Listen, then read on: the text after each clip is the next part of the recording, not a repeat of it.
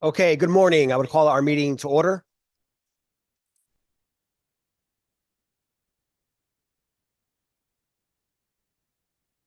This is the bonding subcommittee, which is part of the Finance, Revenue, and Bonding Committee. What we are doing here today is meeting with various state agencies to discuss authorized and unauthorized bonding programs in each of our state agencies. Today, we have a full schedule, and we will share that shortly. I ask our members to please be respectful of the timeframes that we are working within. All members of the bonding subcommittee are on other legislative committees, and many of those committees have JF deadlines, so their presence is needed in those meetings. I assure you that all members on both sides of the aisle are very focused on bonding, and you will see them coming in and out of the room today. At this point, I will recognize our bonding subcommittee co-chair, State Senator Marilyn Moore. Senator? Good morning. I just want to say we have a full day and we're kind of restricted for time, but we want to get as much in as possible. It's nice to see some people that I know in the audience and looking forward to hearing from all of you. Thank you, Senator. The bond bill last session was passed with bipartisan support, and that's because all the members of this committee worked very well together. We certainly anticipate that spirit of cooperation to continue this session. At this point, I will recognize the Senate ranking member, Senator Wong, for a few remarks.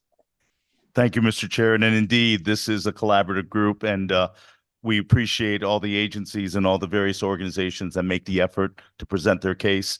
Bonding is a critical element in supporting governmental services. So we work well together because the goal is common to provide the best services and organizations for the people in the state of Connecticut. So thank you, Mr. Chair, and thank you for your fine work as well. Thank you, Senator. Let's hear from the hardworking ranking member of the bonding subcommittee, Representative Piscopo. Thank you, Mr. Chairman and Madam Chair. I appreciate it. I'm looking forward to the midterm adjustments here, and I will echo my colleagues in saying I hope we can continue this tradition of working together, not only amongst us but amongst you with the agencies, and we've been doing that very, very well, I think, over the last 3 years now since we've been together, and I hope to continue that. Thank you, Mr. Chairman. Okay, thank you. Bree, can you please post today's agenda?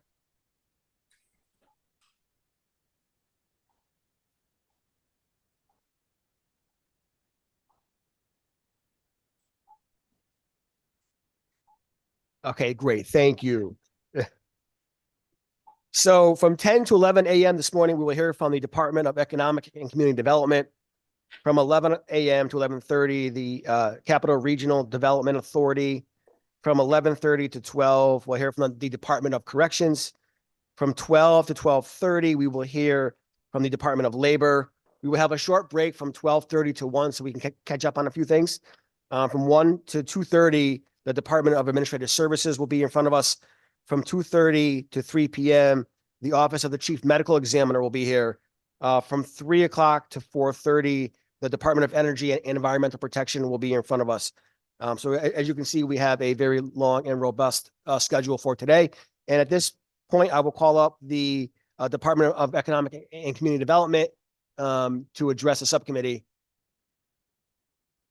Thank you so much. It's Dan O'Keefe joining here virtually. First, apologies for not being there in person. I'm out of state this morning, but I do appreciate the opportunity to join you.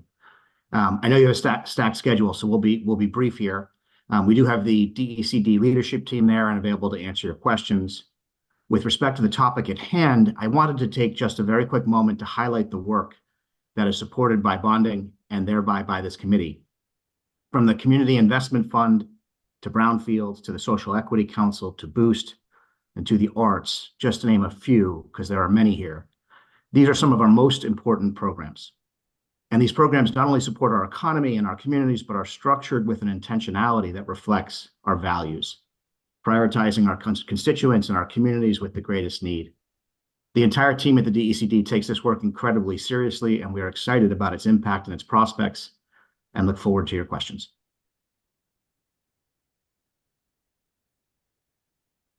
Okay, great. Thank you, Commissioner. We appreciate it.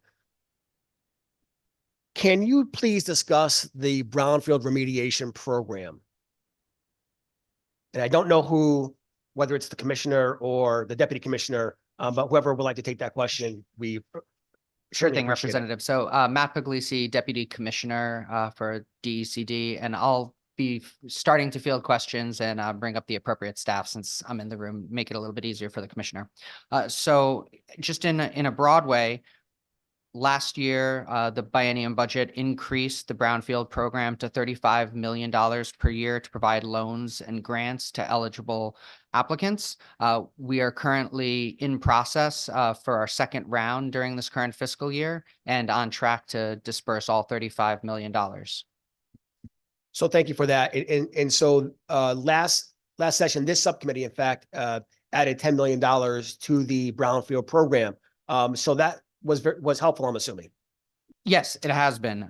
We've been seeing an increased volume of applications. We awarded 18 projects in December, and we currently just closed our second round of applications for this current fiscal year and are in review of those right now. Great, thank you. And now to a different topic, SIF, which you are very well familiar with. And you've done a Yes. very good job there, by the way, and congrats on your new post. Thank you. Well deserved. After a few rounds of SIF, are there any statutory recommendations that you would make for us? Sure. So in DCD's budget, or not budget, but in our implementer that we submitted, we are recommending that the small business loan component be removed from the SIF statute. And the reason is that that's very duplicative of dollars that DCD is already putting out into the community through the Boost program. So the Boost program is low interest, small business lending that is available statewide with a specific focus on women and minority owned businesses. To date, we've issued approximately 400 loans through that program, $53 million, and more than 50% have been to women and minority owned businesses. So if we were going to do this through SIF, it would be very duplicative and an inefficient use of state funds from our perspective, because we would be then having to do that in a town by town basis based on the SIF statute.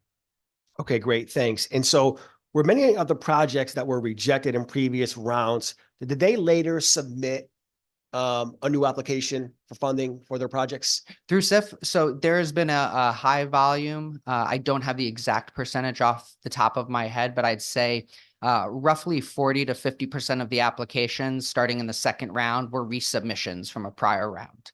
And so we like to say that they're not rejected, but they didn't receive funding. It's a highly competitive application process. Roughly 15% of all applications have received either full or partial funding at this point.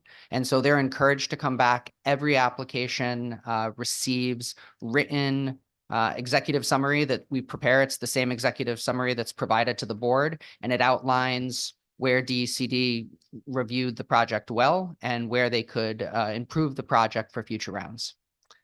In your opinion, why were some of those projects not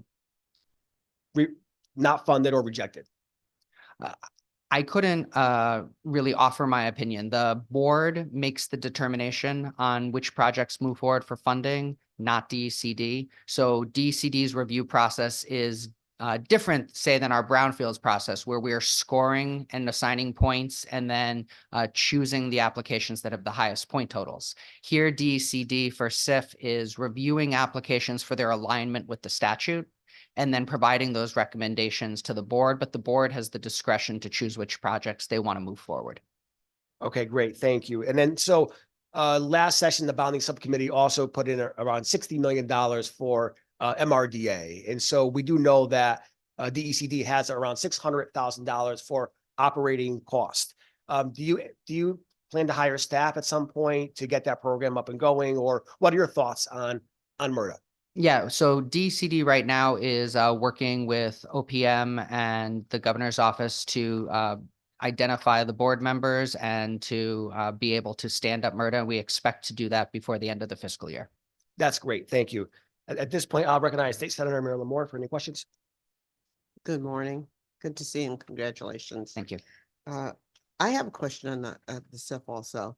So if you remove the loan program, how, based on your projections from the past, how much would you be saving to use for other grants? So far through the 4 rounds that the board has recommended, only one award has been made to a small business lending program. That was $1 million award to LISC. And the reason that I think the board selected that project versus other small business lending ones was because it would be statewide. So it would be all eligible SIF communities that were eligible. However, it's been very difficult based on the statutory requirements to actually contract with LISC and stand this program up to meet the small business parameters the way that it's operationalized in SIF. And so through all of the rounds of applications, we've had, anywhere from 5 to 20 applications that come in each round for the small business lending component. And so through 4 rounds, it's a very small percentage. For example, in the last round, we had 150 applications total, and only 6 of them were for small business lending programs. So would it be in the procedures or would it be in legislation to remove that? We believe that it would be in legislation to remove that. And I know that there's a $250,000 planning grant. Once someone gets that $250,000, what's the next step for them? Great question. So after the 250,000 is awarded, we go directly to contract with them for that use of funds. Then depending on the specific project, they execute those activities. Most planning grant activities should be able to be conducted within 6 to 12 months. And then that allows, they will close that out. They will show us the results of their activities, their planning activities. And then that prepares the applicant either to come back to another round of SIF for the actual capital grant, or they could take that information that they've produced, plans, documents, and pursue other grant opportunities and other financing for their project. And I know we just started doing the planning grants, I think in 2 rounds prior to this last one. Has anybody come back with an idea or a project based on the planning grant? Not at this time. All of the planning grants, we started those in round 2, I believe, and all of those planning grants are currently underway. And there's follow-up to make sure that people who have the $250,000, what their outcome may be. Yes, we follow up with everybody on a quarterly basis to make sure that we're able to report back to the SIF board as to status and use of funds. And then DCD will make sure that they close that grant out before they apply again. And will you be tracking how many people get the planning grant that turns into a real project that gets funded? Yeah, I think that that's a great thing for us to keep a track of. Thank you. You're welcome. No other questions. Thank you, Senator. Representative Piscopo. Thank you, Mr. Chairman. Good morning, Matt. Morning. Good to see you. I was wondering back to the Community Investment Fund, so I better understand the workings of that. And you review all the projects from all over the state and assign a score, and then it goes to the board. In your experience, you're relatively young program, but in your experience, does the board's actual final product reflect your score of that project? So maybe I misstated earlier, Representative. We don't for SIF assign an actual score. So what we do is we have check boxes, for example, and we will say that the project leverages funding that is non-state funds. And so we check that box off and we provide a list of what the non-state funds that are leveraged and committed to the project are. Or we'll check it off as shovel ready because they've provided construction documents at a certain completion percentage to show that they've actually developed those documents, they're moving along, or approval from a zoning board, locally for a change. We indicate that they have those or that they don't have those on their application. And then just the quick follow-up is, and then the board sees those boxes checked and then they act accordingly, or? Yes, so then the board receives our review on every project that gets submitted that is an eligible project. Sometimes there's ineligible projects, so they're in the wrong municipality or the wrong type of entity, or they're applying for something programmatic and not a capital expense. And so those would be removed and they wouldn't go to the board. But then I would say that the board projects that have been selected, shovel ready is a range, right? And so there are some projects that are more shovel ready and some projects that are a little bit less shovel ready. But generally, all of the projects that have been selected fully align with the statute and the requirements and are on their way to being impactful projects in the communities. Thank you, Matt. And then just a quick question on the Manufacturing Innovation Fund. That's my understanding, it's a revolving loan. It's been a while since I checked it out, but is it a revolving fund that we just infuse? I think it's 15 million in every term. Yeah. So the Manufacturing Innovation Fund is non-lapsing and it And- does carry over. And that's you have that totally authorized. I mean, it's where that's going every year. My question goes to demand. Is there a demand for more than 15 million? Is there? Probably always. I'm going to ask Paul Lavoie, the Chief Manufacturing Officer, to address this one. Thank you. Thank you, Matt, and thank you, Representative Piscopo. My name is Paul Lavoie. I'm Connecticut's Chief Manufacturing Officer. In my role as the Chief Manufacturing Officer, I'm also the board chair of the Manufacturing Innovation Fund. Our allocation was increased from 10 million to 15 million from the previous budget to this budget. I will tell you that due to the efforts of the Office of Manufacturing and other partners that we have in the ecosystem, the Manufacturing Innovation Fund has become increasingly utilized by our small to medium-sized manufacturers. Just a case in point, the Manufacturing Voucher Program, which provides $100,000 grants to manufacturers that are 100 employees or less. These are matching grant programs, so it's a 33% match. Was at $2 million was the run rate when in 2022. In 2023, we were at $7 million. And I'm projecting in 2024 to 2025 to be north of $9 to $10 million. So the programs are at being, the level of participation in all of our programs are at record levels. And we rapidly run out of money in some of the programs that we currently have at the $15 million mark. So very popular programs. They're working. They're helping to support the manufacturing ecosystem. We're seeing investments of 4 to 1, 5 to 1, 10 to 1 from small manufacturers in the funds that we're giving them. So if we're investing 100,000, they're investing 500,000 to $1 million in their projects. But it is, we're seeing record levels of participation across all of our programs. We have 9 different grant programs that we offer through the Manufacturing Innovation Fund. Thank you very much. You're And then welcome. one last quick question, Mr. Chairman, on the Naugatuck Valley Railroad. I'm not being parochial. It doesn't come up to Thomaston yet, but we infused some, there was some money authorized, I understand, for upgrade of that rail system. Have you seen actual results of that money that's been allocated? Representative, I believe that was roughly 100,000. Yes. Yes. And so at the moment, that has not been contracted yet with the Naugatuck Valley Railroad, but we can look into that further and get back to you. Thank you very much, Yeah. Matt. Appreciate it. Thank you, Mr. Chairman. Thank you. Representative Baumgartner. Thank you, Mr. Chair, and it's good to see you, Deputy Commissioner, and your great team as well. Just to focus on manufacturing as well. In this past weekend, we celebrated the USS Idaho christening down in Electric Boat in Groton, and just within the last 5 years, again, unprecedented hiring in southeastern Connecticut as a result of job growth relating to both submarine programs.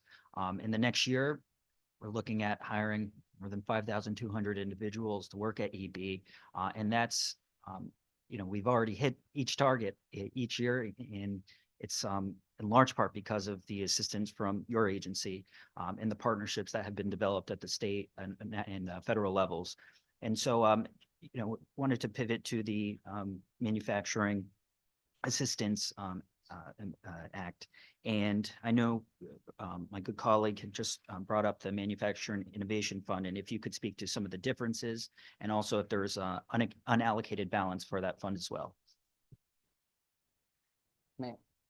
Yeah. Can ask Paul Lavoie to come back.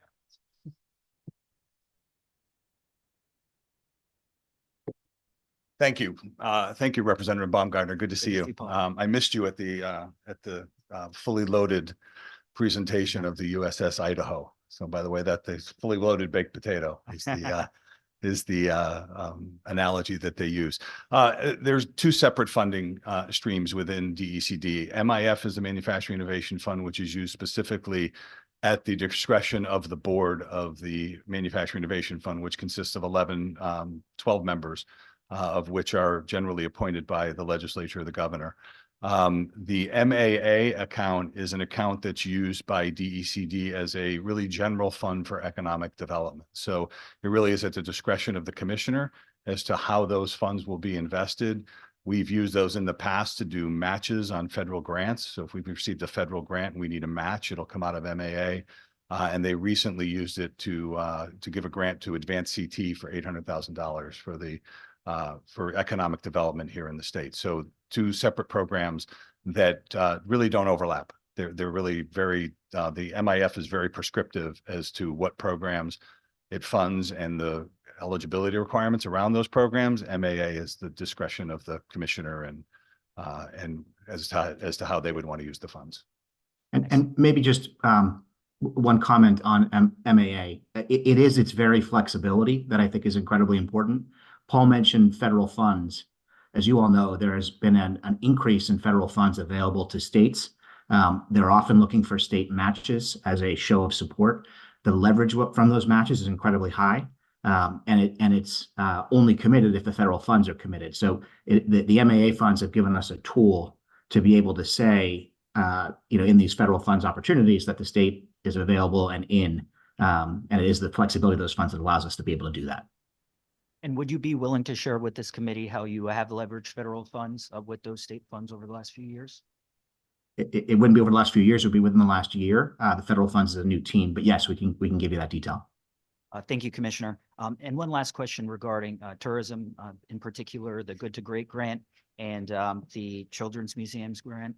I know in the last few years, the state has depended heavily on ARPA funds to pay for, programs relating to especially our youth and Summer at the Museum, for example. And obviously many of our nonprofits do have capital needs as well. Sure, you've seen many of their applications before SIP, of course. But, just factoring in that lost in funding over the next few years, how this bond program can help, facilitate key critical investments in our tourism sector.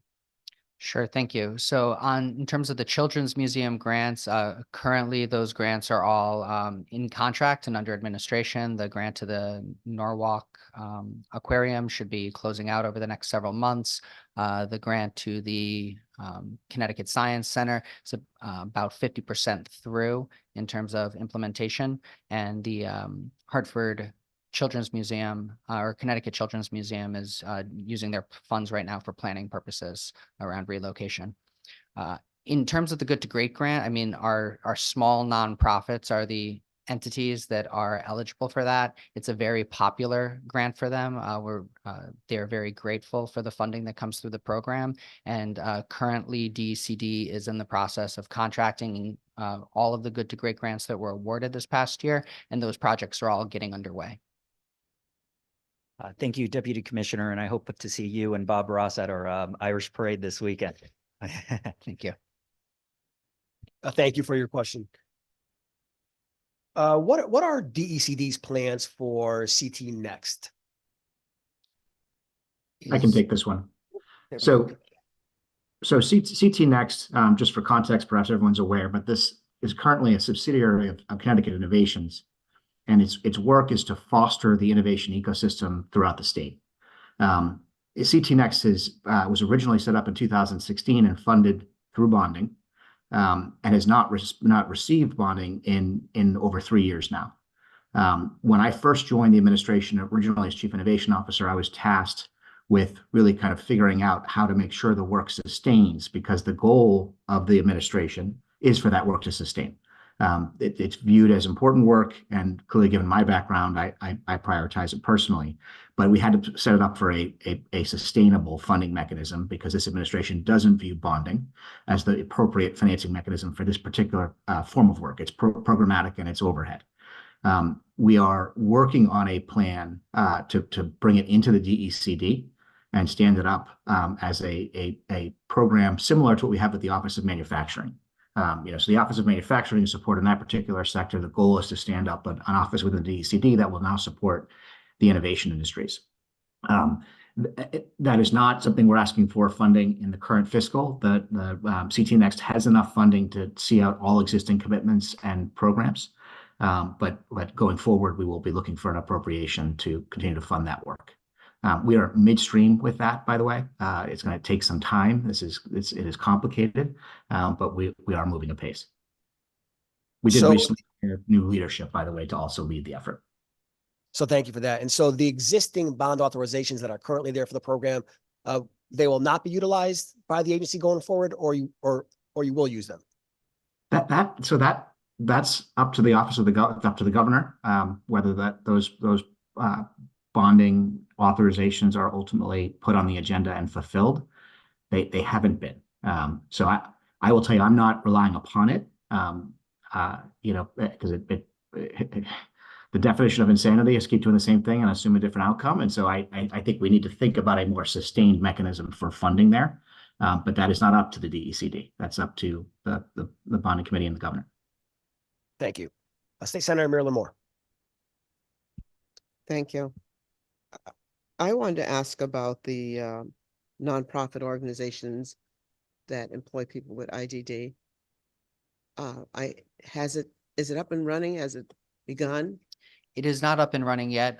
We're currently working to contract with a third party, which the legislation allows for, and we expect that that'll be up and running before the end of the fiscal year.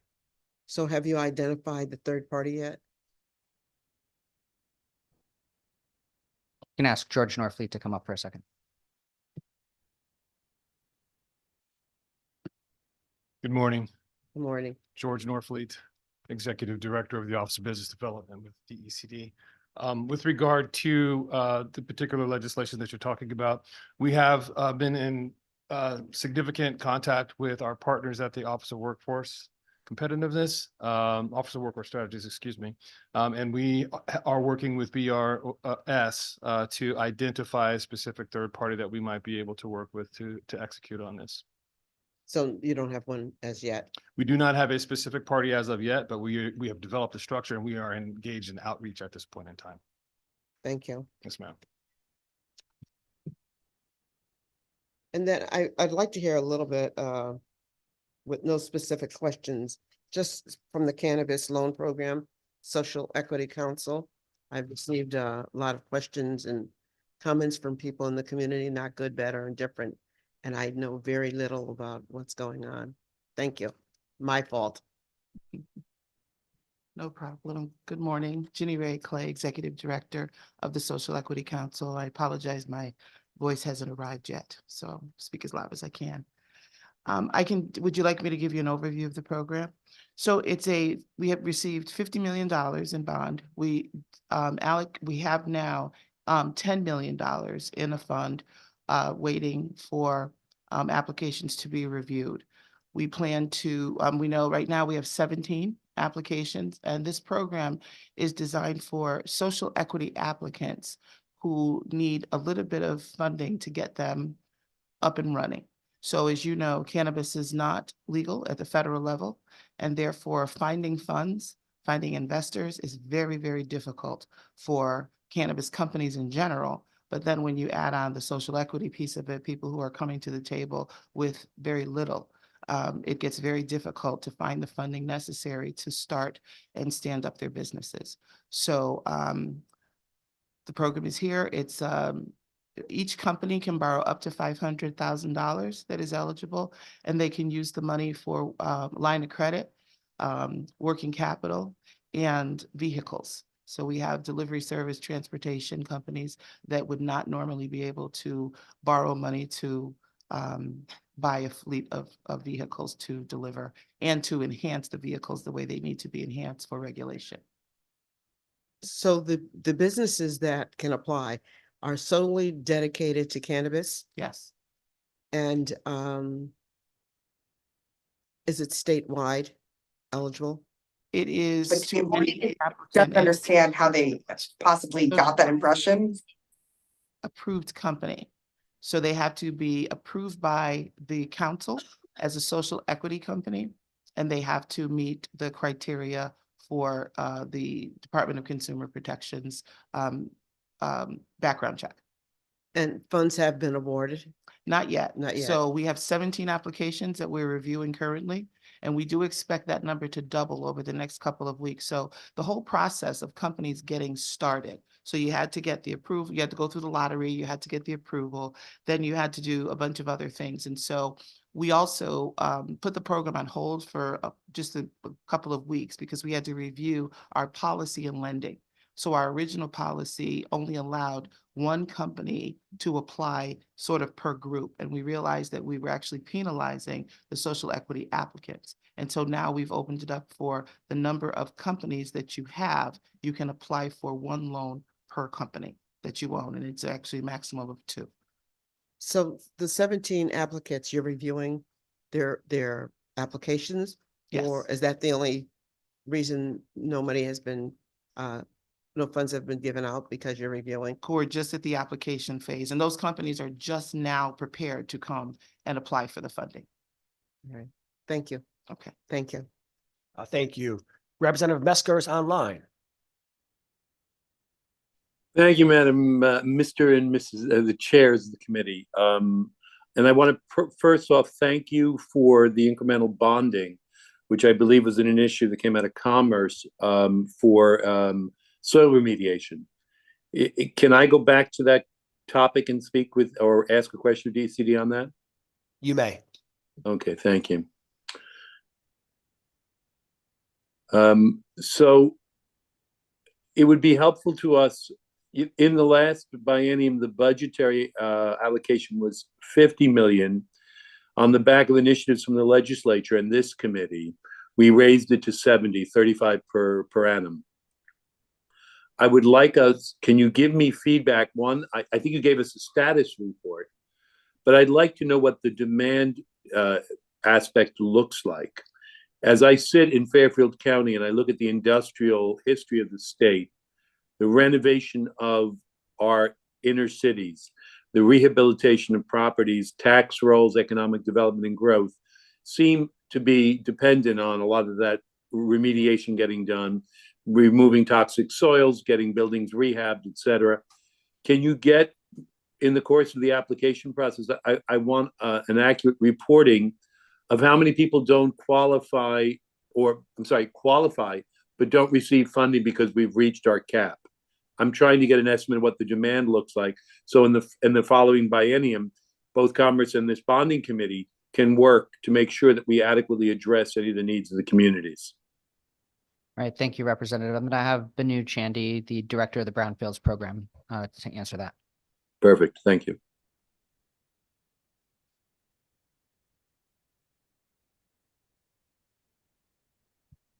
Thank you, Rep. Meskers, for that question. Again, Binu Chandy, Director of Office of Brownfield Remediation Development at DECD. In terms of demand, I see a very high demand. We conduct 2 competitive rounds in any calendar year or fiscal year. And for this particular fiscal year, we already finished conducting our first round, competitive round 18. And Deputy Commissioner Puglisi reported about, that we awarded in the first round, we awarded 7.2 million to several projects. And we already have a second round underway, and we received 28 applications for a total request of $46 million. When the availability is only $25 million. So we are kind of overprescribed in terms of demand. If you look at demand, It's about 84% more than what is available. So I have no concern that there is no demand. The demand is high. In terms of how we make the awards, we definitely make sure that the applications that are submitted are competitive and meritorious. And one aspect that we definitely look for is whether there is an end use or a redevelopment plan in the application proposal. So there may be many applications that are denied that don't meet that basic threshold. So for example, in round 18, we provided award letters or soft commitment letters to projects that scored a total of 50 or more. So there are a few projects that may not meet that particular scoring criteria. Thank you very much. If I indulge the chair. As a follow-up, I know that Katie is sitting behind you and she's been an incredible liaison to commerce. I would request going forward that the reporting includes everything that scores at an acceptable level that doesn't fit with our current caps. We're trying to take a measure of demand to make sure economic development in our state gets to the appropriate level. So I want to know what unmet demands there are for things that you score constructively. That would be very helpful for our decision-making next year. Yeah, that can definitely be provided. All right, thank you very much. No further questions. Thank you for the indulgence, Mr. Chair. Okay, great. Thank you. Any further questions for DECD? I have one more. Matt, I just want to revisit the Good to Great program. And so lots of members of this committee certainly like that program very much. And so would additional allocations help historic places and other communities and cities and towns have access to those grants? Going to ask Liz Shapiro, the Director of the Office of the Arts, to come up and speak All for right, that. thank you.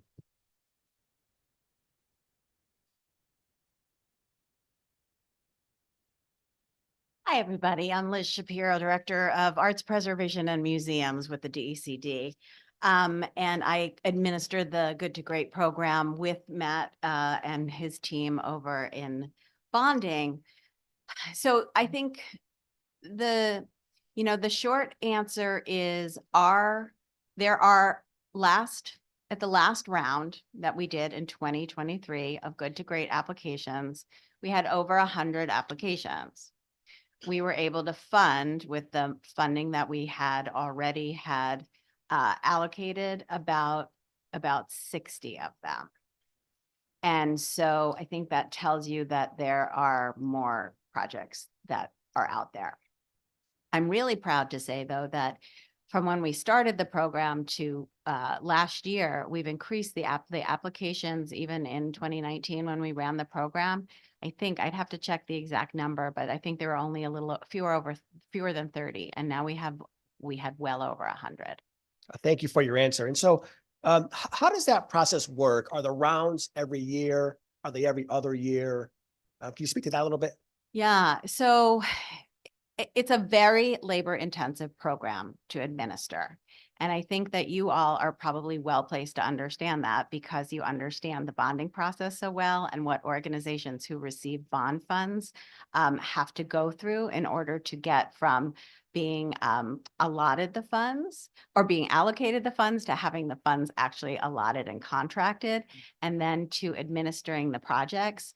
And so these funds are going to they're going to some of our, what we would call our mid-size organizations. So organizations that have maybe a $1 million to $5 million budget. Connecticut does not have tons and tons of cultural organizations that are really large compared to the national average.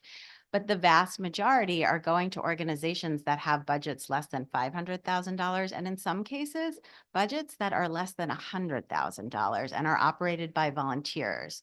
So we were ready to we were ready to go with another round of the program in 2020 and decided that we just couldn't manage the program with the pandemic. because we were managing CARES, what was CARES grant and then ARPA money. We simply just didn't have the capacity to do that. We were able to reopen it in 2020, tee it up for 2022, open the program and fund it in 2023. And we worked in conjunction with Connecticut Humanities as a partner, and they provided staff to help us administer that at no cost to them at the time, just because of the way funds were flowing because of pandemic relief funds. So that's why we could get the word out and I think help small organizations apply. But it's we will be ready to go again if further funds are allocated for the process. Great. Thank you very much for that feedback. Senator Moore has a question. Sure. So, thank you. So there's 8 million there now, is that correct? A little bit more than 8 million. That's correct. Based on what you started with, you did 60 projects. Do you have an idea of what the average was? I'm looking to see what the average is. I have a note, but the awards ran from in the projects. The awards ran from about $34,000 up to 3 awards of $500,000. We tend to stay away from the large amounts because this program was designed for the small organizations. But there are some of our mid-size cultural organizations that haven't had access to funds like these. They're just a little too small to be able to qualify. So I believe, and I didn't bring this today, but I can get this to you, that we had asks. So the applications that came in and were reviewed as being qualifying, we had requests for over, at the time, $13 million. So, and we were able to fund about $8 million of those projects. I was going to ask Matt a question, but you answered it, because I was wondering, why would they go to CIF if they could go to this program, but the amount that you're It's the amount. awarding is It's much the less than amount some of them. and the scope of the need. project sometimes, right? We know that sometimes organizations just need a little bit to actually, small organizations just need a little bit to actually serve their audiences better because their audiences are more limited. Thank you. Matt, did you want to ask one? Representative Baumgartner? Well, I want to ask Matt a question to follow up. Senator Moore. Right. Right. So,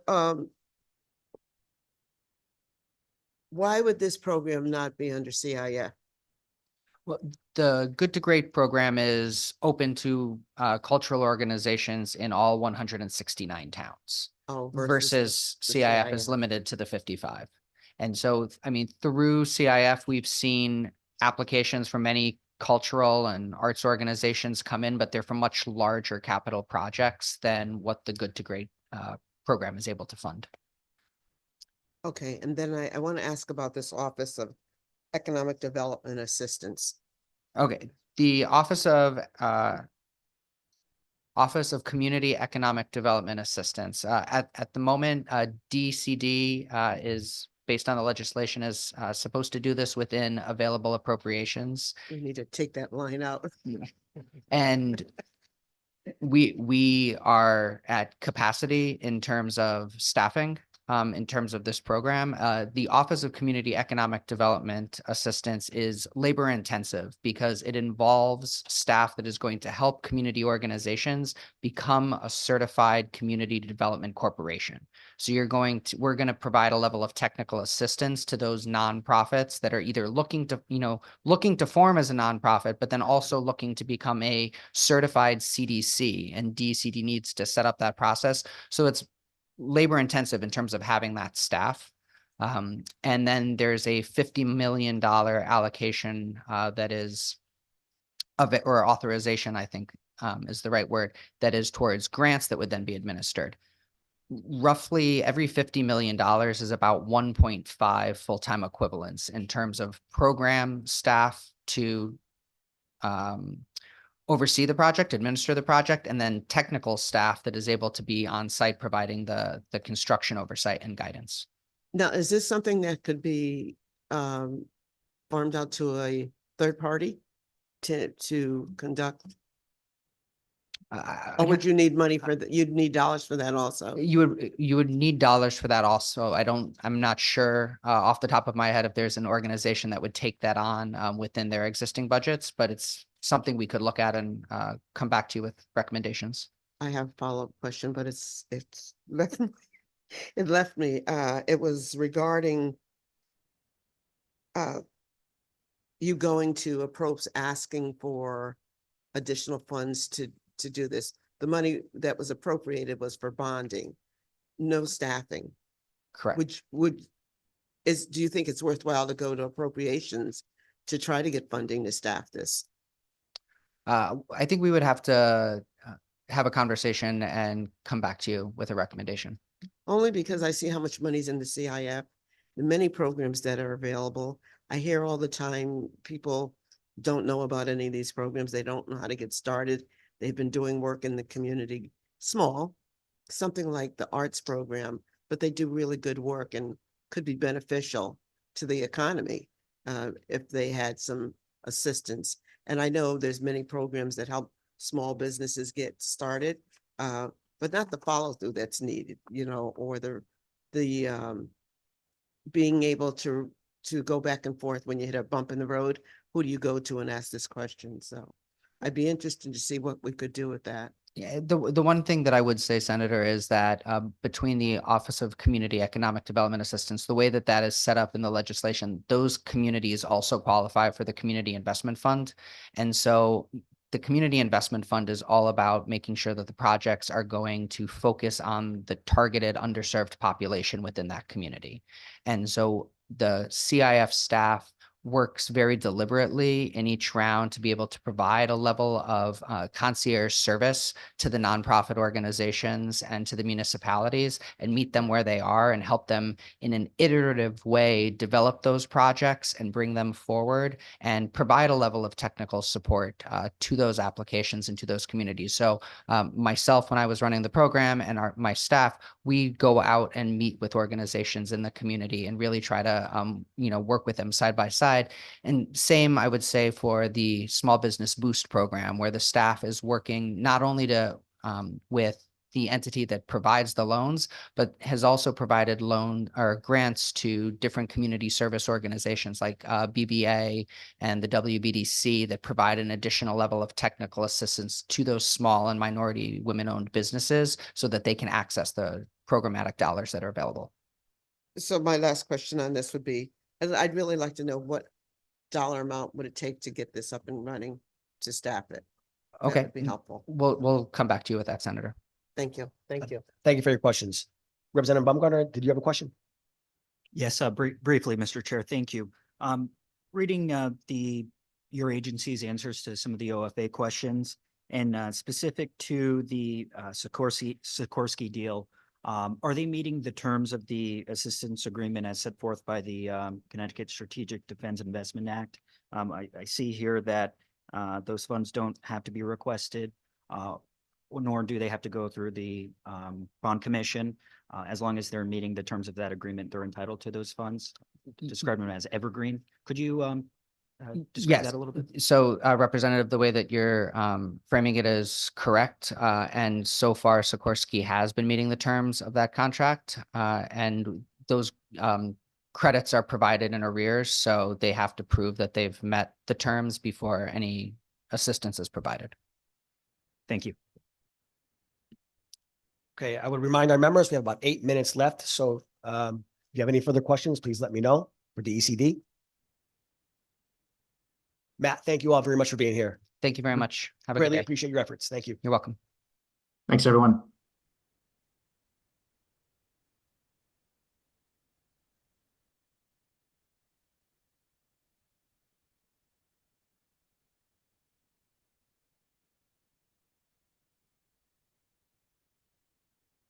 Okay, next on our agenda is the Capital Region Development Authority.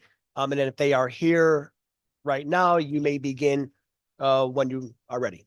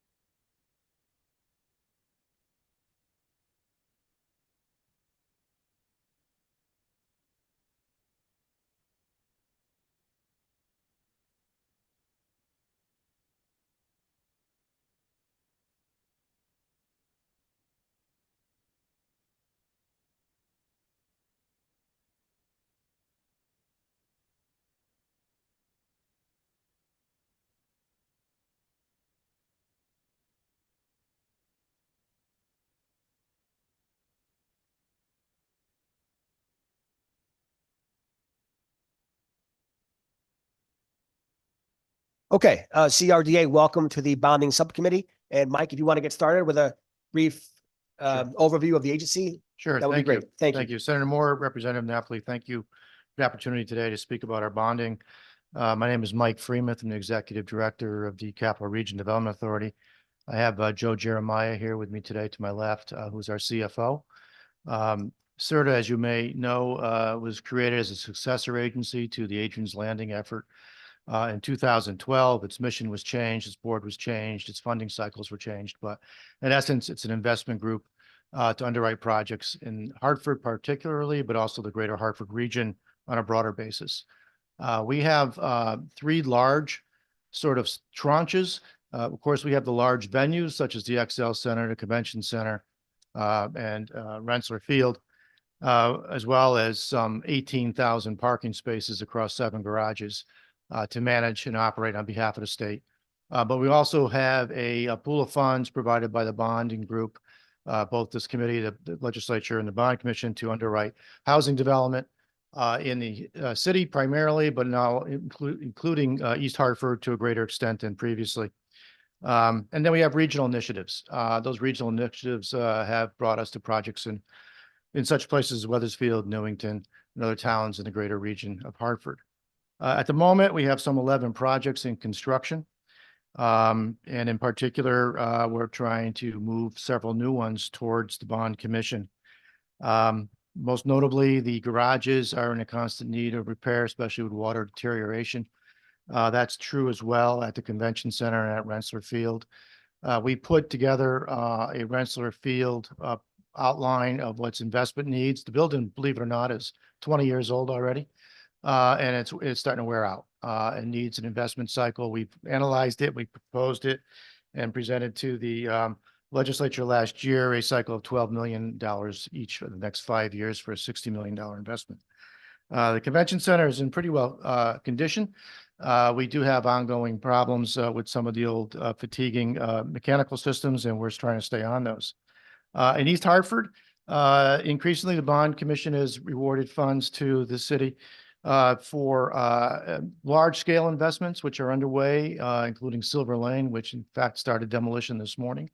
The old showcase site that you may know off of ID4, and now increasingly Founders Plaza. Some 1,000 units of housing are proposed in East Hartford over the next couple of years.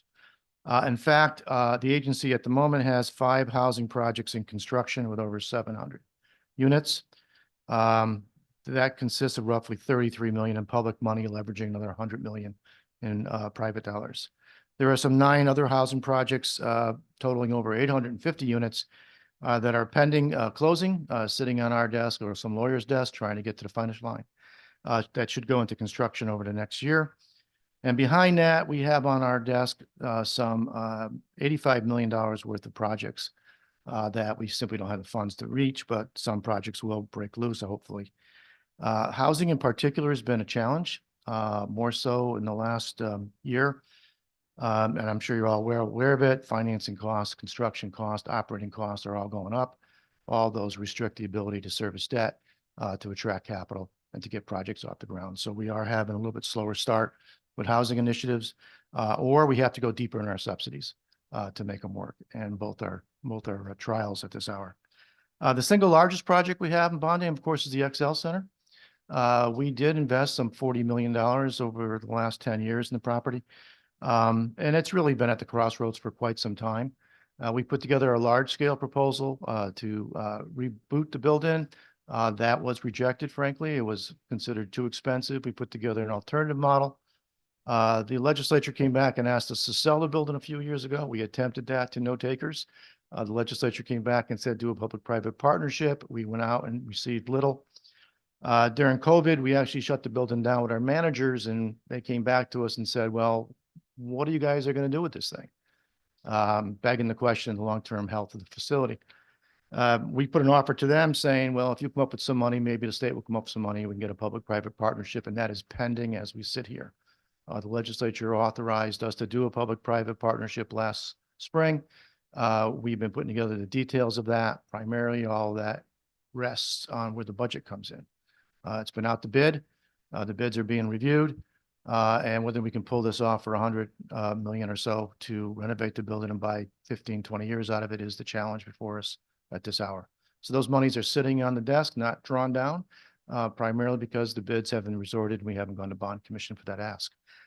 So there's a lot of moving pieces out there. I'm sure you have specific questions, but primarily the housing initiatives are moving as best they can in the current marketplace. The large venues, it's really upkeep on the garages, and the Civic Center is the one outlier on that. It's a major reinvestment. The Convention Center and Rensselaer are a matter of maintaining the facilities. So. Thank you for that. And so we asked the last agency, the ECD, the same question. Do you have any short-term plans with MRDA going forward? According to the statute that created MRDA, they can enter an MOU, I guess the language is, with CRDA to help them administer projects once they launch. So we've been approached from that perspective, that what support we could give to the MRDA in the way of project management. They would have their own board, their own executive director by statute. They would pick their own projects. They have their own criteria, much of it not yet established. But I do know that the governor's office is moving towards implementing the MRDA. They've asked us on how we go about our business. So we've been having those kind of conversations. CRDA has a limited staff. Frankly, my concern is we don't have the bandwidth. We're not skilled on statewide issues. I can speak pretty well for Hartford, but when you start comparing Torrington to New London to New Haven to Waterbury to Bridgeport, we don't have that skill set in-house. We can manage a project, but the dynamics and the market issues in each of those towns are so unique. We'd have to rely on that board to bring a project to us, presumably convince the bond commission to allocate funds. And then once that's settled, we would step in some role, at least initially, to help the agency walk once the agency gets up to a level where they can self-sustain themselves or get an appropriation from legislature. They can take on some of these tasks, which basically boil down to three: legal for contract reasons, procurement reasons, financial for tracking the dollars, both going out and coming back in, hopefully. And then more practically speaking, the day-to-day construction. If an event goes to construction, we manage that as well. So the three big scopes are finance, construction, and legal. We have those on our 11-person team. The bandwidth is pretty much tight at the moment with the projects we have before CRDA, but we could supplement those teams on behalf of MRDA when and if it's ready to go. We certainly thank you for being so helpful on that front. And so my next question is, our capital city has seen a lot of good economic activity happening. And so what are the status of the parking garages over the past couple of years? There's, I have to walk you through them all. There's four primarily at Adrian's Landing, which is the large convention center, the Science Center garage, and then there's two smaller garages behind the Front Street retail strips. We've been working on all four of those. The Science Center garage has just been totally reinforced from some water leakage. The Convention Center garage is in pretty good shape. The North garage behind Front Street has just gone through some roofing replacement. And the South garage, which is the backside of Front Street along the Yukon side, is the newest of those four garages and is relatively good shape and not needing a heck of a lot of attention at the moment. The single largest garage that gives us heartbeat troubles is the Church Street garage. We acquired it from the city I think it was 5 years ago, maybe 6 years ago now. It's literally across the street from the XL Center. It dates back to the 1950s. And it's actually two garages. There was an original concrete garage that has steel structure put on top of it. They're both heavily fatigued.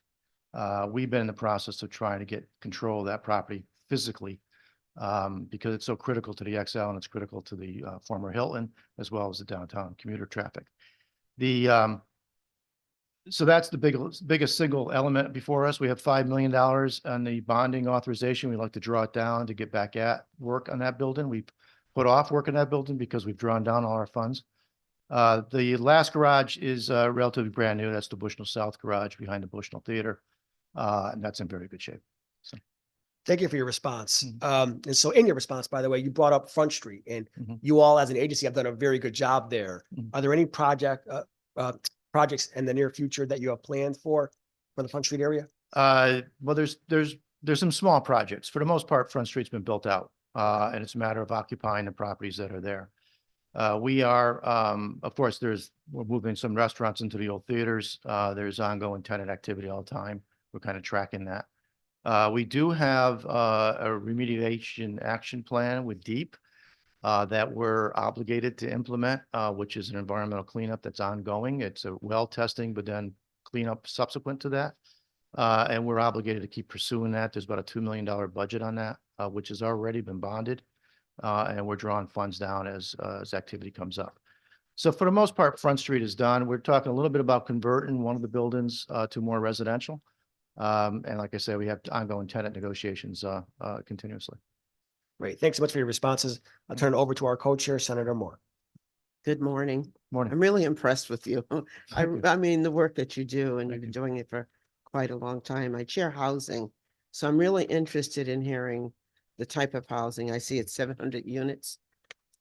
Is that being developed now? Is that in the process of being developed now? Yeah, there are 5 large projects underway right now. You may know some of them. The former Fuller Brush building up in the north end of Hartford is one of them. There's 150 units there. It's an old industrial building. Had some environmental cleanup. It had to be subdivided from the old industrial stuff and the office stuff. That's got 155 units that's in construction as we speak. The old 55 Elm, which was the state administrative offices, the cabinet level offices, some time ago, the treasurer, comptroller, AG. The state leased that building. The owner sold it. We're in the process of developing units there as well, another 100 and I believe 64 units. So there are some large scale projects underway with the city of Hartford as a partner, an old firehouse, an old office building downtown that add up to quite a few units as well. And there's ongoing activity in some smaller properties. So for the most part, we lend, we don't grant funds. And we lend only after we push the envelope on maximizing mortgages and maximizing equity based on what the market will give and take.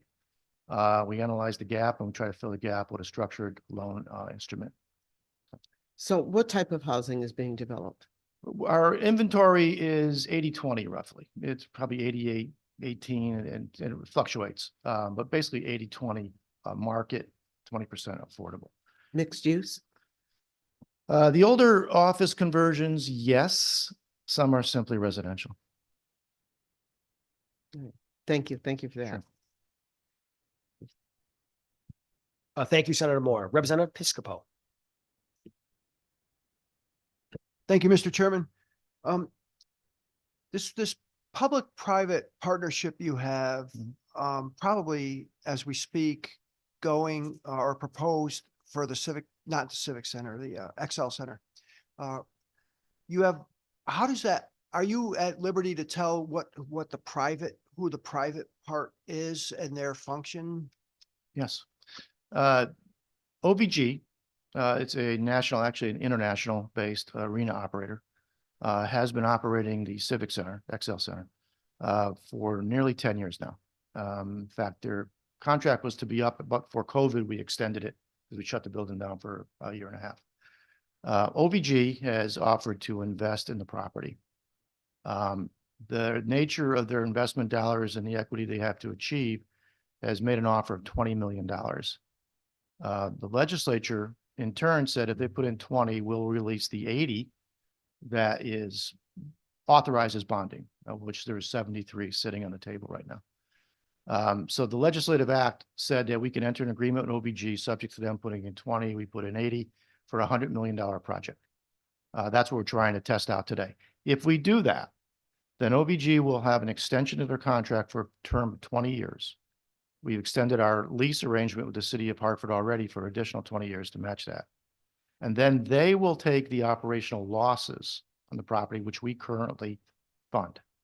Today, in an appropriation cycle, roughly $2 million a year underwrites the XL Center and funds from CRDA. Of that, about 800,000 comes from an appropriation. The rest comes from parking revenues and other sources. So we put in about $2 million a year to keep XL alive. Under this new agreement, they would take that loss side.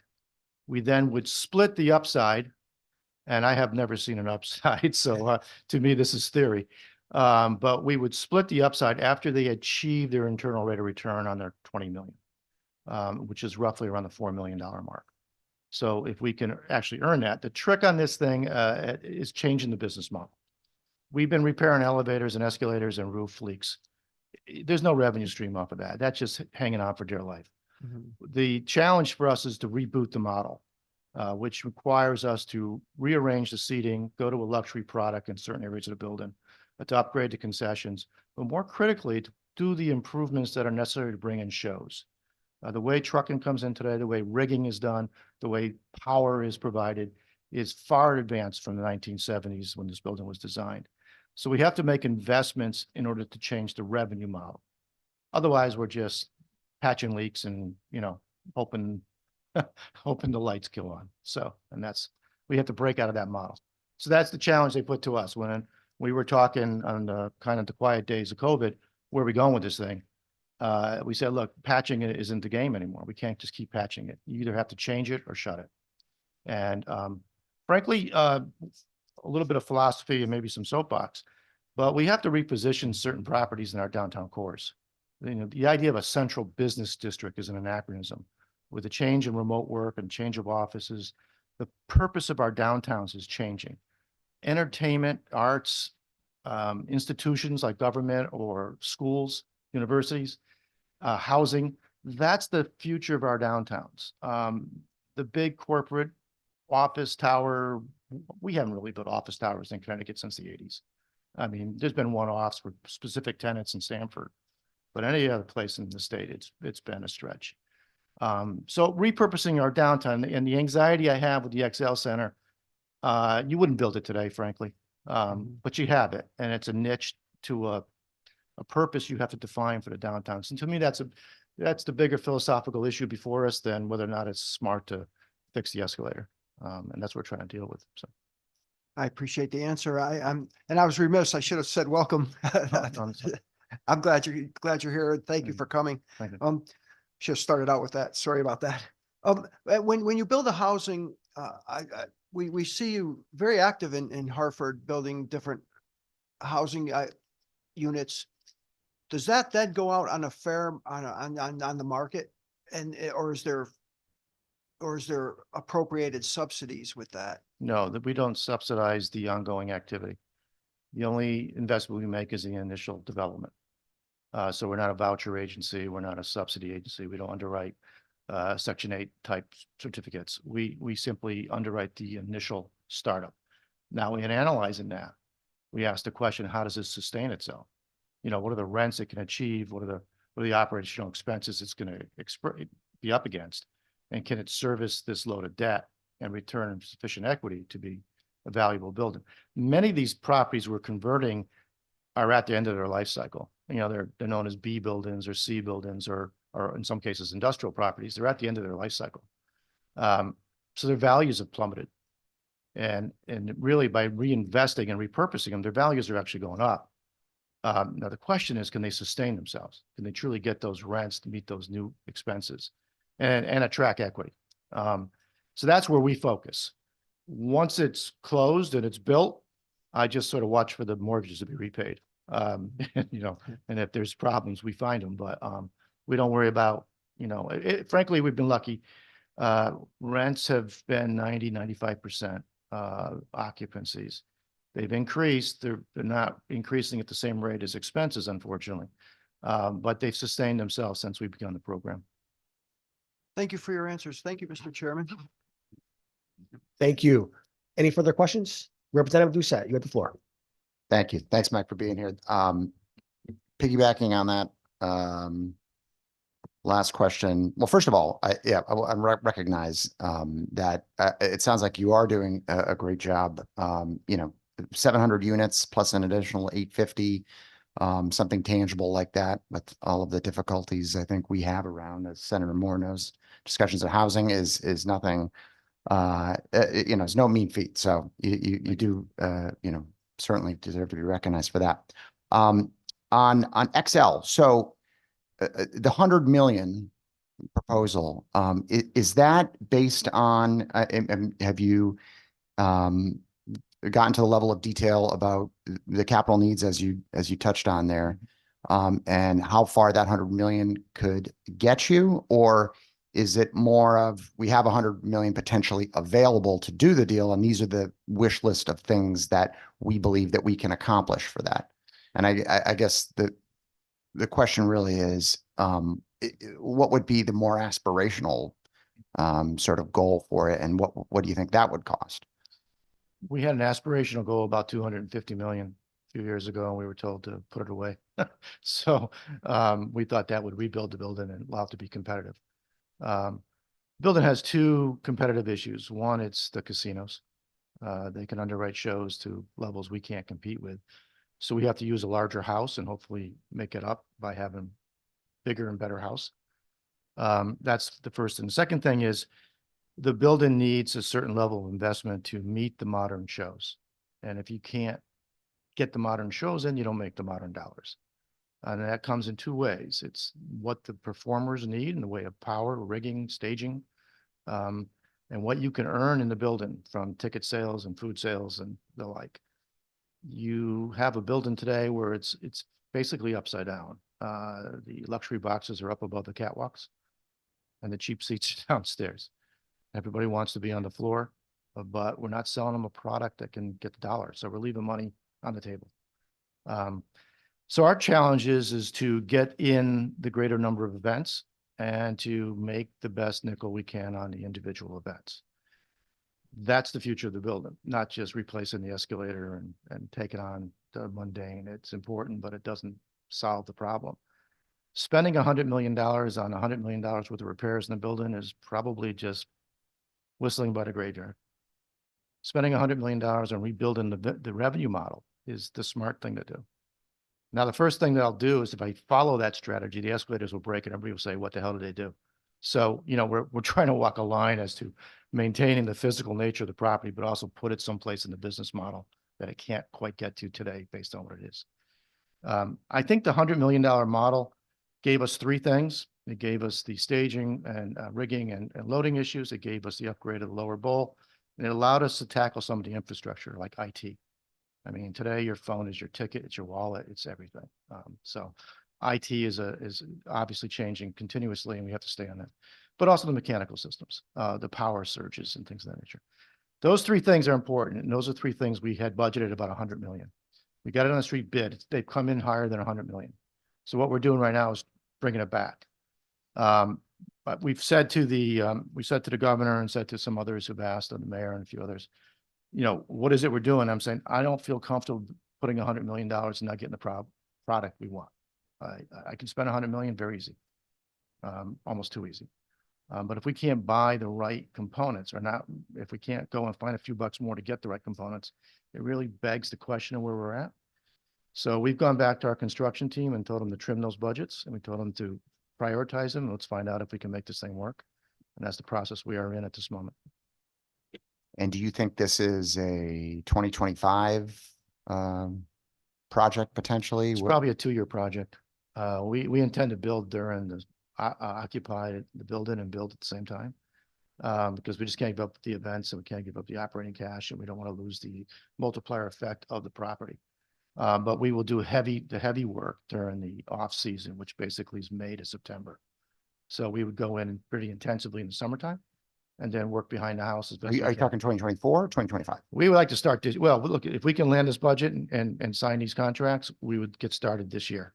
But it's probably a 2-year window to build it out. Okay. Yeah. Okay.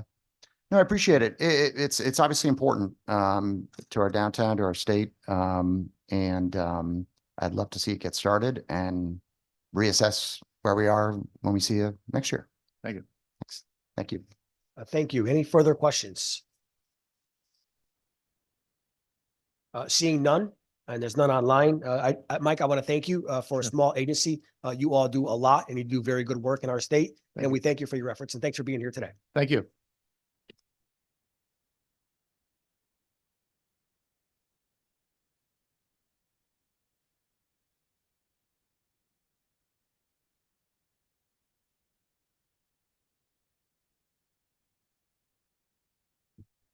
So the Department of Corrections is scheduled for 11:30. However, if you are all here today, you're more than welcome to begin momentarily. please feel free.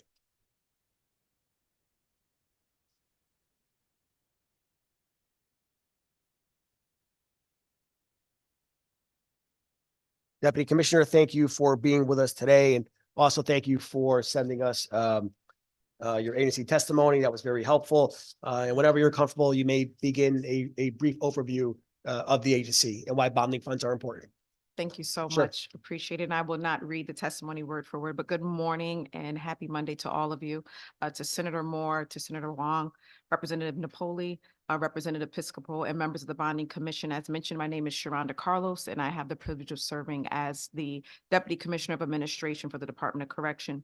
As you are aware, we maintain 265 buildings and more than 2,980 acres of land. Today, what we're here to discuss and to talk about is the $5 million in the new GO bond authorization. And then as previously authorized in Public Act 23-205, the governor has proposed $5 million to the Department of Correction from revenues and improvements to the Manson Youth Institution. Also, the agency currently has an unallocated bond balance of a little over 60 million for renovations and improvements to existing state-owned buildings. So I appreciate the opportunity to speak with you on today. And with me to my left, I have the Director of Facility Management Engineering, Chris Iwanek, and to my right, I have the Chief of Fiscal Services, who is Michael Regan. And we are happy to answer any questions that you may have. Okay, great. And thank you for the brief overview. I want to talk a little bit about the Manson Youth $5 million allocation and the investment from the governor's office there. And so in your opinion, do you think that is enough for the work that you all need to do there? So it will help to get us where we need to go in regards to enhancing infrastructure inside of the correctional facility. So we are looking to expand, and Chris Iwanek can speak a little more about it. We're looking to expand our programming space, also make some renovations to the housing where the juvenile population is housed. So yes, I do believe the $5 million can get us what we're looking to do at this point. Chris? Yeah, Representative. So we're currently in the process of a study. We've initiated that with our partners at DAS, Department of Construction Services. That's on its way. That's truly going to give us the understanding of what it's needing. That study is broken up into three parts. First off is enhancing the space where they're currently housed. These buildings are from the 1970s, so we're looking to do some upgrades there. Secondly, we're going to be looking at program space and possibly building another building to accommodate that and visiting and so forth. And then also looking at an option, would it make sense to build some type of new structure? So we're expecting to have the 50% of that in May, which will give us a true cost and the conclusion of that study in July. We definitely believe the 5 million will get us where the housing units renovations, but we truly won't get the actual cost until we get that study completed. Great. Thank you, Chris. And so Chris, once the funding is allocated, what's the time frame to get the project complete? So the housing, unfortunately, due to the time it was built, there is some, hazardous materials in there. So one of the first things we need to do, and the study's representative of that, is to abate all that and make sure to get those before we can do construction and so forth. So the thought right now is design would probably take about 6 to 8 months. That would be starting in the design phase in July. So going out to bid probably early 2025. So we'll probably see some type of construction with the housing units spring or so of 2025, if everything lines up correctly. Great. Thank you. Thank you. My next question is, over the past 10 years or so, how many correctional facilities have we closed? Do we know that answer? The number of facilities closed? Maybe 1 minute, I'm just doing them in my head as I go around the state. No rush. Right. Well, and while he's thinking of the larger number, we closed we closed one facility and 2 buildings associated with facilities in the last 3 years as part of the biennium budget, the previous biennium budget. Okay, great. And so have any of the facilities that have been closed, have they been repurposed at all? Some of them have if we go all the way back to 2010, 2011, when we closed the Webster facility, which is in Cheshire, the Webster facility is used as our transportation hub. And that's where we run our transportation operation out of. That's where the buses are, the vans are. And we also use that for storage of medical records. The Enfield facility, which closed, I want to say, when did that, 2017? Yeah, about 2017, 2018. The Enfield facility, we utilize the gymnasium there for it's called, it's referred to as the COPAT process, but it's where we do the testing for new cadets for hiring. Other than that, most of our other facilities that we've shuttered have been closed. Bergen was transferred to the University of Connecticut. The Northern Correctional Facility is completely shuttered. The Gates facility, which is down in Niantic, right adjacent to the York Correctional Institute, is completely shuttered. There is no power, electricity. The buildings are basically abandoned in place. Other than that, I don't think that anything else has been reused. Just Willard as the latest closure, but we've left that for emergency housing. So we brought the temperatures and everything, but we're still maintaining it just as an emergency in case unforeseen event happening. We also have Rogowski in Montville, Connecticut. Okay. That was closed as well. And those are buildings that are adjacent to other facilities. All right. So they were part of a complex. We're not going to, we have no intention of reusing them, but we do keep them as Director Iwanek says, in a very low state in case there is a need for additional swing space. And we like to do that after closures because, you want to make sure that your inmate population trend has stabilized before you completely take it offline. Okay, great. And before I turn it over to questions, can you please give the subcommittee a brief update on the renovations that are happening at the Osborne Dale facilities? Yeah, sure, Representative. I'm more than happy to. So the window and door project has started in the fall of 2023. So it's been in construction roughly 5 months or so now. They have the first housing unit. They started with some admin areas, some lower level areas to figure out, just like with any project, kind of work out the kinks. The first housing unit, which is B block, has been taken offline in February, and that's where they're working now. So in ease of construction and so forth, what we're doing is we're emptying one complete housing unit at a time. This way it gives them the construction a little leeway. Obviously price wise, it's a little less restricted for them and so forth. Once they do that, we get that unit back online.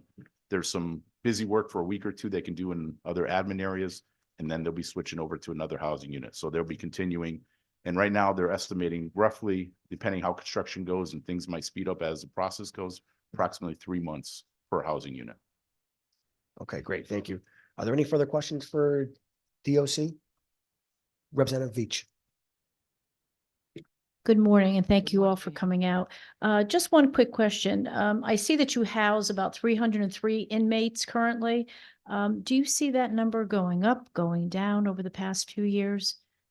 Making a big investment like this, I'm just curious. Thank you. Thank you so much for your question. And we have seen it fluctuate, that number, and especially as the courts open back up from the pandemic. So we work with the Office of Policy and Management in regards to population forecasts, but we do what has been forecasted would be steady as far as the numbers that we have right now currently. Okay, and one last question.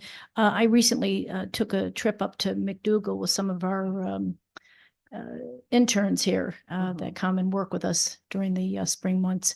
And there's quite a few programs that are afforded to them up there. So as part of some of these monies, I see that you're looking to do some additional programming. Can you expand upon that a little bit? That's Thank you. Programming space. Space, Yes, okay. this is all about. So this just is all about physical- space This and- is all about physical plant. Okay, so nothing in terms of the actual programs themselves. No, we would use existing programs into those spaces. Plus, we're embarking on our vocational village program, Wonderful. which is not a, the name is kind of a misnomer, because it's not centralized, right? There's not a one location. It's going to be distributed throughout all our locations so that we can meet the needs of all of our specialized populations. Thank you very much for your answers and thanks for coming in today. Thank you. Thank you, Mr. Chair. Thank you. Are there any further questions? Representative Baumgartner. Thank you, Mr. Chair. And to piggyback up the good chair's questions regarding Osborne, is the project funded with the DEEP's energy efficiency funds like the York project was? This was separate funding for this project. A lot of it was due to hazardous materials that were found. Osborne was constructed in the 1950s, plus single pane glass. So we are working with our utilities, Eversource, and see whatever incentives there are. The glass and insulation doesn't give as much as obviously some of the electrical projects and so forth. But there are some incentives tied in with it. But the bonding was separate from that, didn't come from DEEP. But we were hoping to see some efficiencies from the new windows, because obviously they're energy efficient versus what the existing conditions are. And now with the influx of federal funds that are coming through the pipeline in the next couple of years, are there areas of collaboration between your agency and theirs on energy efficiency programs in general to reduce Absolutely. costs? Absolutely, Representative. So we've just pretty much in the conclusions of 4 large solar fields, one of them being at Osborne. Because you could just imagine us being 24/7. We are the largest utility user of all state agencies. So the solar fields are all coming online approximately the spring, so 2 or 3 months from now. So we're really excited about that. And that was in collaboration with DEEP. Osborne, with the window and door project, we also work with DEEP, and we installed an energy management project to basically control all the heating and air conditioning in the building. And that's at its final stages. We should foresee that being done in the next month or two. And that was in collaboration with DEEP. And we have, throughout almost every facility right now, there's different projects that we're working on between water conservation, electrical LED, food waste pilot program that we're in the works with. So we have a lot of projects. I could probably sit here for a half hour with all the DEEP projects, but we've been working really close with them. It's been a great partnership to get, to see these savings and ultimately reduce our carbon footprint and so forth. So. That's great to hear. Thank you for your answer. Great to see you, Deputy Commissioner. Good to see and you your as team. well. Ranking Member Piscopo. Thank you, Mr. Chairman. Just a quick follow-up on the chairman's question about the mothball facilities. It seems that there's the one that's just sitting there without electricity or anything, just sitting. That's tough on a building, and a building just sitting will rapidly deteriorate, I think. Is there a plan for your mothball facilities that you haven't been able to reuse? Do you have any kind of initiative or plan for that? Well, if we have a facility like a Bergen, which is on its own in the middle of nowhere, nothing around it, it's easy to transfer that to somebody else. And in that case, it went to the University of Connecticut. It's right across the street from their depot campus. But when you have a facility like Gates, which is contiguous to another facility, it makes it hard to reuse that property, because you don't want to put a strip mall or a hotel or housing right on the line of a prison. If you go to any of our facilities outside those that are inside urban centers, the county jails, you'll find that there's usually a large buffer zone around them. And that's purposeful, right? Because of the nature of the facility. The Gates facility was deemed not cost efficient to maintain those structures.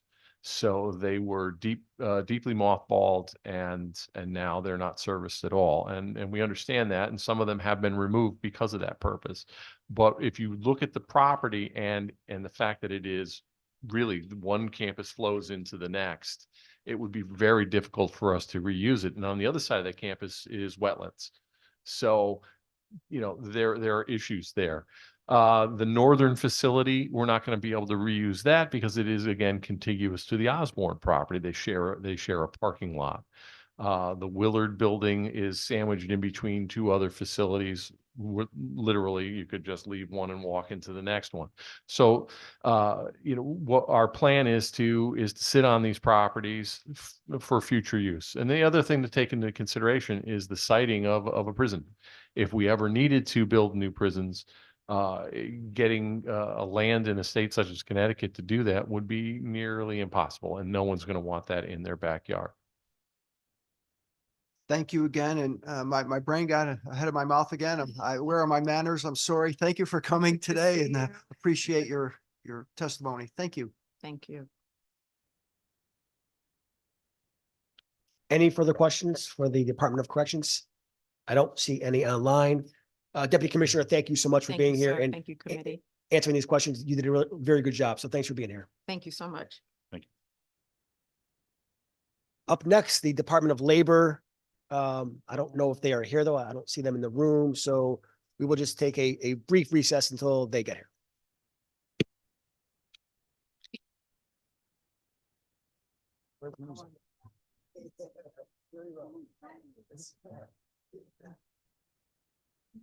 You have good grammar.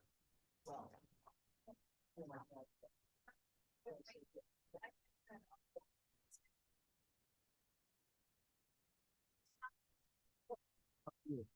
So, just a little. Yeah. Next week we got a Mystic Irish drink. Oh, nice. So, the opposite. Hey, that's another proposal from Ukraine. Okay. And so I'm gonna be going down there. So I'll make sure you know. Let me get the point of this all going. Perfect. That's it. Yeah, absolutely. Yeah, but of course. Yes, the thing sent me. Oh, good. Okay. Yeah. I'm sorry. Oh, Singapore. Oh, yes. Yeah. But I'm glad to hear we're in a better space with the group. Yes, absolutely. Yeah. And I'm actually really glad to hear that. Really cool project. Yeah.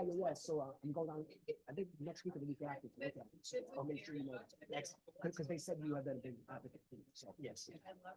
Their presidents were, they're represented by them. They are, yeah.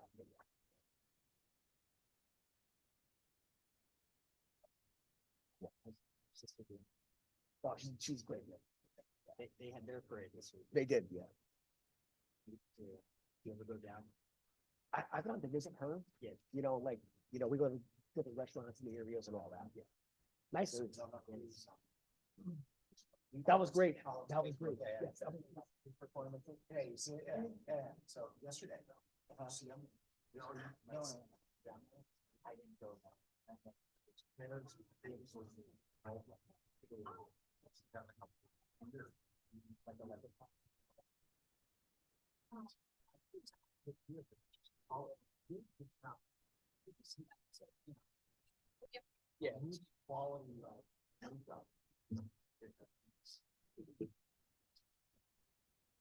Hi, Steve.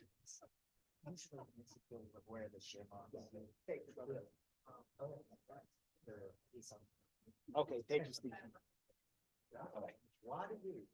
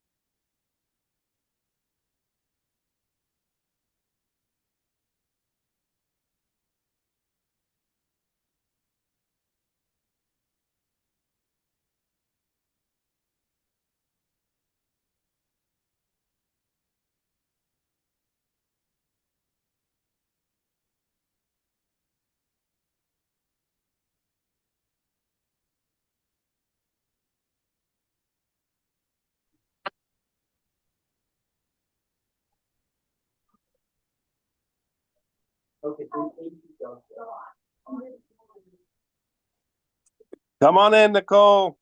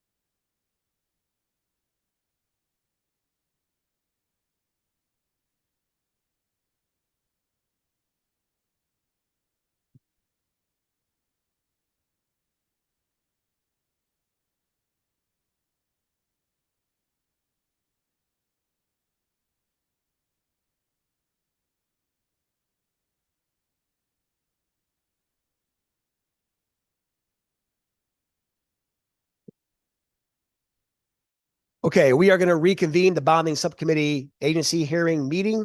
The Department of Labor has joined us. And so Commissioner, when you and your team want to come on up and just give a brief overview of how bonding will impact your agency this session, we would appreciate that. And thank you all for being here.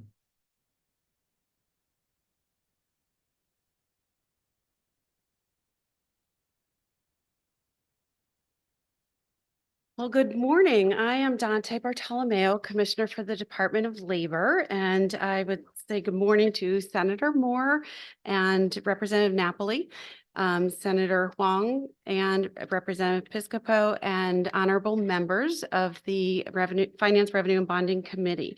I'm here today with Chris Levine, who is our CFO, and Ed Howell, who is our Facilities Director.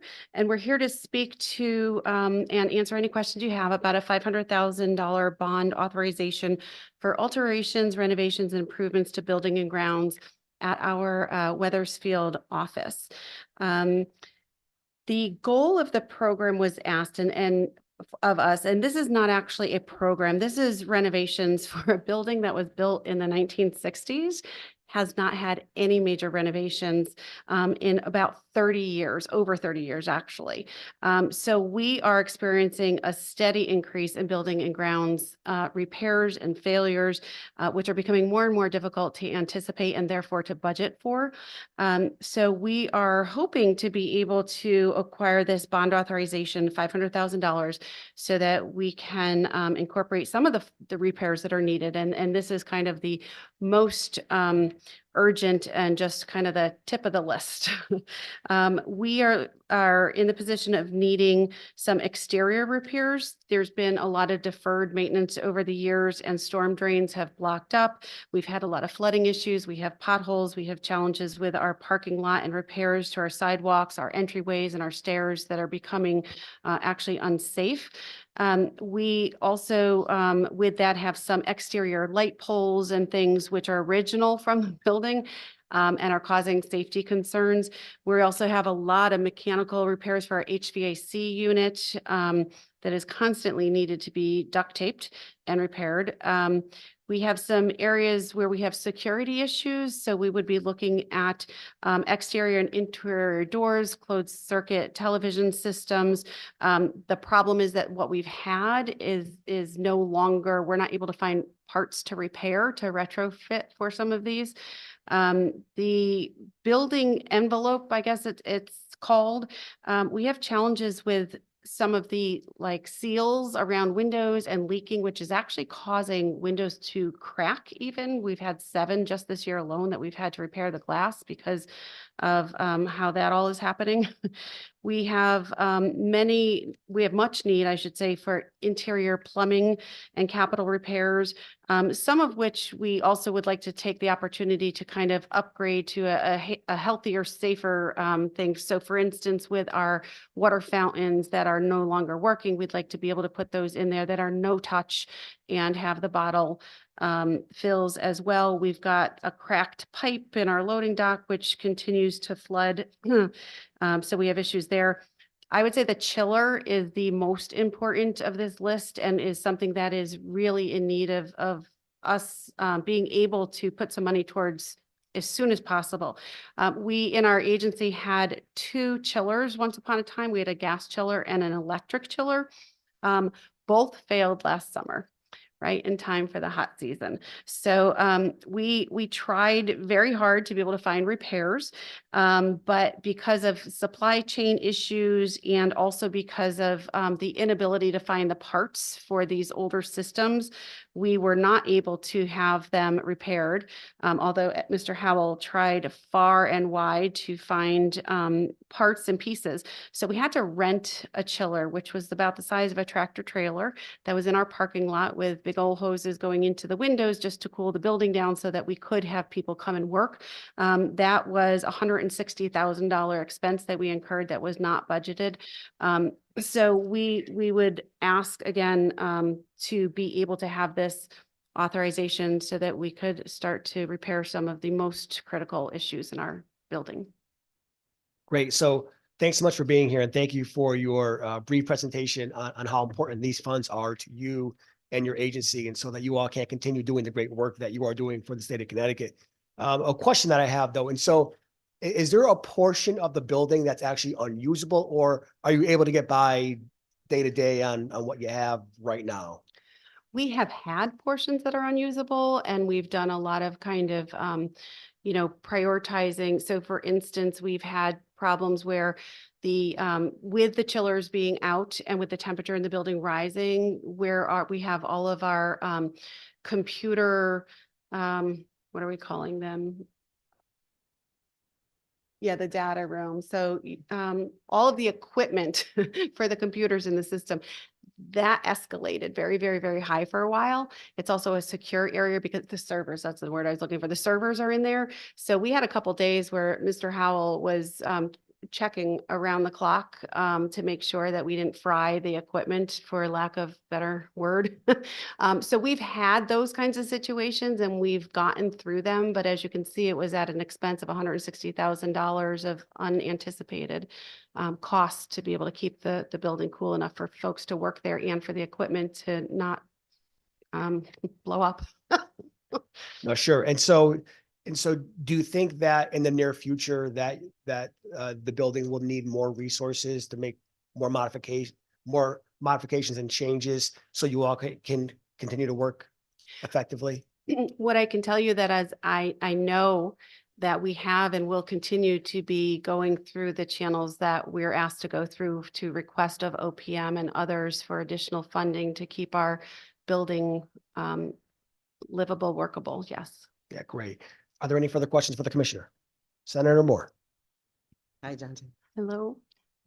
Thank you for coming. Thank you. $500,000 doesn't seem like much money. I don't know what you can get done with that. For real. Like, do you have a list of priorities that you'd want done first, or do you need additional funds that you didn't ask for? Ma'am, thank you for asking that question, and I will go out on a limb and say that if the committee were so willing and the administration were so willing, we could use and utilize appropriately more funding. What we are looking at right now is what's most egregious and what's critical to keep our staff and our equipment safe and working.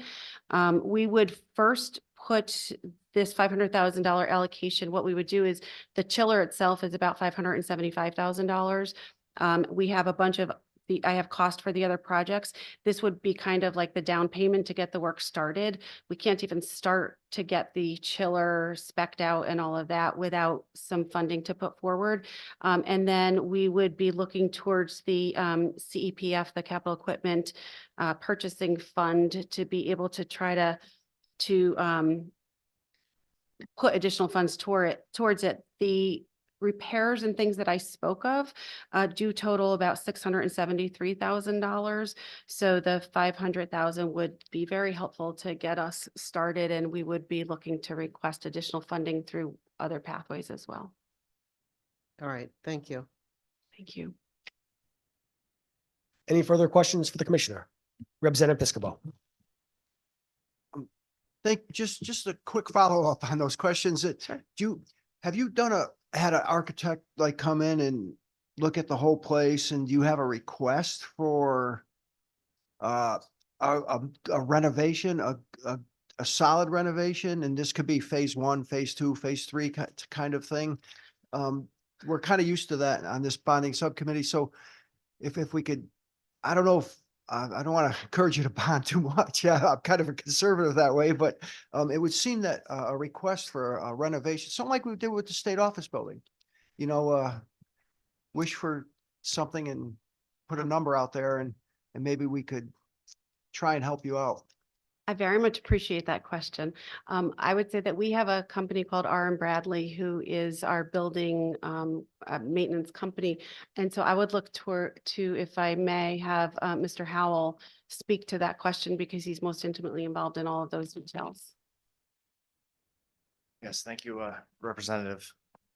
We are working with property management and also other resources to look into what our options are, such as going through the utility company to work with them on what programs are available so that we can utilize that function and be able to analyze what our current conditions are and what our options, and work with other state agencies as well to see what available resources we would have. So I would say we have a very long list of things that we do know need to be done. And we have tried to be conservative as well, and to prioritize, understanding that, we're not the only folks looking to ask for funding.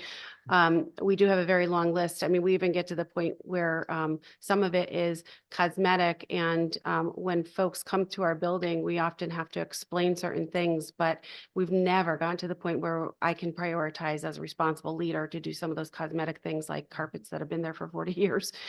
So we're far from that point. I would ask our CFO, if possible, if he could speak to, he has conversations more often with OPM about this type of a thing. Chris Levine, CFO, DOL. You know, we are working closely with OPM to obtain CEPF funds. We have some of that in-house ready to be expended. However, the chiller is a big item, so, you know, it's gonna, if we don't receive the bond funding, we'd have to reprioritize a lot of other projects that are going on. And some of them are like water management, stuff that's critical that you don't let, you know, damage occur in parking lot and the building itself. We want to make sure we take care of those pieces that are critical to the health of the building long-term. I appreciate you being here, Commissioner. Thank you for Thank you. for your presentation. And are you in Weathersfield? Where's? We're at 200 Folly Brook Boulevard. More than Yeah. happy to tour you around. Like to invite ourselves over sometime for Please. take a personal look at it. Sure. That's kind of a tradition we're starting to revive. The chairs and ranking members and members of the bonding subcommittee actually used to go out and tour these places, and we'd like to take a good look That'd at be it lovely. sometime. I know I could speak for our chairs on that. Thank you. One quick question: you have on your list when you came before us last year for the big bond package, you had $3 million in, I think it was for military or veterans for, I think we call it something like the STEP program. It was, I can't remember what STEP stood for, but it's unallocated. It's never been, it has a history of never been moved. That $3 million just sitting there. Do you have plans or options for? So yes, I'm, do you want me to give you a quick little history of that? Oh, sure. Okay, so so in 2011, it was the STEP program was created, I guess, and then in 2012, it was expanded for the Armed Forces STEP is what they called it, or veteran STEP, and then in 2013, there was a $10 million authorization, and 5 million of that was allocated. By 2016, through Public Act 16-4 in special session, there was a sweeping of $2 million from the authorization. So we were able to fully expend through programming 5 million of the original 10, which then the original became 8. And there's right now currently 3 million, which is unallocated. And it's still appropriated, but it's not allocated yet. With the 5 million that was expended, there was 322 unique businesses were served and 543 veterans were served. I think at the time, we're in a very different time than we were back in 2011, 2012, when all of this was set up. I think it was specifically for folks that were returning from the Middle East was the thought. And, whether or not that's currently still needed, I guess is a question for the administration and the legislature. We do have programming within our agency for veterans. When they come to the American Job Centers, we have specific staff that are federally funded that help them to acquire jobs and help them prepare for getting jobs. So we are serving veterans, even though this particular program right now has paused. Thank you, Commissioner. Sure. Thank you, Mr. Chairman. Thank you. I will turn over to our co-chair, Senator Moore. Thank you. I want to go back to my original, that $500,000. I really would like to see like a priority list Sure. of what you'd like to be able to get done, because I think we really could possibly help you. Thank And you, we would ma'am. want to. And I don't want to come visit and trip over a rug. That's, Well, I already know. I would So- say if you wear sunglasses in the building, it looks better. Thank you. Okay, great. Thank you, Senator. Representative Farr. Thank you, Representative Napoli. Hi, Commissioner. Thanks for being here. Just 2 quick questions, kind of following up on what my colleagues asked.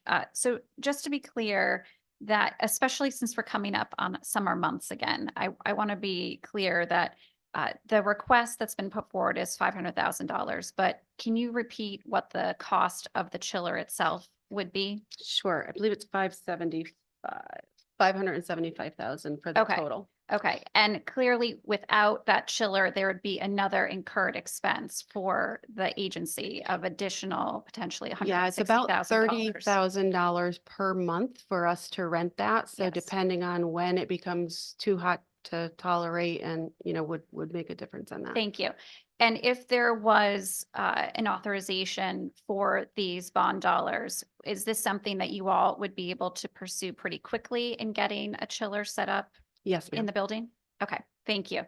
And kind of to this point around the window seals, I just wanted to ask, going back to that, kind of to what Senator Moore asked, if in what you're providing the committee, you could specifically state some of the cost around the window sealing, I think that would be valuable for us in the list, because I think in investing in this chiller, we're only, kind of in a situation of potentially losing that cool air in your building if the window seals aren't addressed. So I just wanted to note specifically and ask in that list that you would send to us about some of the window needs. I will, and Thank so you. that's $39,000, but Okay. we will give you a comprehensive list. Great. Thank you so much, Commissioner. Thank you. Thank you. I don't see any further questions or any questions online. So Commissioner, thank you and your team so much for being here and for all that you do for the state. Not many agencies get to leave here with a wish list. But we do thank you though, for being diligent and conservative with the state's dollars. We appreciate Thank that. you all very much. Have a great day.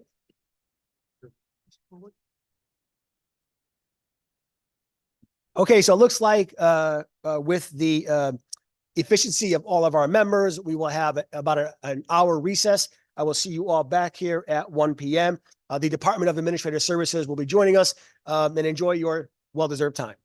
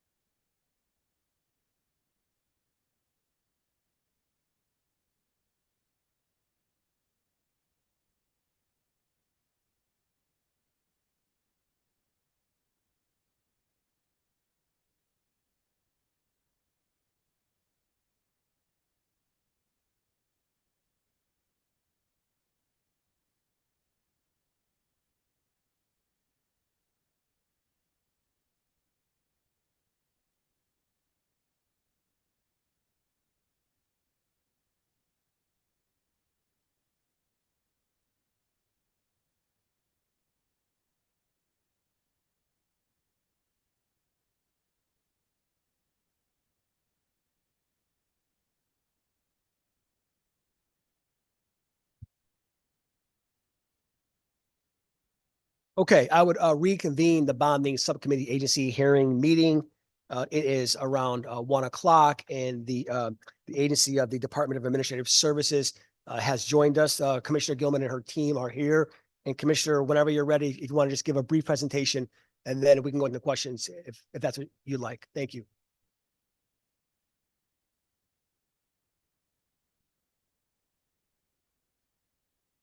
Good afternoon. Good to see you, Senator Moore, Representative Napoli, Representative Piscopo.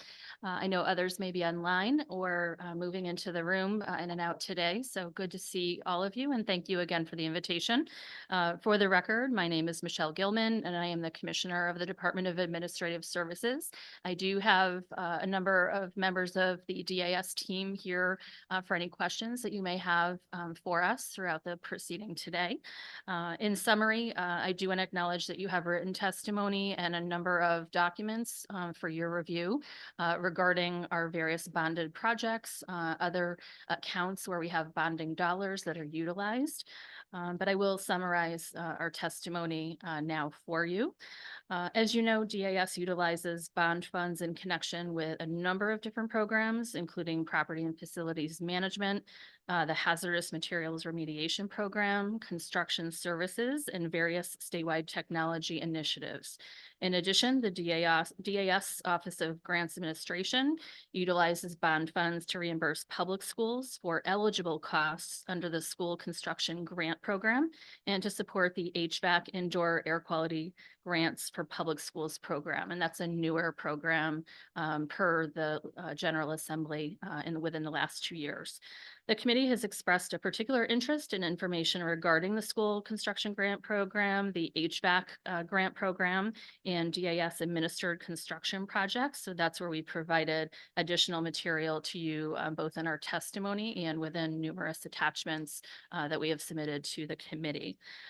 Just a few points to note. Under the school construction grant program, the state of Connecticut provides reimbursement grants to local and regional school districts and other LEAs to cover the need-based portion of their approved school construction projects.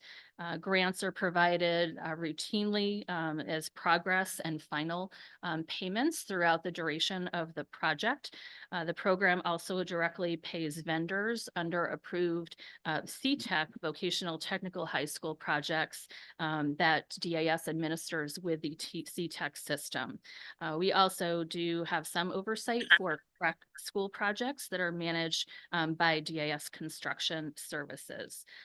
We generally oversee those costs. I just want to correct that as well.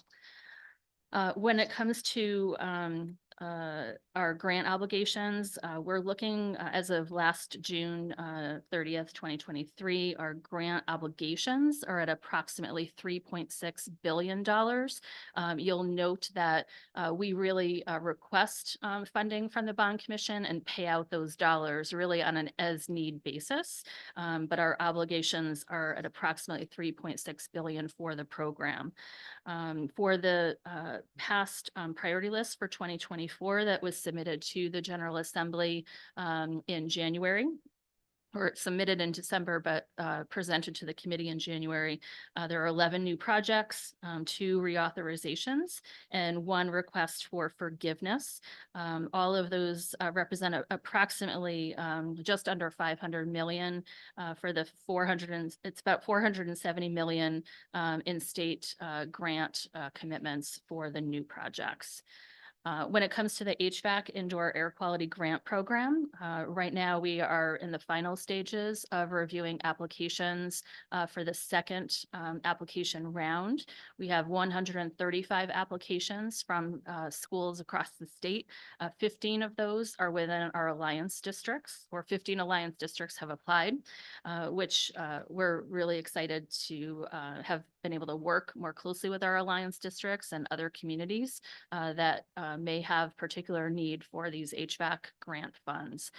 So with that, you'll see a request from the governor for 150 million to keep this program ongoing through fiscal year 25.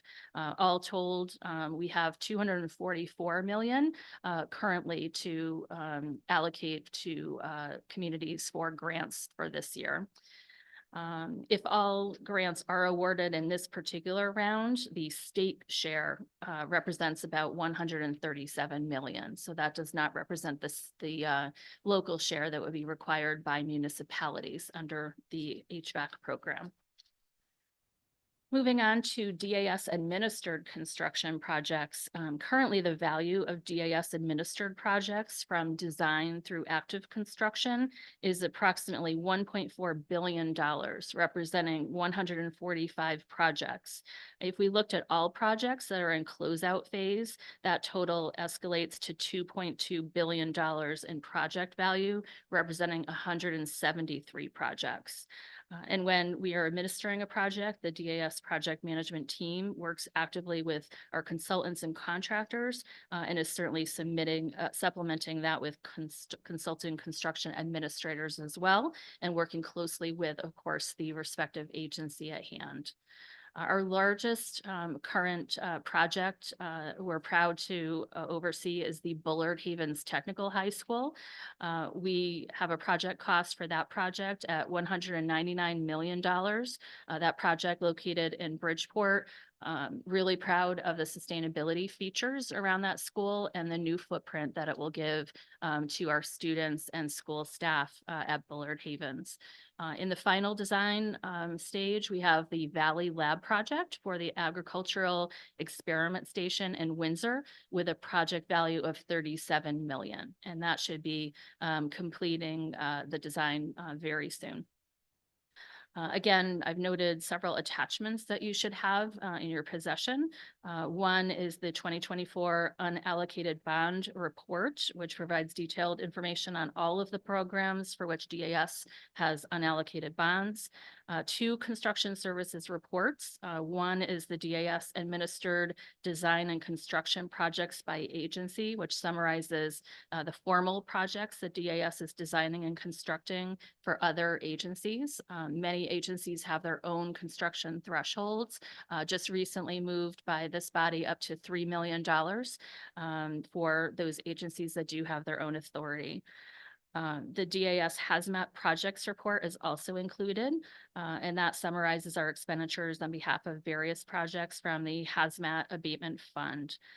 Three facilities management reports, the 5-year facilities management capital improvement program plan, the DAS facilities management pipeline report, and the DAS facilities management annual capital expenditure program request for fiscal year 23 to 24.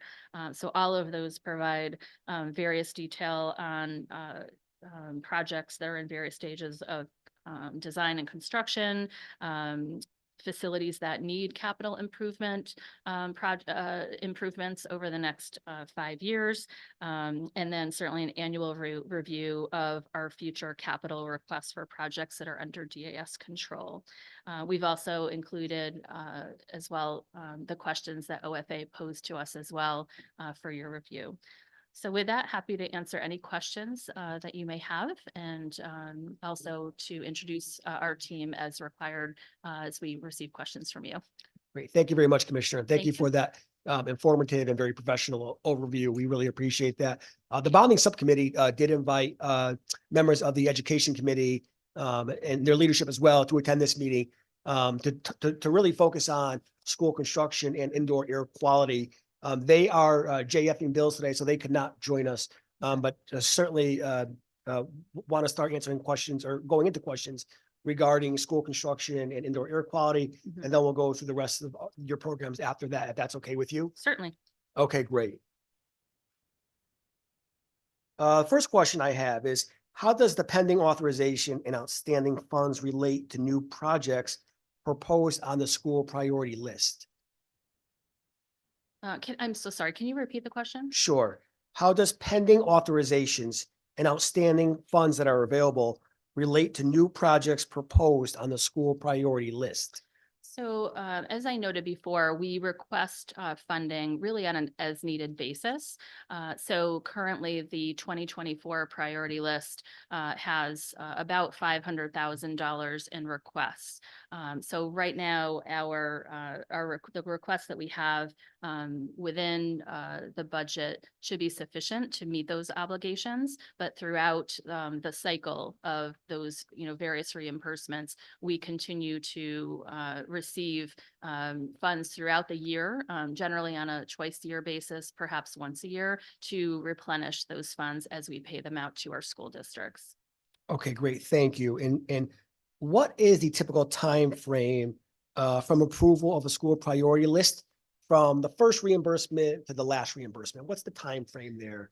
It really varies. The average. Sure, it varies. It really depends on the locality and how they're moving forward their school construction project. Our role as the grant administrator is really to ensure that the invoices and the expenses are approvable or reimbursable under the state grant program.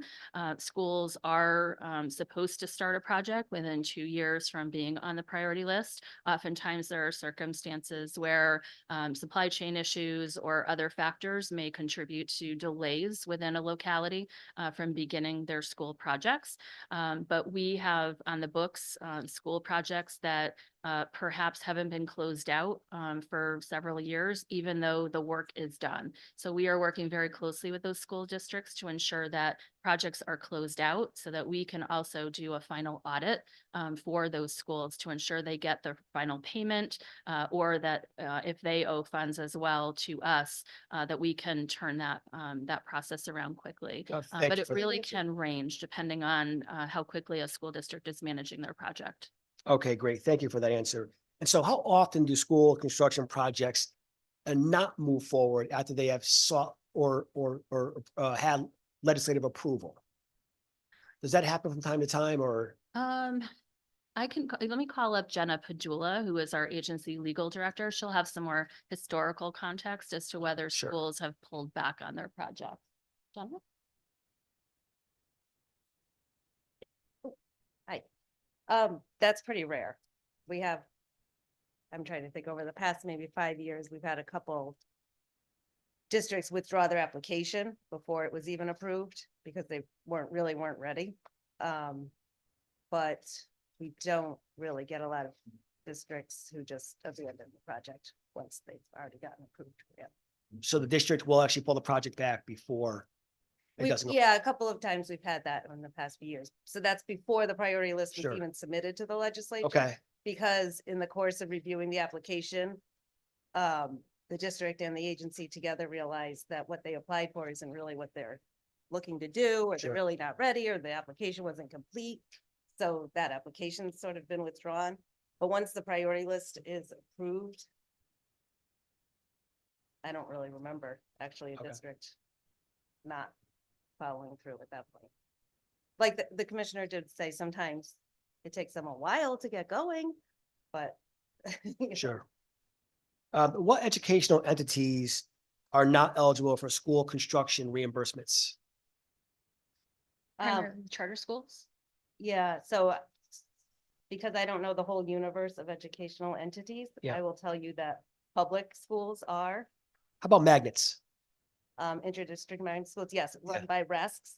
So the 6 RESCs Okay. are, that's very difficult to say, 6 RESCs. And regional school districts, which are public schools. And, How about a pre-K building? yep, if it's, yep. Okay, thank you. And I do think it's important to point out, Commissioner, that your agency has only had this responsibility for less than a couple of years. And so this is one of the largest state programs that you all have had to tackle in a very short period of time, and you've done a good job so far. So are there any further questions for the Commissioner? Our co-chair, Senator Moore. Thank you for coming. Good to see you. Good to see you as well. So I heard you say 470 million in state. Was that for the outstanding liability? No, that is for this year's priority list that we submitted to the legislature in December and presented before the legislature in January.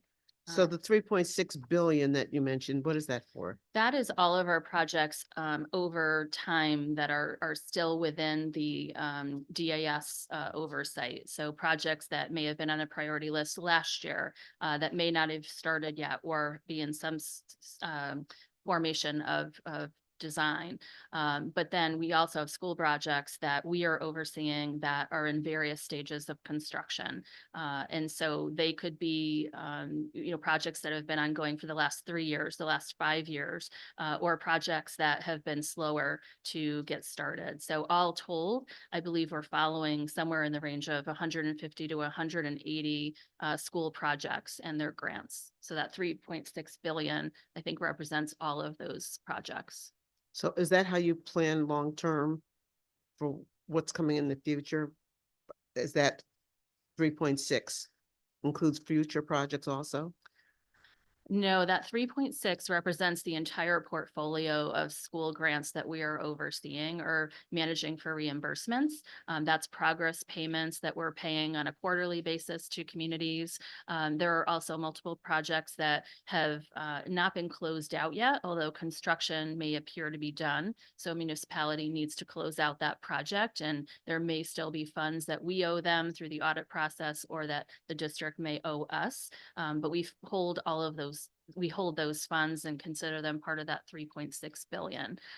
So for the future, we can make some estimations based on talking with school districts, understanding what their future needs may be. But we don't have a specific projection or model of what needs may be over the next 3 years, 5 years. Something that we would like to do to really help project those costs for both OPM and for you as well.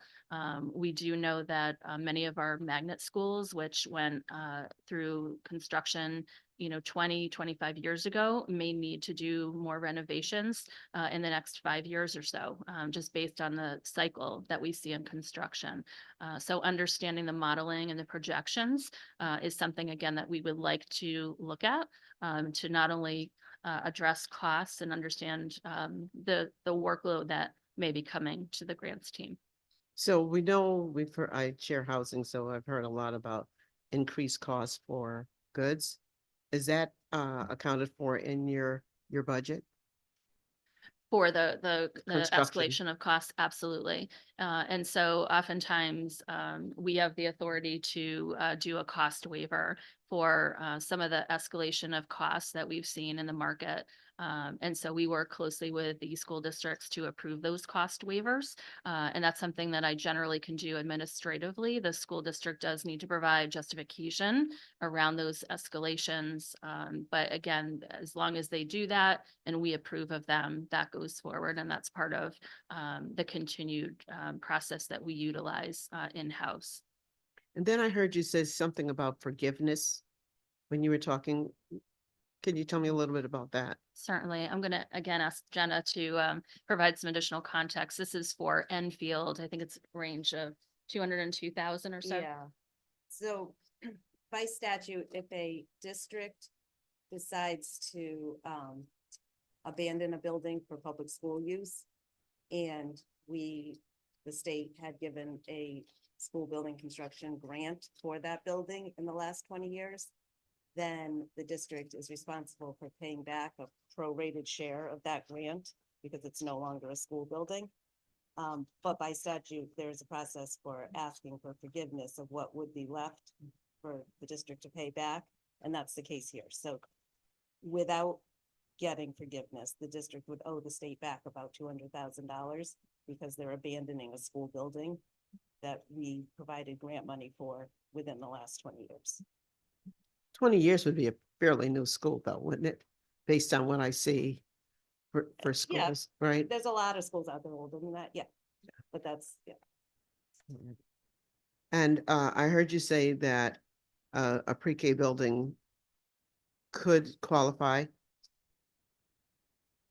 Yes, in fact, one of the schools on the priority list this year in Waterford has that model attached to it. So it's a great preschool kindergarten model incorporating those features into the school project moving forward. Is that a standalone pre-K? I don't believe so. I thought it was Yeah, within the if entire it's probably school. part of a school. Yeah. Yes. Yes, part of the bigger school. And you said vocational schools are paid out of the school construction program. And so they all fall under the same path of how they apply and the percentages, or is it different for vocational schools versus? The CTEC program is run more independently, similar to how a DAS construction project would run. So we work with the CTEC system to help plan, to help design and construct that facility and work with them around the needs that they have for the schools. But they don't have a reimbursement rate like our communities do. We really work with the CTECs to manage the construction team, the other professionals involved on site for that school. So it is a different model from the school grant construction program. So do you see or ask for additional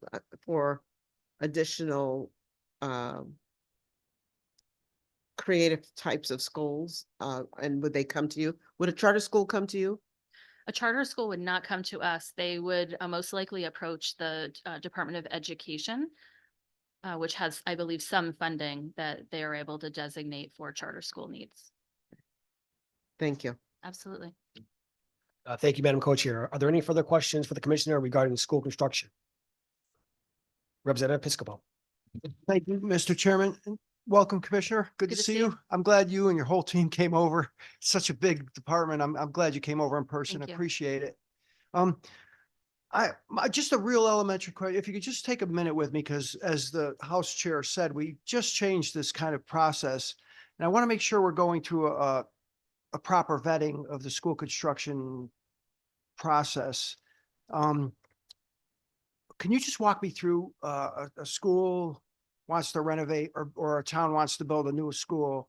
Just in 60 seconds, could you just run through the legislative and process for me? Sure. I'll ask Jenna Padula, who also is still in the hot seat here, to go through that process, because we really have 3 stages: the plan review side, working with the Office of the Grant Administration, and then the final stage, working with audit. So Jenna can walk through the statutory issues there as well. Yeah, so the 60-second version, the first 20 seconds of that happens at the district level, way before a district would even come to the state. And we all see this in our towns, right? You know when school needs to be rebuilt, ideas, designs, whatever.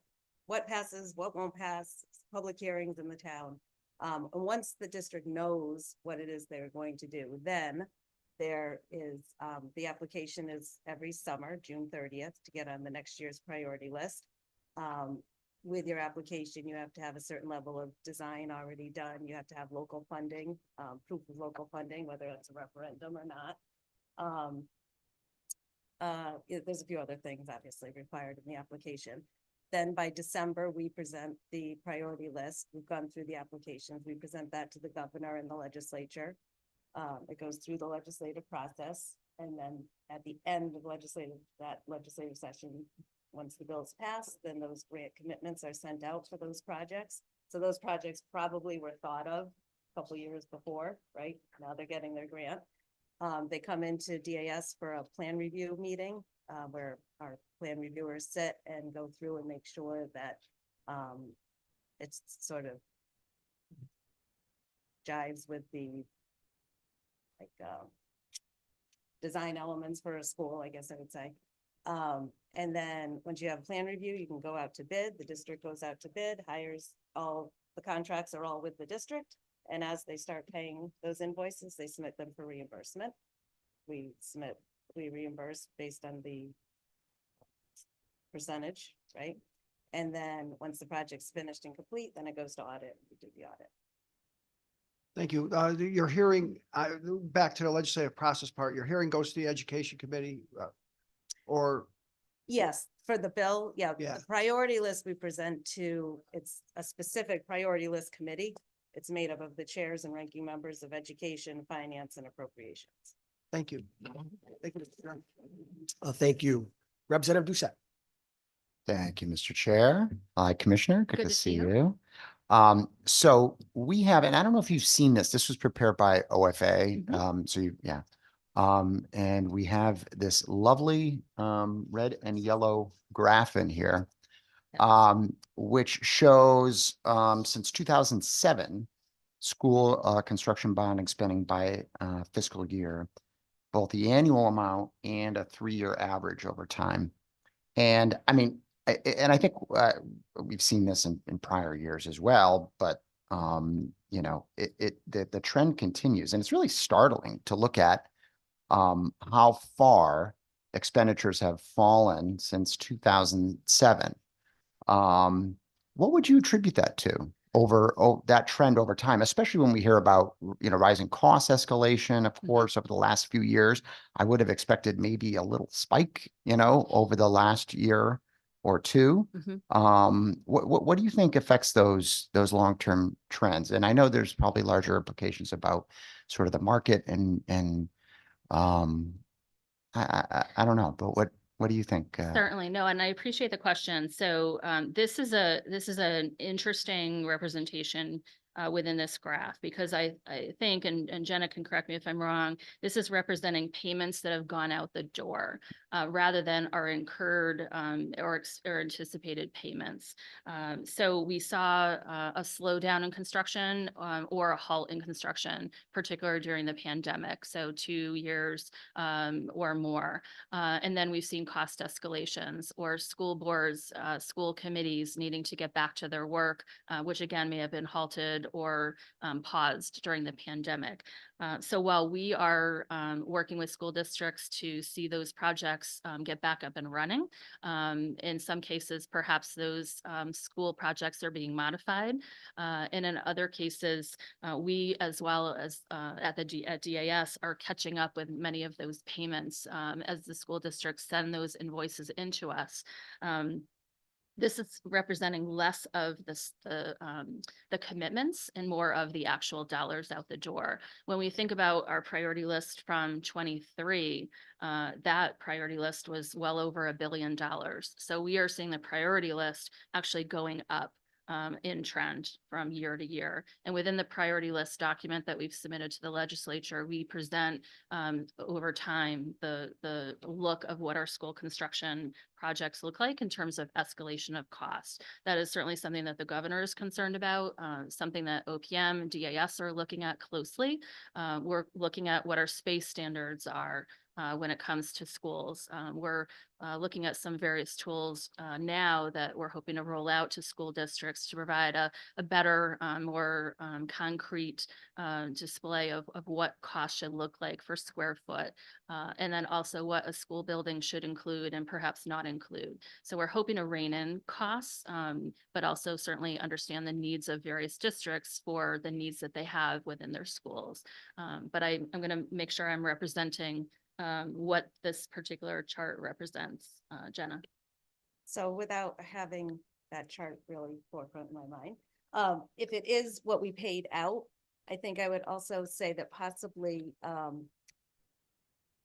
don't know if the technical schools were factored into that. So that were they like taken out of it? No.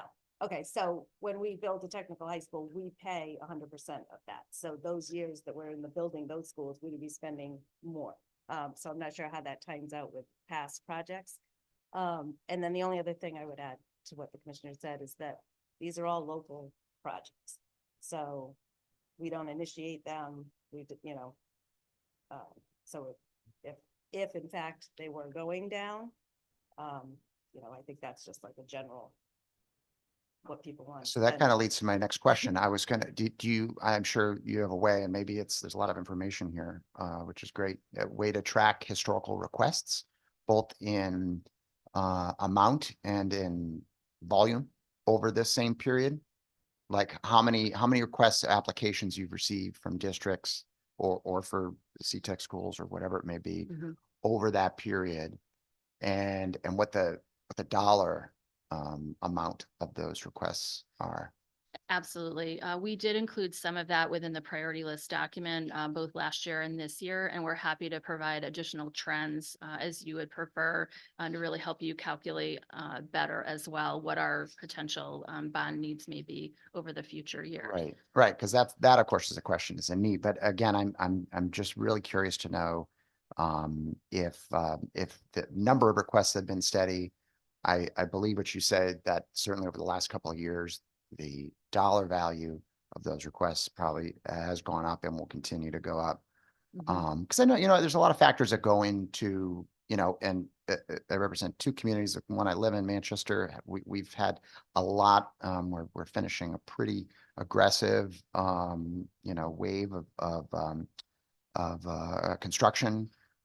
So we would do the process, work with the town. I know there's a lot that goes into it. There's referendums. There's, so it's not a decision that's made off the cuff by a municipality or school district to go into a bonding request. But yeah, no, I'd be curious to see what that is over time. And then last question, the priority list, I'm not too familiar with that process. I'd also be curious to know, when a district submits to get on the priority list, what percentage of the time does that actually come to be a approved project? So is it 80% of the time? And I realize that there's a give and take back and forth again about the project and what the suitability of the project, maybe modifications that have to be made, maybe towns again withdraw or whatever. I'd be curious to know what percentage of the requests that come in for the priority list actually get approved and make it onto the priority list the following year. I think it's rare that a school would not make the priority list as long as the project meets all the specs within statute and our program guidelines.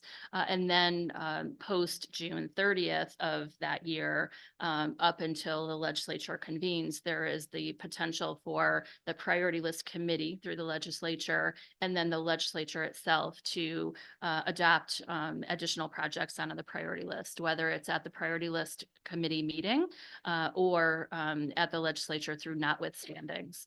So we have seen school districts engage in that process as well for a number of different reasons.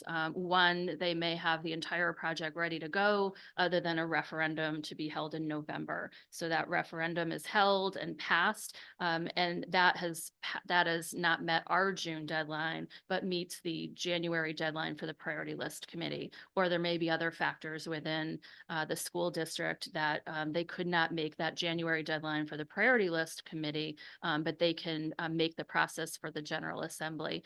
We don't necessarily encourage that process, but it does happen. And we are comfortable with that process as long as the school districts are meeting all of the guidelines of the program. We understand that sometimes the timing doesn't fully align with the community, and as much as we can work at DAS with those communities to ensure that a school project moves forward, we are comfortable with that. Where we do run into some issues is, I'm sure you've all seen, is with some of the notwithstandings that may change a reimbursement rate or waive an audit finding. And that's where we're also seeing an escalation in our bonding indebtedness as well. So that is added into our $3.7 billion incurred over time, and something again that the governor and OPM are looking to reduce if we can. Thank you. Absolutely. Thank you, Mr. Chair. Thank you. Representative Baumgartner. Thank you, Mr. Chair, and great to see you, Commissioner, well. and your team.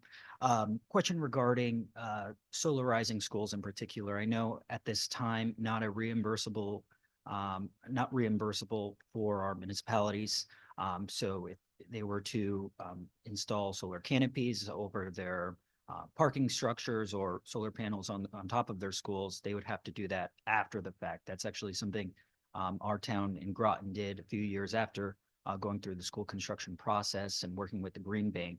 I know the governor has his bill before the Energy and Technology Committee would actually permit DAS to reimburse for solar installation. We're working with the Green Bank. Just question regarding the implementation of that, should that bill pass, what the impacts would be for DAS within kind of this existing structure. Sure.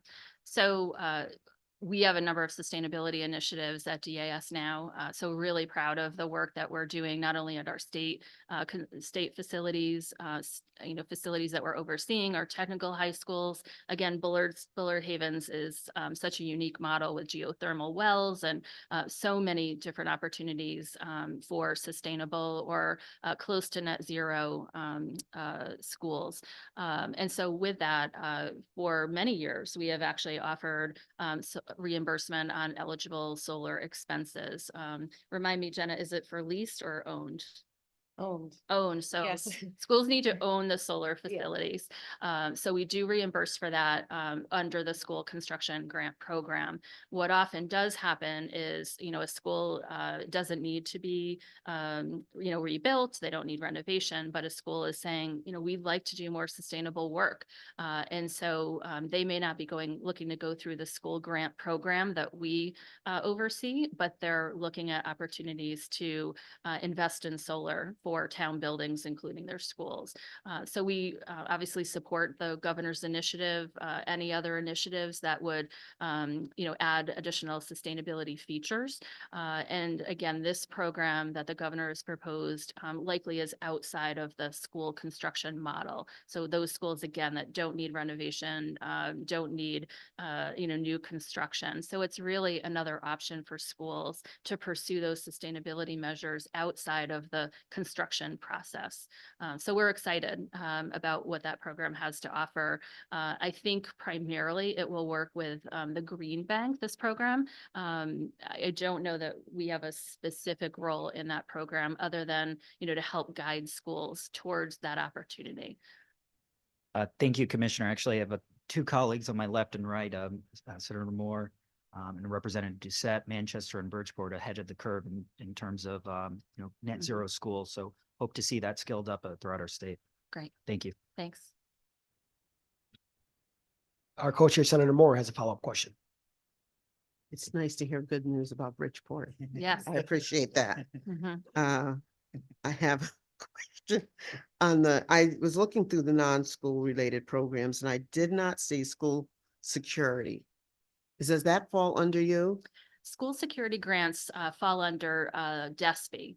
But I will say that DAS oversees the SB PAC committee. It's school building, help me with my school building projects advisory committee. Yep. And that includes subject matter around school security. There was a school security committee, and that was merged just about 2 years ago with SB PAC. DESP is a big part of that committee. They hold a seat or two on that committee. We also have architects and other subject matter experts that serve on that committee. Again, DAS chairs that committee with the specific focus being on school security, school safety measures, but then DESP implements the school security grant program for infrastructure. Now, within the school construction grant program, we certainly do reimburse for security measures as part of a new school or a renovated school. But anybody who was doing an upgrade, it would go through DESP. Yes, outside of the construction process. But if there's a new school being built or renovated school, those are eligible expenses under our program.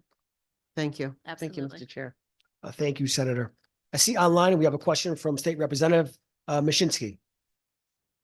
Oh, thank you, Mr. Chairman. I wanted to ask the commissioner, well, first I wanted to thank the commissioner for getting out front in clean energy and in energy efficiency in the schools. That's really great to hear. And the federal money is limited in years, and we would like to collect as much as possible for Connecticut schools before it expires. So that's good news. Wanted to ask about heat pumps. If the schools are looking at heat pumps, which are 200 to 300% more efficient and would take off some of the heating oil purchase costs. So that's my first question. And the second one is, generally speaking, if a school district decides to merge two schools into one new combined school, is that a better funding opportunity for the towns?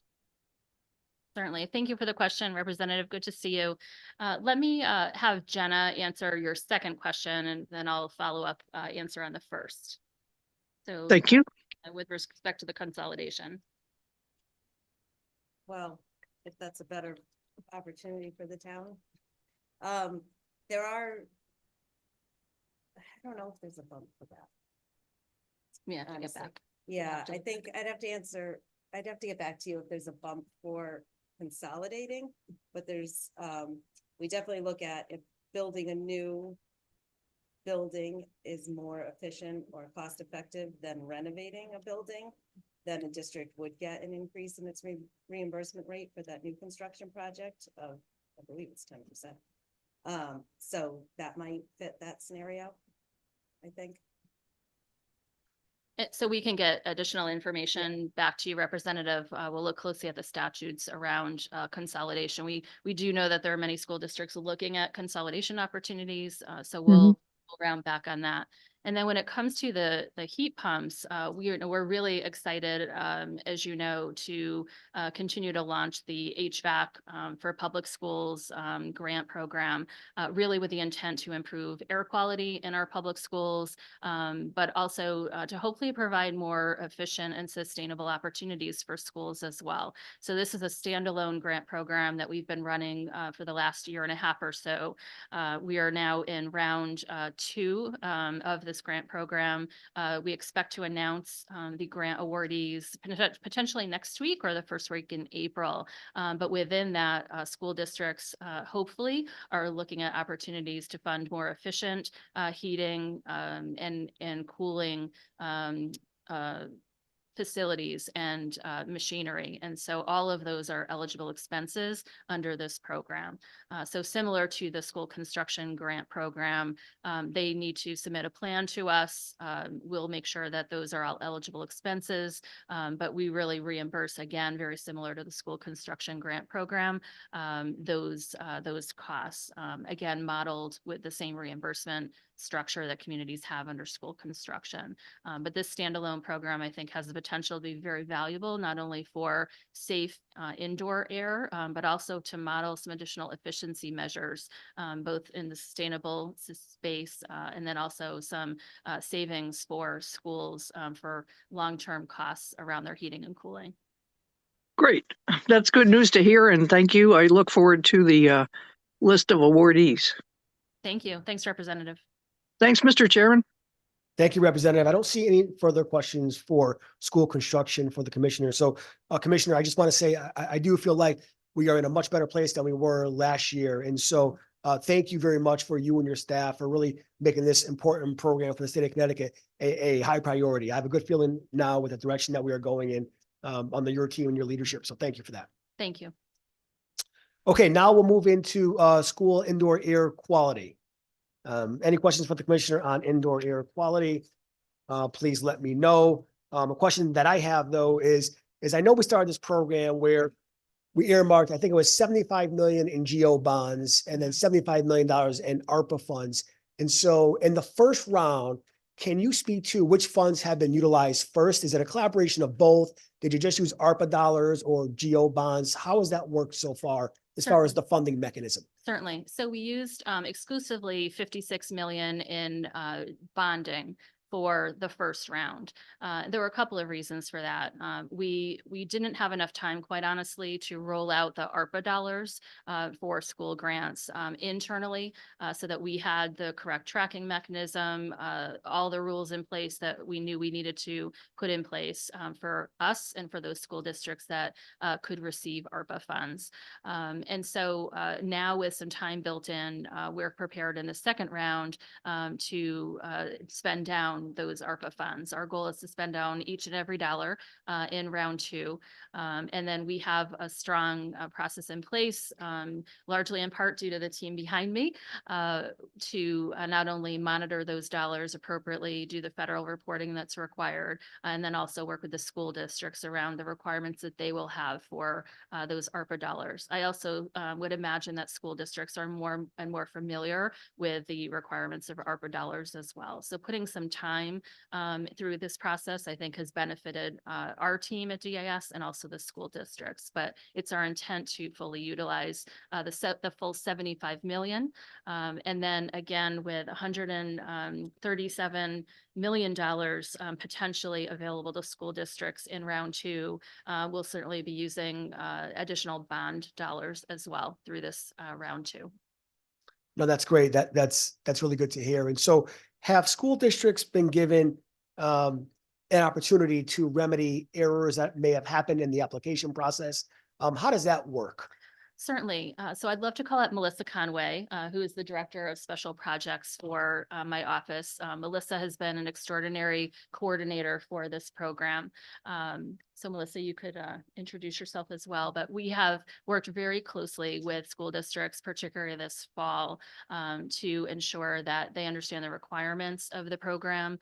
We've done significant outreach with all of our school district partners around the various requirements and rules for the program, but Melissa can provide some additional context. Good afternoon. I'm Melissa Conway, Director of Special Projects in the Commissioner's Office at DIS. Thank you for the opportunity to respond to your questions. So your question was, do school districts have the opportunity to remedy their applications? So in the first round, we did not have a process in place for the school districts to remedy their applications just due to the timeline and the urgency for us to get the funding out the door. With that being said, in the second round of the applications, we've created a process where we follow up with the school districts to submit missing materials or missing cost estimates. And I'll also say that of the 36 districts that were declined or did not receive an award in the first round, 32 of them have reapplied in the second round of the grant program. And we're currently in the process of following up with those districts so that they can remedy any missing materials from their application. Great. Thank you for that response. And we are glad that certainly school districts are having, another opportunity to get their important funding for their district. So thanks for that. Any further questions for indoor air quality? Our co-chair, Senator Moore. Thank you. So there's been two applications processes, is that correct? And you Yes. said one's getting ready to, getting ready to announce the grants. Do you know what the future need is based on what you've received so far? We just conducted a survey. It launched in January. We didn't get a response from all school districts, but we have a pretty good sense from our school districts that there will be a continuing need in round three. Again, I'll pivot to Melissa, who can provide some additional detail around that. Melissa? Thank you.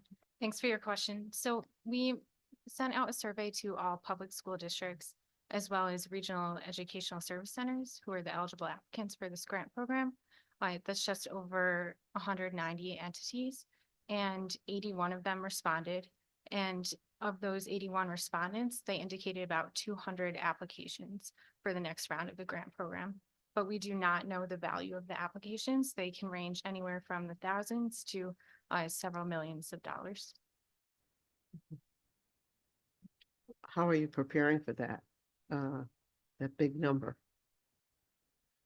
Well, fortunately, I think we suspect that we'll have the money within, the current authorization. If we do not in round three, we'll have to run the program in a more competitive fashion, or work with, OPM and the legislature around any potential increases. I don't think we would know until, likely next fall what the value of those applications will be. Oftentimes, a school district may say that they have the need, but will they apply next fall?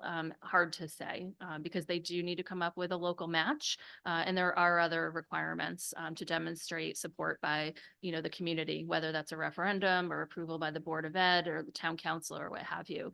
So there are a number of steps that a town has to move forward on, in order to apply. We work really closely with the district so that, we try to make the facets of those application, not hurdles, to apply, but there are some challenges that school districts have pointed to, or other priorities that they may have within a school district. In other school districts as well, they may say, we do have HVAC needs in a school, but the entire school needs to be redone. So maybe they have a plan to renovate the school rather than doing, just the HVAC system. So there are a lot of conversations, I believe, that are taking place locally.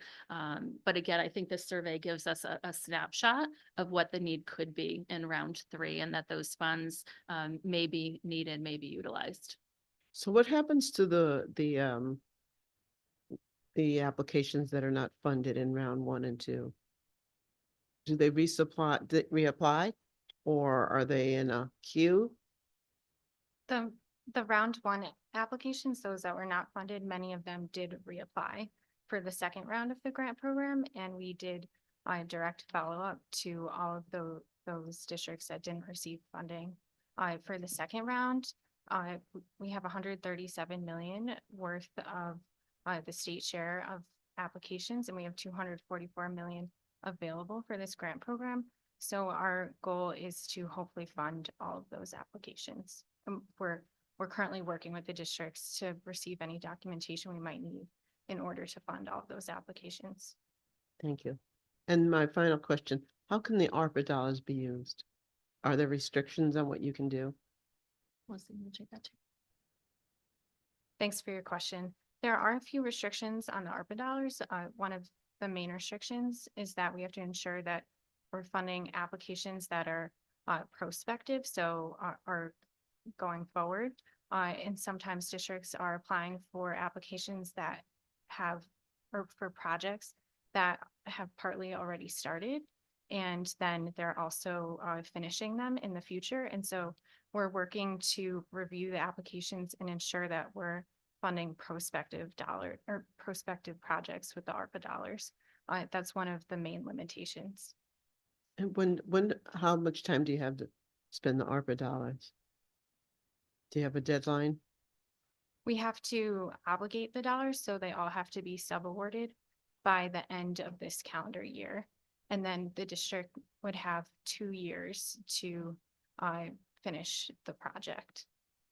And that's part of when we're reviewing the applications for award, we're looking at what projects can be done within that time frame, to then designate the ARPA funds to, successfully. So it's a bit of a puzzle, but I want to publicly thank Melissa for all of her diligence on this work, really to ensuring that those dollars are spent. The school districts have been supported through this process, and that then we have the tools behind us as well to manage those dollars appropriately after. Thank you. Thank you for your response. Thank you, Mr. Chair. Thank you, Senator. Are there any further questions for indoor air quality? Representative Baumgartner. Thank you, Mr. Chair. In terms of the municipalities that have applied, I know some municipalities may range on that reimbursement scale. So for a community that is lower on that scale, may not have the bandwidth to put up the dollars kind of in from the outset. Do you have any advice for some of those small towns, that do have those HVAC needs that would like to participate, but there may be restrictions in terms of the timeline to get those approvals to commit those dollars?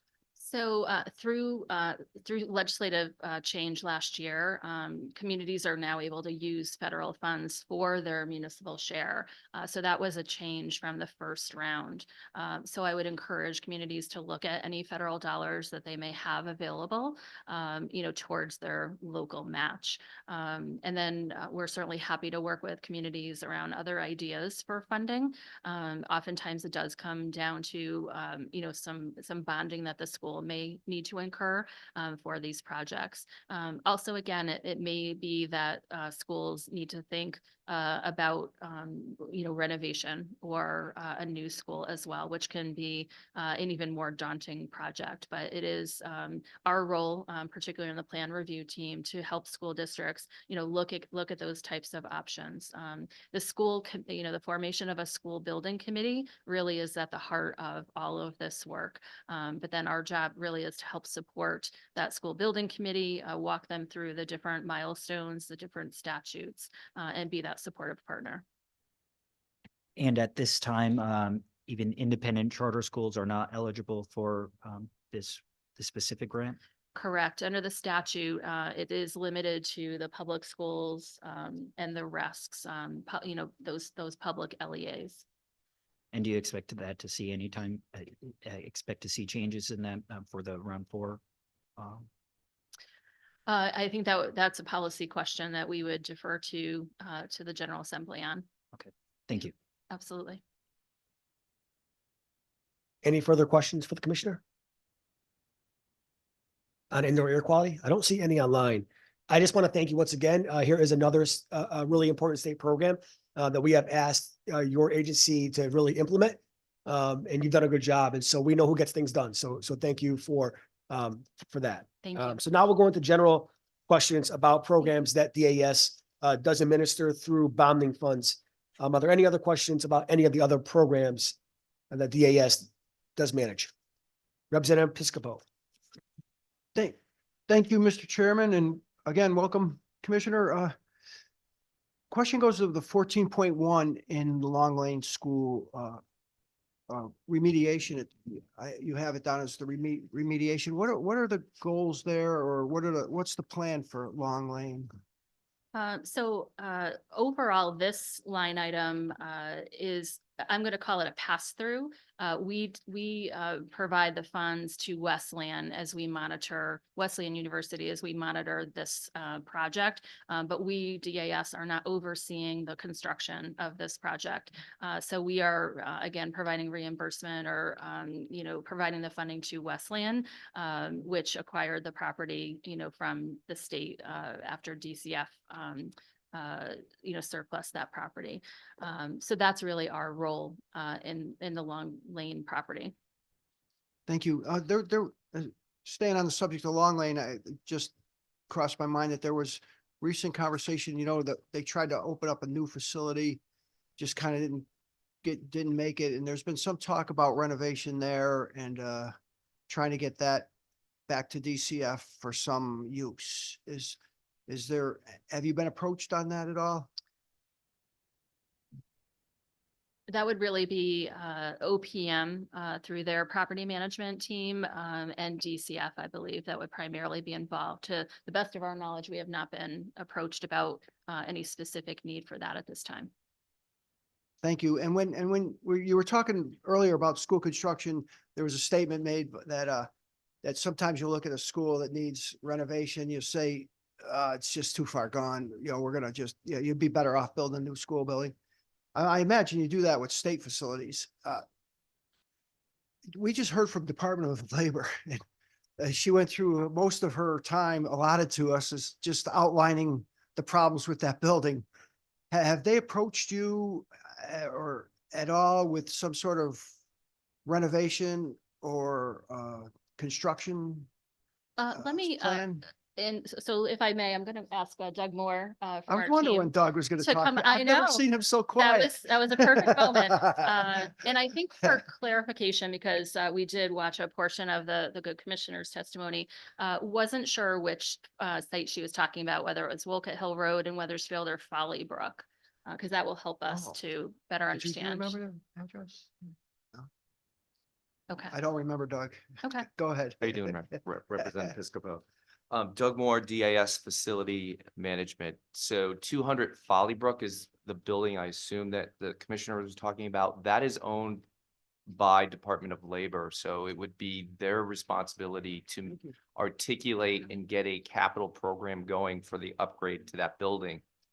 And they could do that in conjunction with our sister division within DAS called Construction Services. So I'm facility management, just like Department of Labor has their own facility management group. And when we deal with larger scale capital projects, we're working with DAS Construction Services to develop that program and get the funding approved by the legislature so that we can make the improvements to the building. Thank you. So the bottom line is you'll be overseeing whatever comes of that renovation. I was a little confused with saying that they own.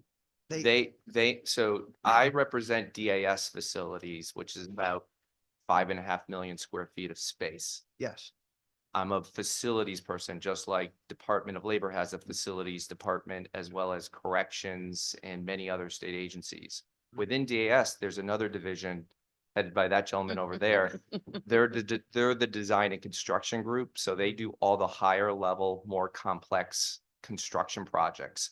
So anything that's easier, under $1 million, I could do as a facilities agency. But if I'm doing a major renovation of the state office building, which we did a few years ago, I would have to go to construction services within DAS to perform that work.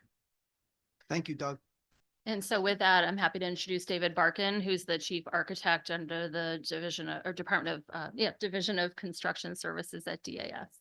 He's also our sustainability officer for DAS. So when we talk about our commitment to sustainability, each agency has an SSO, and David is our SSO as well. David. Thank you, Commissioner. David Barkin, Chief Architect, DAS Construction Services. If we are indeed talking about Folly Brook, and I'm familiar with that building, I think it was built in the 1960s. You know, we've done work there over the years. I think most recently we completed an accessibility upgrade, a lot of handrails, guardrails, some roofing as well.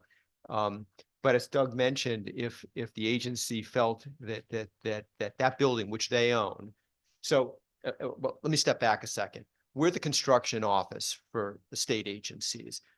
We support all the agencies within the state and the judicial branch. Doug's one of our clients, even though that seems funny, but DAS Facilities has buildings, so they are our clients sometimes if it's not an agency administered job. But paralleling what Doug mentioned, they would have to initiate a project. They would have to start by putting it into their capital plan so that there's an authorization, and then eventually allocation, selection of design professionals so that we can administer to their project.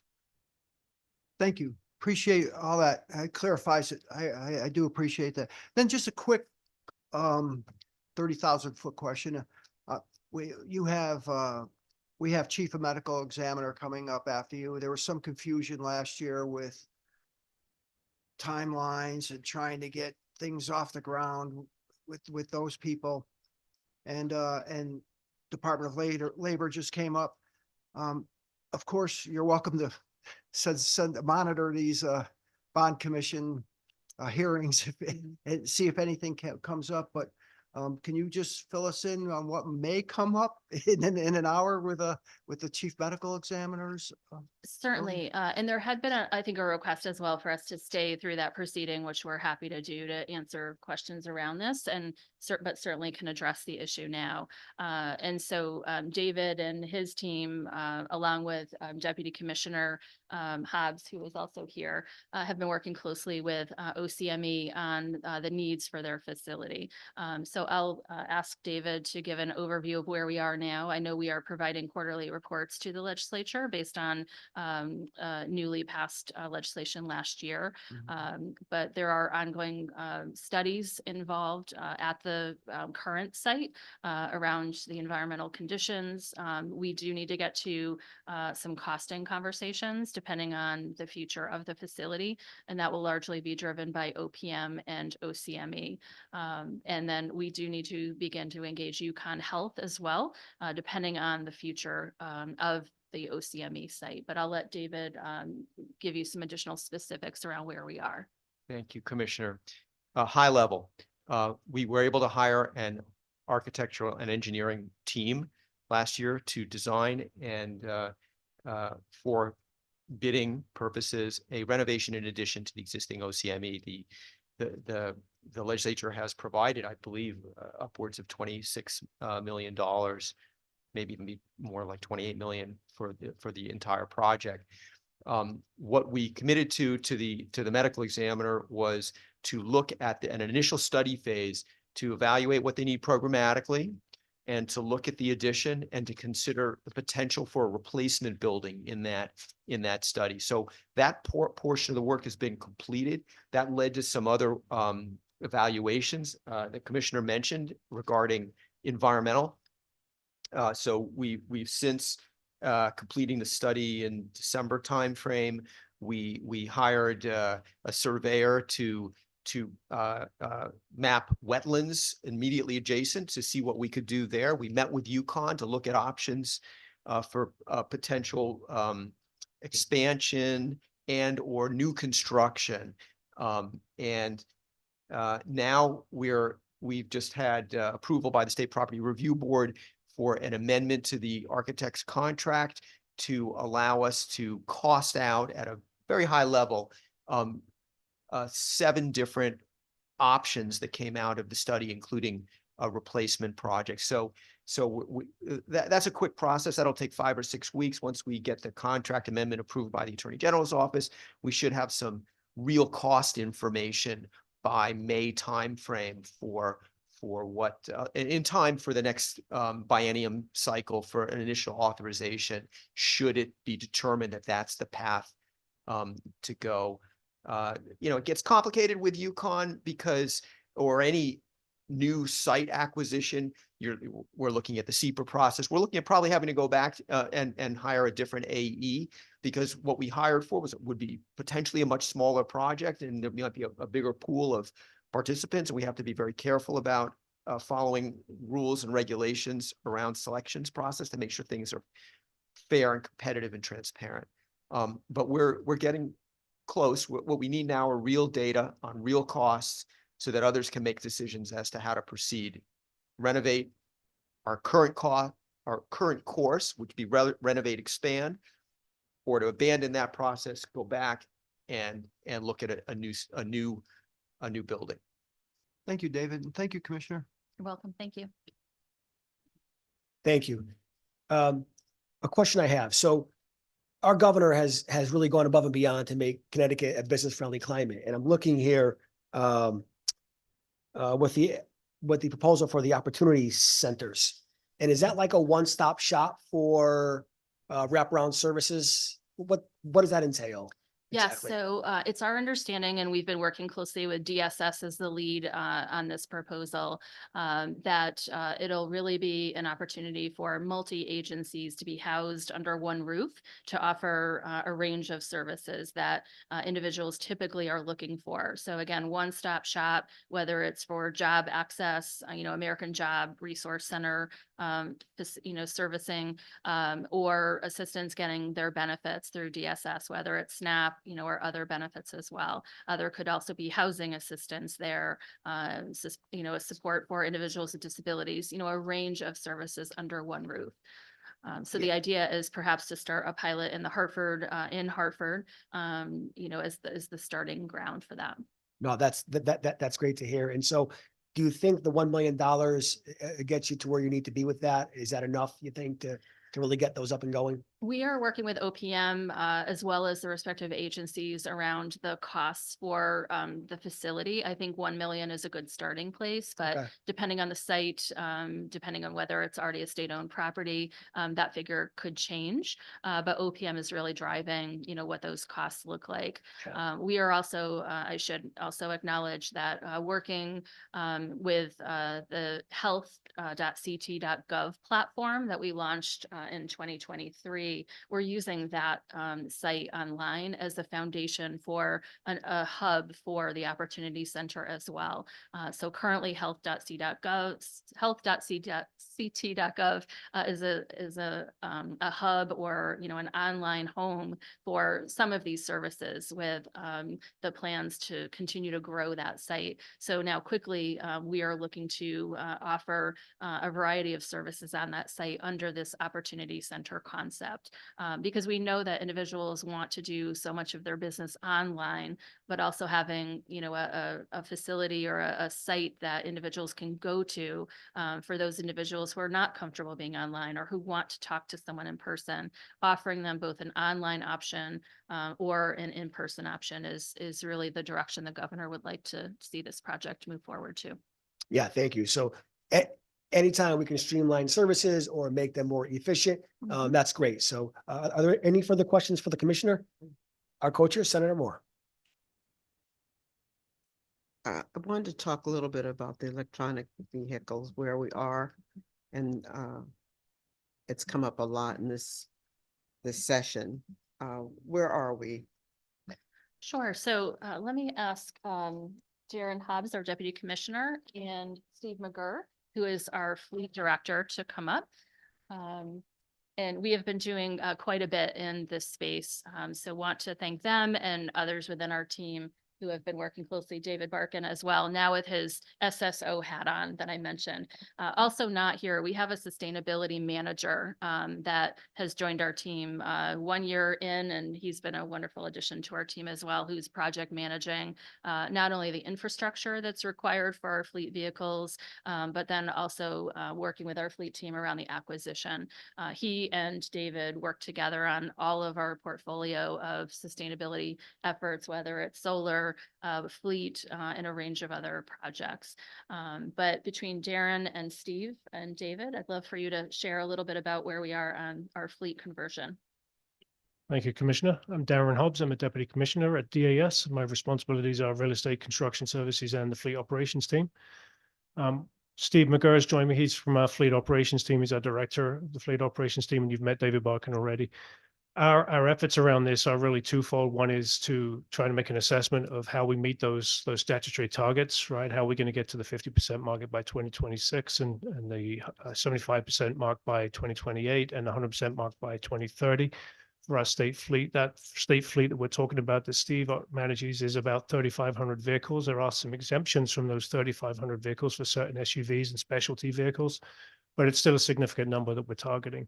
So one of the things that we do, we use the telematics data system that we have on our state fleet that Steve and his team manage and have recently won some awards for how they've applied that system. And we use that data then to try and map out where we need these vehicles to be located. And then from there, we can build out an idea of how we need to charge those vehicles as an overnight charging solution, a daytime charging solution, where all those charging points need to be. We've just gone through a process with a consultant to help us map all that out. We've identified 5 initial sites where we're going to build out charging infrastructure, but we also have a program of another 40 locations that we're going to follow up with to help us build out that wider network of charging sites. I can answer any questions about those specifically, but I'll probably kick those over to Steve and David for the details if you need me to. Yes, question.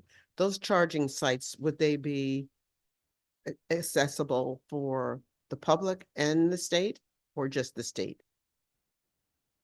Our priority for this is to make sure that the state fleet is able to charge and do that in a way that we can make sure that when that state vehicle pulls back up at the end of the day, it's able to charge overnight for its use the next day. There is a concern, of course, that if we make them public and state fleet, how can we guarantee that that state vehicle can charge at the end of the day? So we're working through some of those logistics. I think as that network grows, there's going to be more possibility for that dual use. But I think initially, within the constraints of time and budget that we have, it makes sense to focus on state fleet only at this point.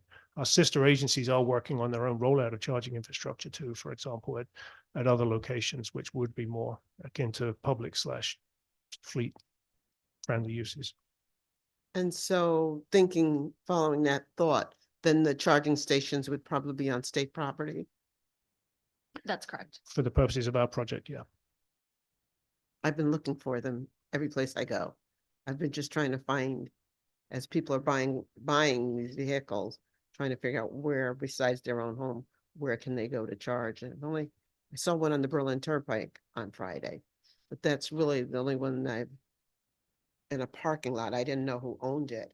It wasn't too far from one of our buildings. So I was wondering, is it ours or is it available to the public?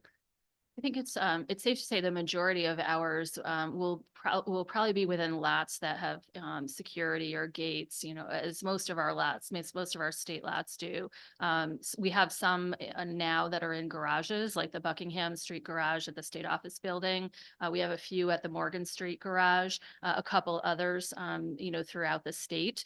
But our plan, obviously, as Darren has indicated, is to look at these 5 additional sites across the state as our pilot sites, with the intention of rolling out more so that we can accommodate the needs for our 3,100 fleet cars. So we need to have that robust network in place for, you know, for that full state fleet. And how many cars do we have now? EVs? 43. Oh. Oh. Steve, do you want to comment a little bit more about the market conditions and what we're seeing around our fleet? Yeah, sure. Good afternoon, everybody. Steve McGurr, Director of State Fleet Operations. Representative Napoli, were you gonna ask a question or? Senator Moore had a question. Oh, okay. So currently we have, again, 3,500 vehicles in our executive branch light duty fleet, which is the one that DAS oversees.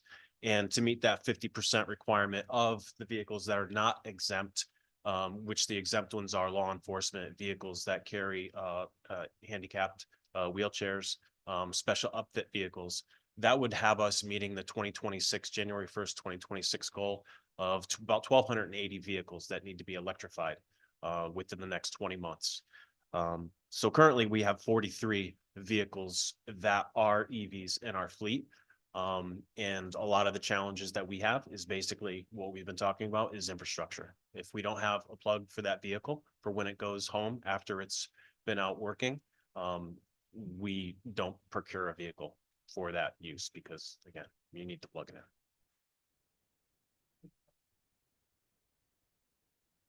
Any further questions for the commissioner? Representative Veach. Thank you for coming out today.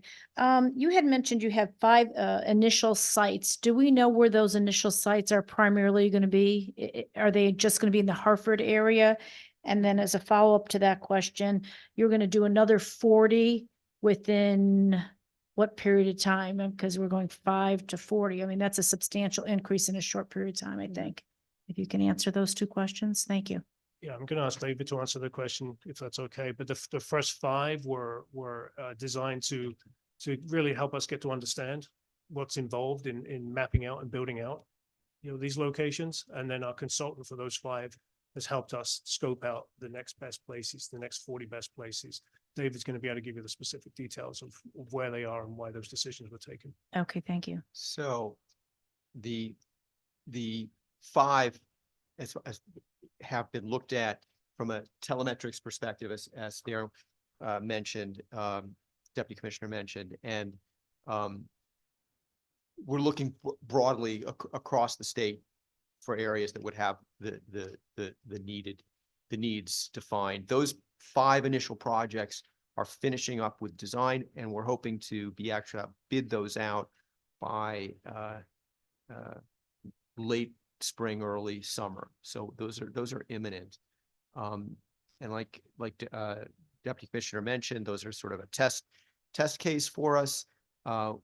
We'll then proceed with the next priority list by again looking at where the greatest need is for where state vehicles are parked and co-locate the facilities in those locations. And just to confirm, those 5 initial sites are throughout the state. I know we have one in Norwich, but they are through a number of areas in the state. So they're not just Hartford located. Okay, Commissioner. So at this point, we really don't know where those other 4, you mentioned one being Norwich, you know, I don't know, Litchfield or Warrington Courthouse is another Warrington location. was another one. We can follow up and I'm get just those. curious, Yeah. you know, where they're being plotted, Yep. you know, on the state map, if you will. We can get that to follow you. up, yeah. Yep. And the other 40 that were planned in the near future, because we've got a, you know, short window here on when we need to be compliant. How are you choosing those? Thank you. We can get you some additional data around that, but as David indicated, we're using the telematics system that we now have in all of our state fleet vehicles. It's really a GPS monitoring device, but offers a number of data points around a vehicle, and so that will help us inform where chargers need to be for the drivers, so that they're best utilized and spread throughout the state at safe, safe sites and appropriate sites for the vehicles. And just to confirm that those additional 40 that are going to be built will be strictly for state vehicles only and not accessible for the public, correct? That's our approach at this time. Given the needs of the state vehicles to be able to charge throughout the course of the day, overnight, we have vehicles in operation 24/7. We do have that need. And again, we expect that they'll be located on state property as well. So again, some of these charging stations may have the ability to, take payment for retail purposes or from employees. But right now, our focus is really getting that fleet that we are overseeing ready for their infrastructure, and then we can acquire more fleet cars. So we're really working to build that infrastructure now with the intended purpose to then purchase all of the fleet vehicles that we need to in accordance with the statute. Okay, thank you all for your answers. Thank you, Representative. So I don't, Baumgartner. Going to sneak a couple questions in. Thank you, Mr. Chair. Just on this similar wavelength, fundamentally believe, we, on this issue, we got to put our money where our mouth is, and we're clearly doing that, especially if we're having conversations amongst ourselves about, requiring our own constituents to move in this direction. We as a state have to demonstrate we have the capacity to do so as well. So I appreciate, your agency really taking a steadfast lead on this and getting those, these studies up and running. I know there were funds allocated by the bond commission last year to complete these feasibility studies. But moving forward is similar to what we've heard from previous agencies about leveraging federal funds or augmenting existing programs. There's one through the Inflation Reduction Act that could, through the elective/direct pay program, where a lot of these EV charging infrastructure upgrades can be funded directly by through the Internal Revenue Services through a tax credit. So have you started as an agency looking at some of the tools at the federal level to defray some of the costs that would be borne by our taxpayers through the bonding side of things? It's a great question. So we have been working very closely with OPM and DEEP with the various funding programs that are available on the federal side. In many cases, we as the state are not eligible for many of these programs because of some of the retail facing components or because of the definition of our DAS program. But I do know that other agencies are able to take advantage of those programs because they have a more retail facing component, whether it's DOT or DEEP at their parks, or other agencies that, may have that retail facing component.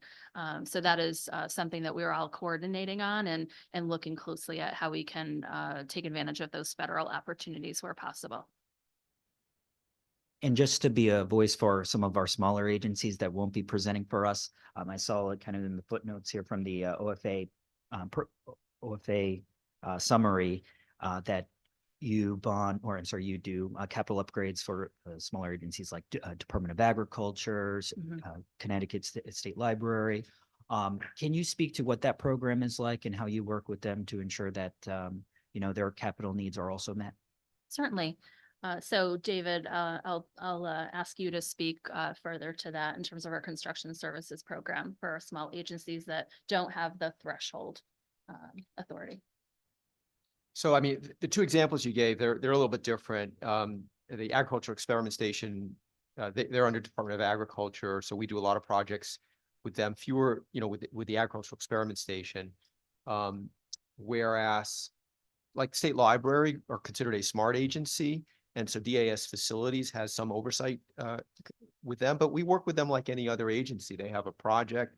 If they have a capital need, they need to make sure that they identify that within their authorizations. We then formulate a project once funding's available through allocation and support them just like any other agency. Thank you again. Thank you, Mr. Chair. Thank you. Thank you. Any further questions? Not seeing any in the room or online. Commissioner, thank you so much for being here. You were certainly well prepared. And when you think about state agencies that have a large workload, yours comes to mind right away. And so thanks for the work that you do. It serves the state well. Thank you so much. Thank you for the questions today. The Office of the Medical Examiner is next. Let's take a 5-minute recess and let them get settled.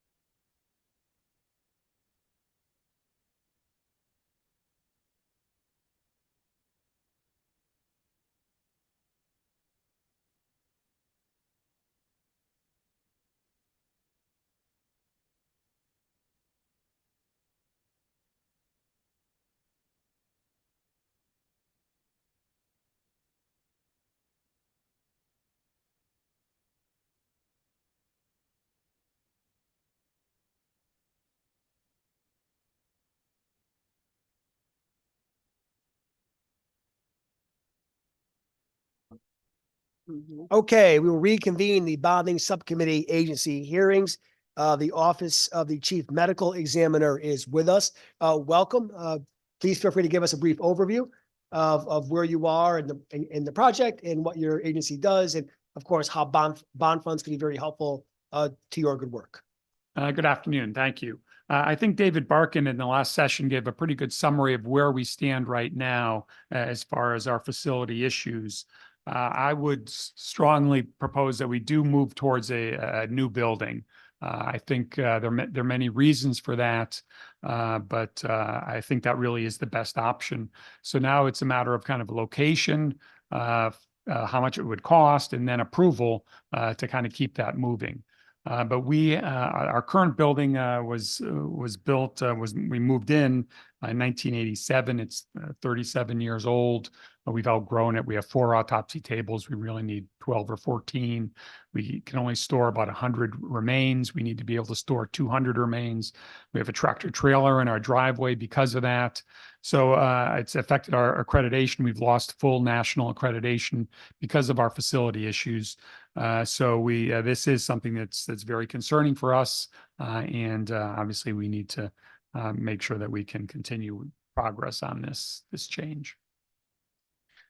Okay, great. No, thank you for that. And so this board got was informed that you would need another $28 million for the new facility. Is that the number you're looking at? And if so, is that enough to get you to where you need to be as far as building a facility that can certainly service the state of Connecticut and the work that you do? Right now, I think they are looking at kind of trying to get those better, more accurate cost estimates. I think we've had 28 million so far for the initial plan for the renovation. But a new building, yeah, I'm not sure exactly how much that would cost. Can you talk to us a little bit about the current footprint where you're at on that parcel of property? Is that not conducive to your needs? So we're on the Yukon Center Health Center, and by statute, we are supposed to be on a medical school campus. There's a lot of surrounding water areas that are kind of limiting where we can move to. There is a large parking lot in front of us, which would work, but I think that would infringe a bit on Yukon Health Center's parking. So we are kind of limited by some geographic limitations, the wetlands surrounding the office, the age of our current facility, and that we're a 24/7, 365-day agency. So to do an expansion, I think would really put a stress on our facility. And so you just mentioned in your response to us that by statute, you have to be on the university property. So where would you go if that current location doesn't work for you? We'd like to try with the statute, of course. Yep. Stay in the area at least, maybe somewhere along, Farmington Avenue there. Again, we would have to then start searching, which again would delay things, I think, further. But it is, I think, important for us to be in that health center community. I mean, we use their laboratories, we do teaching, medical students come visit us, we teach at the medical school. So I think that having that collaboration, that close collaboration is good for both of us. And have you found a piece of property yet that you want to look at, or is that an ongoing process? I believe it's ongoing, yes. Yeah. Yep. Are there any further questions for the Chief Medical Examiner? State Senator Marilyn Moore, our co-chair. Thank you. Thank you. I vividly remember the last conversation about the location and the trailers outside. Now, are you using the trailers? Yes, we've gotten down to 1 trailer. We had 3, but there was some legislative change that allowed us to take custody of unclaimed remains, and that allowed us to kind of move that process along more quickly. So we're able to get rid of 2 of our trailers, but we still have 1. Yes. And it's legislation that requires you to have a location at a medical school. Correct. Does it have to be Yukon? No, it does not.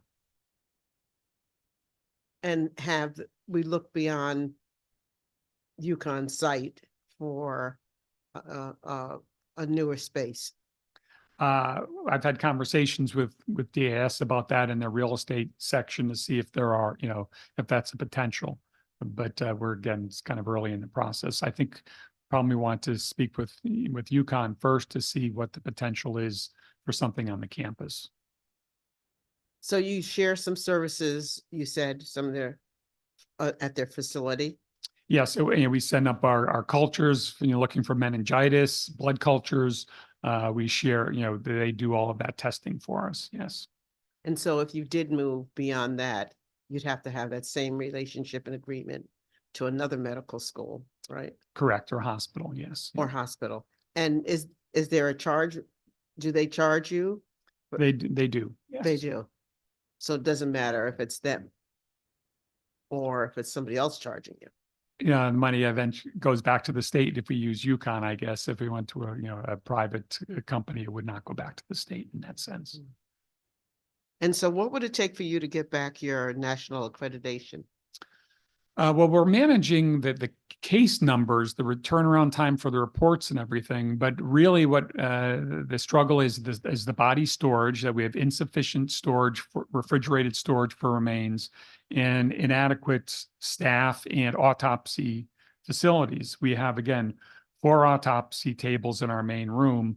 I can give you an example of, New Mexico, which has a population of about 2 million people. Their autopsy facility is about 60,000 square feet, their mortuary facility, and they have 16 autopsy tables. So by only 4, we can only have 4 people working a day. It limits our efficiencies. And if we have some days we have 20, 25 autopsies, we just can't get to them. And so it really limits our services. So is that the only holdback from the accreditation, the body storage? The body storage and the autopsy facility room, correct. Those are the 2 major ones. Yep. There's also some storage space. We have another storage unit outside for body bags and things like that. We just don't have enough space in the building to store our supplies. Thank you. Thank you, Mr. Chair. Any further questions for the Chief Medical Examiner? Ranking Member Piscopo. Thank you, Doctor, for coming. Appreciate it. And I just following up on the questions that our Senate Chair had. I have to review the statute, so I'm not quite sure exactly how it reads, but if we do language change, that's what we do up here. And if there's something that you need that comes close to what your positions are, like if you're a half mile down the road or something like that, and it breaks the statute, we're good at doing language changes. So keep us in mind if you find a cost-effective piece of we've property. considered that option, even just giving us, a little more time and a little more wiggle room if something like that does come up. We are in kind of a center part of the state right now, which is good. It's for, transporting remains. We have to go all over the state to get remains. So I think our general location is very good. Good. And the ramifications of the national accreditation, are federal funds tied to a national accreditation, or is it? Not really. I mean, we're downgraded to provisional status, and we can renew that every year, and they assess us every year. And if they see we're making progress, I think we'd hopefully will continue at least that provisional accreditation. But we wouldn't be able to get back to full accreditation without a new facility. And the timeline you heard earlier at DAS, that's pretty much on expedited, as we had requested last year, that we do this as quick as possible. The idea of the trailer is really kind of tough to take. And right. So do you agree with me that that's pretty much the best we can do under the circumstances, or is there any suggestions you would have to expedite? Yeah, I'm not really an expert on that area, but anything, we're kind of given a number now of 2030, which would be 10 years since we started this process. So that's, anything that can cut down on that time frame would be wonderful. Thank you, Doctor. Thank you, Mr. Chairman. Any further questions for the Chief Medical Senator Moore. Just one more, I'm sorry. The National Association of Medical Examiners, you've lost that accreditation? We've been downgraded. We're provisional status now. We're no longer full accreditation. What impact does that have? Well, I think it tells our stakeholders and other people who use our services that we're not meeting the national standards for what death investigation should be. Thank you.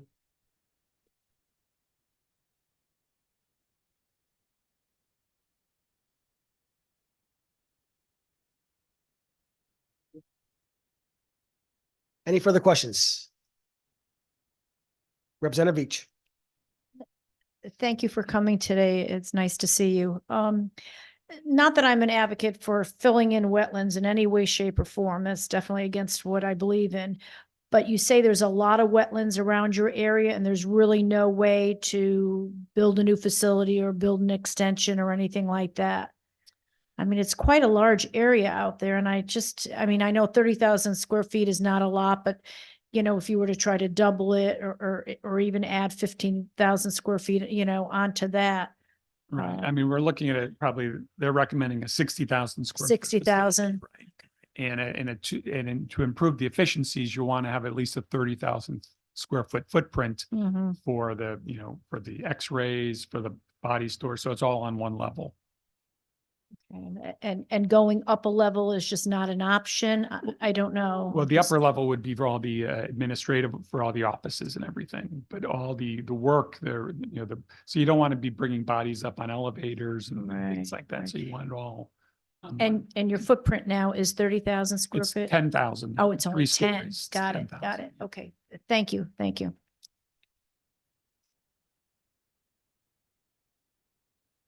I don't see any questions online, so I do want to thank you very much for being here. And certainly thank you so much for being patient. And we're certainly here to help and, I appreciate it. to be continued. So. Yep. Thank you.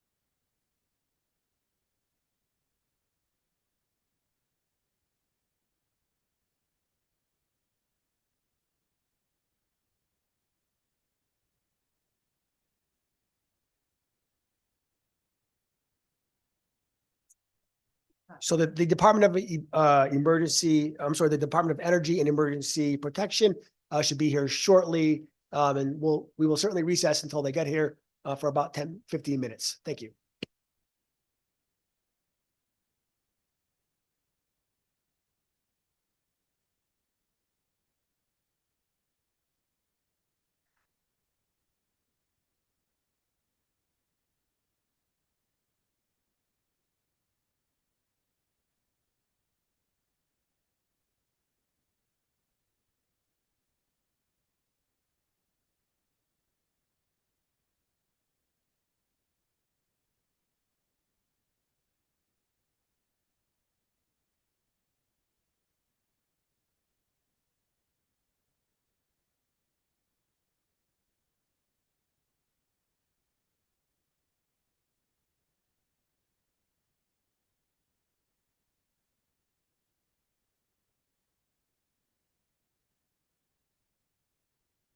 So it looks like that would be.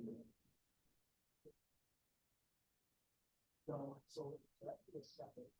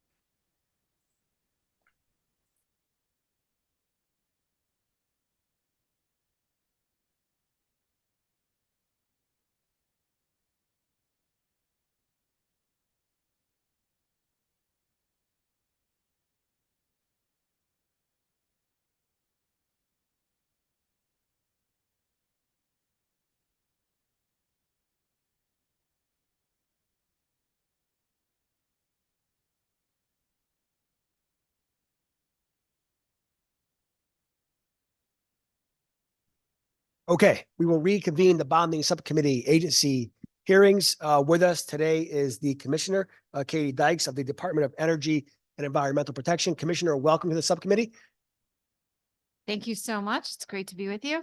That's great. And feel free to give us a brief overview of how Sure. bonding has impacted your agency. Well, we are so grateful, first off, of the time this afternoon to address the subcommittee. I'm Katie Dykes, Commissioner at DEEP, and I've brought many folks from our agency who will be assisting me in answering any questions that you may have. We're so appreciative of all of the support that the legislature and the governor have been providing for DEEP to be able to implement and achieve our mission, including through our capital budget. The DEEP, of course, fully endorses the governor's proposed capital budget. It builds on the strong investments in the FY24 and 25 biennial budget, through which DEEP has been funding the Clean Water Fund, which is our largest capital program, infrastructure improvements in state parks. I'm so honored that DEEP is now in the midst of making a really historic level of investment in improving and maintaining some of our treasured facilities across our state parks. I think this is a generational level of investment. We have been able to support maintenance and repair of state-owned dams. Certainly with the recent intense rainfall events that we've been experiencing, it's brought into sharper relief the importance of maintaining high hazard dams and dams across the state. And DEEP is an owner of a significant share of those dams. And so these funds are essential for us to be able to continue to maintain them in good repair. We also have capital programs for flood and erosion control, for improvements to incinerators and landfills, including the landfills that DEEP has stewardship responsibility for that we received from MIRA. The preservation of open space has been another signature program that DEEP is delighted to be implementing with bond funds and supporting open space around the state. We have bond funds for hazardous waste cleanup and site remediation. More recently, we were pleased last year to see the authorization for bond funds for energy efficiency upgrades, including in multifamily dwellings, as well as for state-owned buildings. And then finally, in recent years, DEEP was proud to be part of the expansion of the authorization for microgrids, the microgrids program to cover a whole manner of different climate resilience planning and infrastructure investments. And so we're continuing to implement those dollars to protect our residents from the worst impacts of climate change. Just a quick sum for the midterm capital budget. The recommendations for FY25 include an authorization, a proposal to increase by $5 million the authorization of funds in that microgrid and resilience grant and loan program. The intention there is to enable that program to be expanded to cover investments needed to protect communities from extreme heat, which unfortunately is a very dangerous condition that will become more prevalent as climate change accelerates. Additionally, I wanted to note Senate Bill 301, which I had the pleasure of testifying on in the Energy and Technology Committee. Section 2 of that bill, which is an act concerning energy efficiency standards and grants for retrofitting projects, would provide a little bit of flexibility to utilize of the $125 million that was authorized last year as a revolving loan program for energy efficiency. Senate Bill 301 would propose to allow for up to 20 million of that 125 million to be utilized for grants. And I know that that is something that was discussed last year. And so we feel that enabling that some portion of that funding to be used for grants would better enable us to help low-income residents in multifamily residences located in EJ communities to be able to better access energy and environmental upgrades. And so that is probably so lengthy, it doesn't qualify as a summary, but I appreciate the time and would be happy to take any questions that you may have this afternoon. Commissioner, thank you for that informative overview. We really appreciate that. As of late, dams have been in the news a little bit. And so can you speak to which program or programs does DEEP have that really deal with dam repairs or perhaps upgrades or, some kind of repair to structures that desperately need them? Thank you so much for that question. Yes, they have been in the news a lot. Connecticut is, I think, unique. We have some of the highest concentration or number of dams per mile of river of any state in the country. Part of our industrial legacy, about 4,000 dams across the state. Many of them have different jurisdictional and regulatory requirements. Many of them are owned by the state, owned by DEEP, in part because they may be located in a state park or state forest. So the bond funds that have been authorized by the legislature will speak to have met primarily, we've been utilizing those to maintain those state-owned dams to keep them in safe condition. We also have flood control and erosion funds as well. I'm going to ask Graham Stevens, who is our the bureau chief for our Water Protection and Land Reuse Bureau, to add a little bit of detail there. Thank you, Commissioner, and thank you, Representative, for the question. So again, my name is Graham Stevens. I'm the Chief of Water Protection and Land Reuse. As the Commissioner stated, we have two discrete bond authorizations for that can be utilized to do work on dams. One is our state dams bond authorization, and those funds are used to upgrade, repair, and improve our over 300 dams that Connecticut DEEP owns and maintains. Like the Commissioner stated, those could be in state parks, those could be in wildlife management areas or state forests. And those funds are very valuable to us as we try to, both provide those, ecological services or recreational resources to the public, but yet take, of utmost seriousness, the requirement to keep this infrastructure upgraded and updated. So we are subject to the same law that private dam owners are, that in 2014, we have to do inspections with professional engineers and create emergency action plans if warranted based on the hazard class, and undertake any repairs that an inspection indicates is required. And so the flood and erosion control authorization is being utilized by Connecticut DEEP to maintain our system of flood control systems.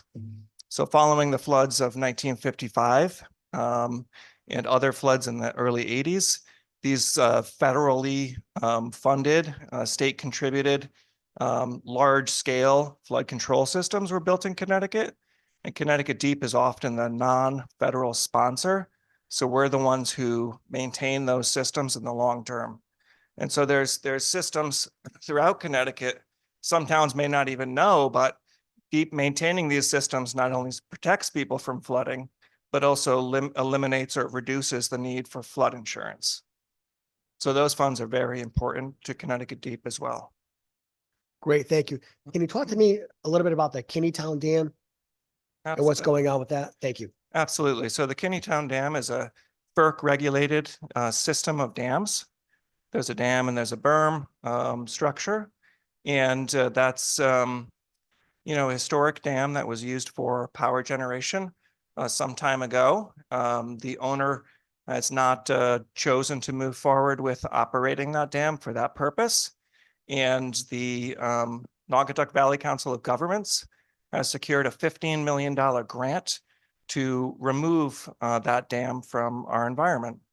And through their course of due diligence, they discovered that one of the berms has a potential risk of overtopping. And when a dam is overtopped, particularly an earthen dam, it can cause erosion.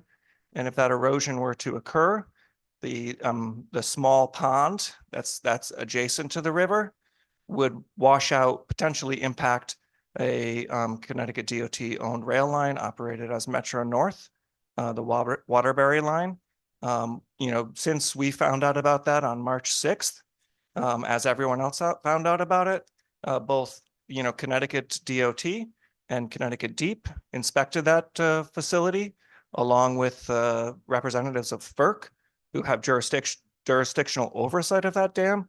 And we found that conditions haven't changed since we last inspected that in August. So right now we are working to see, what, if anything, we can do to push the FERC and the owner of the dam to take additional measures to protect the citizens of Connecticut. And we're evaluating what other tools we might have in our toolbox in partnership with DOT to protect that rail line. Thank you. And so when you say FERC, is that a federally recognized engineering? Yeah, that's a federal entity that is in charge of many things energy related, including hydropower. And for certain dams that have hydropower authorization through FERC, DEEP is preempted from acting in a dam safety capacity. So I want to thank DEEP, by the way, for taking a proactive approach to this and certainly working closely with DOT and the COGS to make sure that we get that right. So thanks for that. You're welcome. And I also know that the Environment Committee at our request did raise a bill, Senate Bill 192. I know Rep. Piscopo and Rep. Baumgartner heard testimony on this last week, but we proposed a few modifications to strengthen DEEP's ability to act in emergency capacity where jurisdictionally we can, and also provide for a few more enforcement tools with respect to privately held dams. But appreciate the questions because this is an example of one of the infrastructure vulnerabilities associated with climate change. It's really important for us to be partnering with the legislature to address. Thank you. Recently, lots of people in our state and those who don't live in our state have really been enjoying our state parks, which is a wonderful thing. And so can you speak to any capital improvements that you have for some of our state parks in the near future? I would love to. We share your enthusiasm and excitement about investments in our parks. We have during the pandemic, when some other states were closing down access to parks. I know the governor, as an avid hiker, was very focused on making sure that we could continue to keep public access open for our parks. And we were able to do so because of the strong support, including through the Passport to Parks funding program that was enabled us to be able to maintain competitive pay scales for seasonal, some of our seasonal employees, and as well from the really amazing service and commitment of our full-time employees who were frontline workers during the pandemic. We saw a 50% increase in visitor levels during the pandemic. That was pretty well reported on, but what's been perhaps maybe less well known is that those visitor levels have remained elevated since that time. And so that's a good thing. But it also means that some of our beloved park locations are getting loved to death. And frankly, we had some deferred maintenance at some of our parks facilities. We have over 1,000 structures that we maintain across our park system, which comprises, all deep acreage, about 8% of the land area of the state. So it's a lot to maintain. So we were really fortunate over the last 2 budget cycles to have approval for a significant amount of bond funding for us to be able to make those capital upgrades at our state parks. And in fact, we wanted to be very transparent about where these dollars are going and these investments. And so we've branded this initiative Restore CT State Parks. And we have a website where we are listing off all of the major capital projects that are happening as a result of these dollars. And so really wanted to make sure that everyone is aware of the leadership that the legislature has provided in supporting those funds. Our Deputy Commissioner, Mason Trumbull, is here. Mason, do you want to add a little bit about the dollar amounts and how this investment program is going?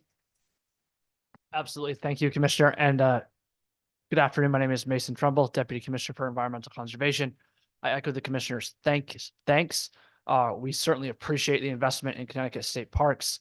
And as the Commissioner said, over the last 2 fiscal years, so the past fiscal year and then what's proposed in this year's budget is $30 million each year, a total of $60 million over the past 2 years. In addition to that, the governor has also allocated $20 million, and the legislature has allocated $20 million from ARPA to supplement that. So that that is certainly a much larger investment than we've had in the past, and one that we hope to put to good use.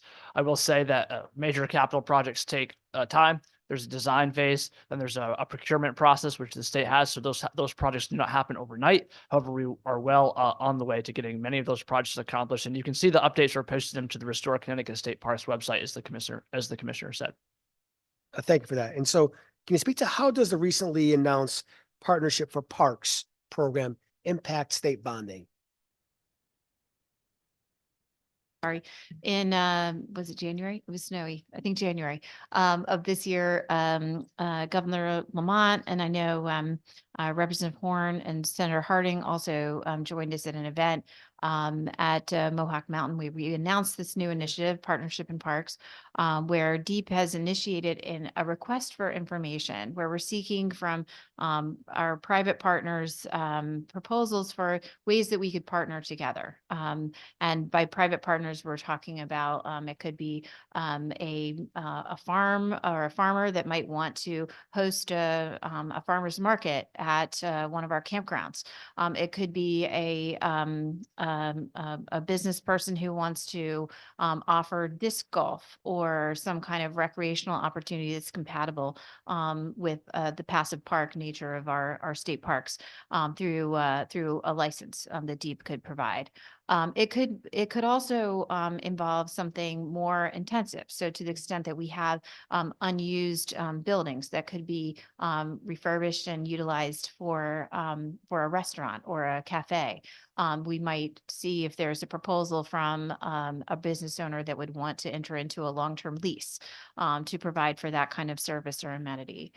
We're also very interested to the extent that we are planning for these capital upgrades with the bond funds that have been provided to ensure that we know if there are any win-wins that are out there. For example, if we're upgrading a facility and we know that there might be wedding vendors or folks who may want to host events at the facility, it might inform us that it would be a good investment to provide for, upgrades for for catering, to accommodate catering, or having utility service that would enable food trucks to be parked. So we're looking for those. We were very clear in the RFI that any proposals should not expect state funding. We can't pay for these, pay private vendors to offer these services, but to the extent that we might be able to optimize for the scope of the projects that we're contemplating with these bond dollars in a modest way that would accommodate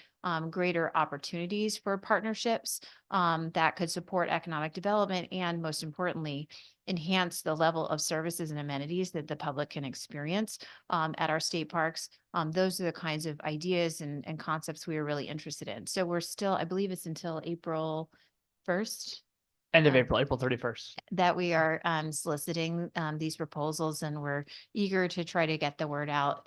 This is a very initial stage. If we get, depending on the kinds of concepts and feedback that we receive, that will inform us about whether we should take the next step of issuing a request for proposals, since any kind of, especially any kind of continuing agreement or long-term lease would need to be competitively solicited. So it sounds like a great program, and thank you all for having the foresight to really make sure it gets implemented. It's great. Something that's really important to Waterbury is we just had our greenway finished, and we love it.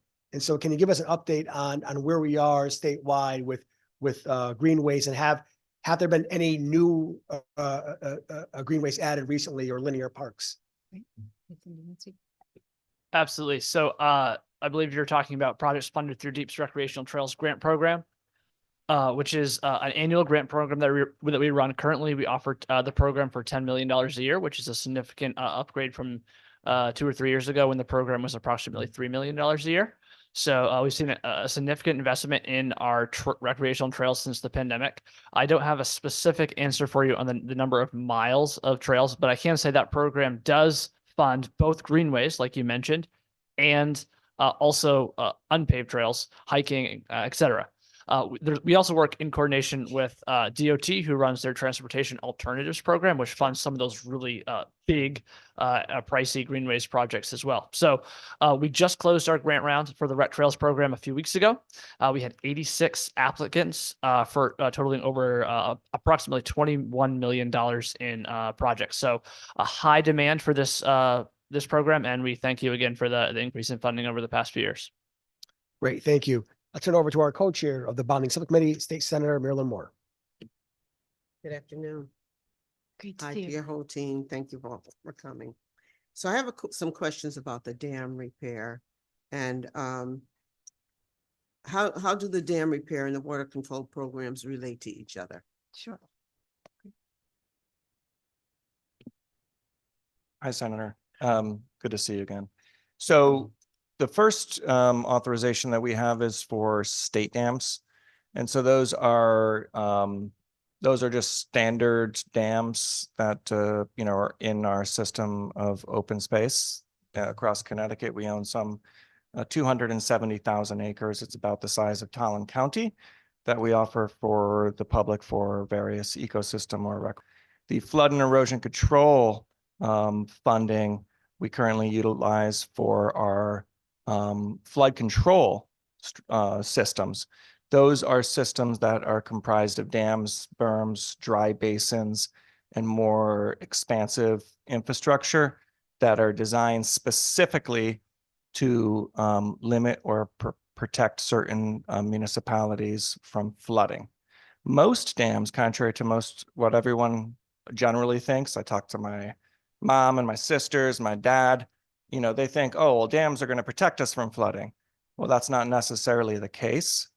So these flood control systems, which the federal government built with state and municipal funding in some cases, had to have a non-federal sponsor. We'll build it. The state needs to maintain it. In certain limited instances, municipalities maintain them. But the Connecticut Deep maintains those for the benefit of the communities that are protected from those flood control systems. So the flood and erosion control funding we're utilizing under the bond commission's authorizations and allocations for those flood control systems. And then the state dams funding we're using to perform the typical ongoing maintenance and infrastructure projects for the 300 some odd dams that we own.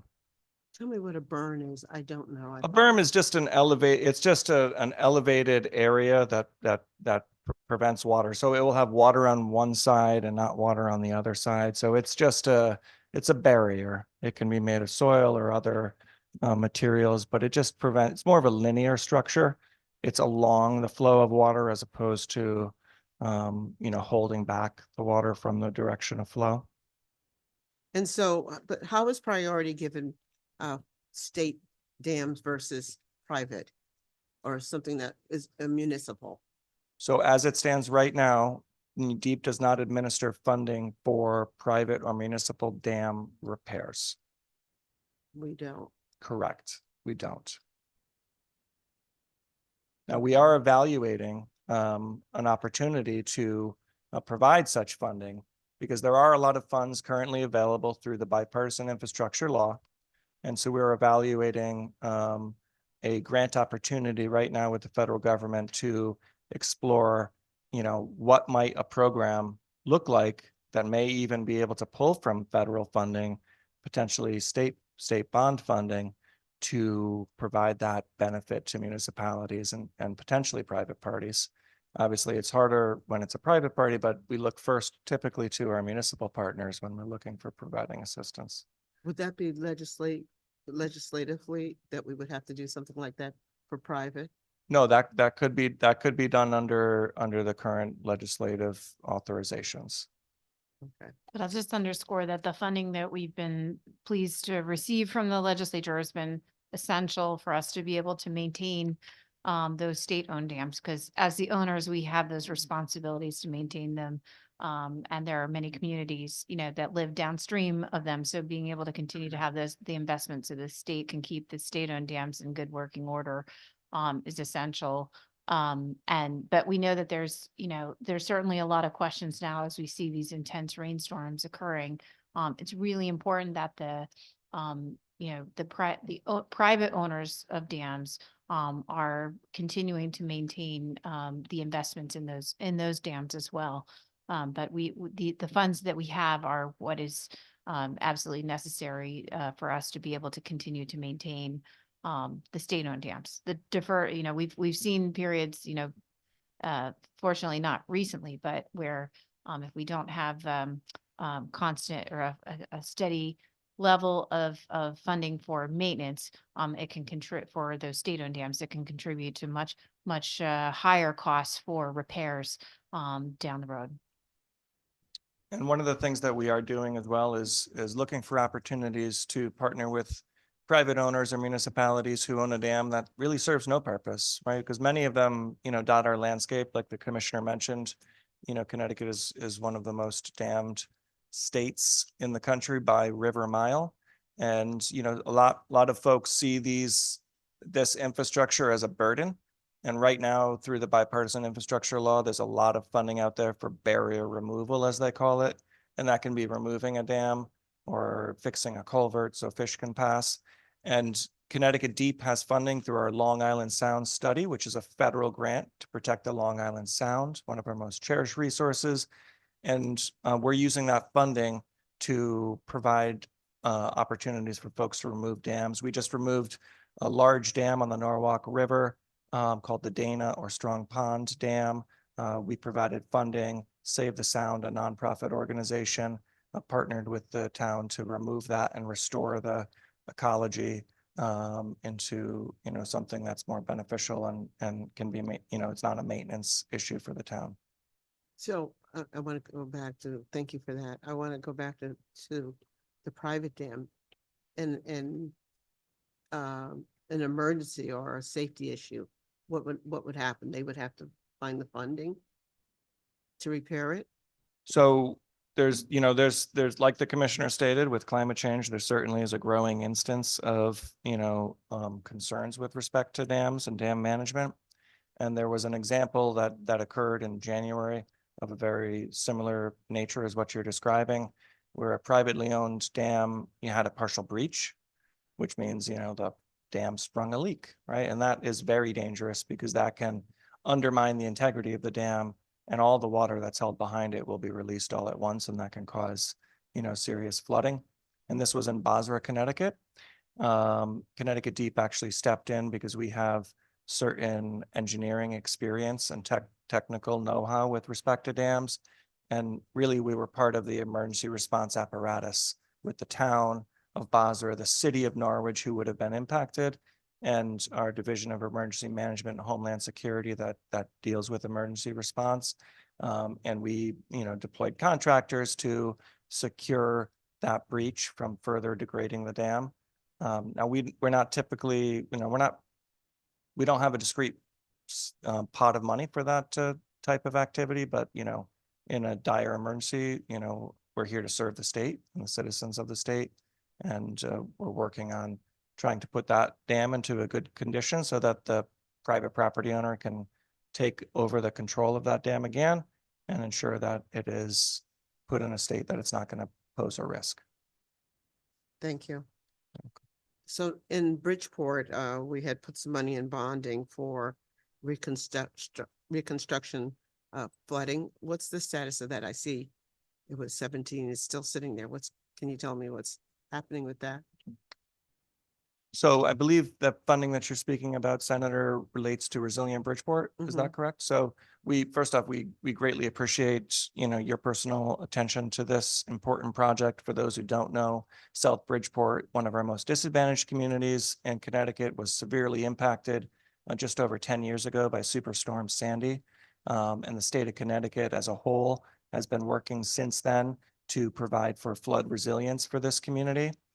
We were very thankful to receive a national competitive grant that provided $42 million for Resilient Bridgeport. Unfortunately, the timing of submitting that grant, didn't allow for folks to do a full engineering analysis. We had since several years ago discovered that there was a significant budget gap. And we applied for a new federal grant, FEMA BRIC, a Building Resilience and Communities grant, to fill the funding gap. We greatly appreciate the backstop of the state bond funds.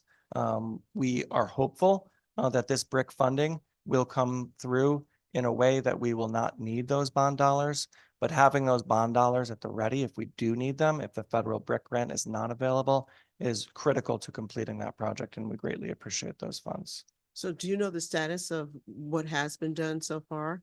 Yes, I do. Happy to provide you a more detailed update offline, but I can tell you this. So the design has progressed past 90% for the engineering.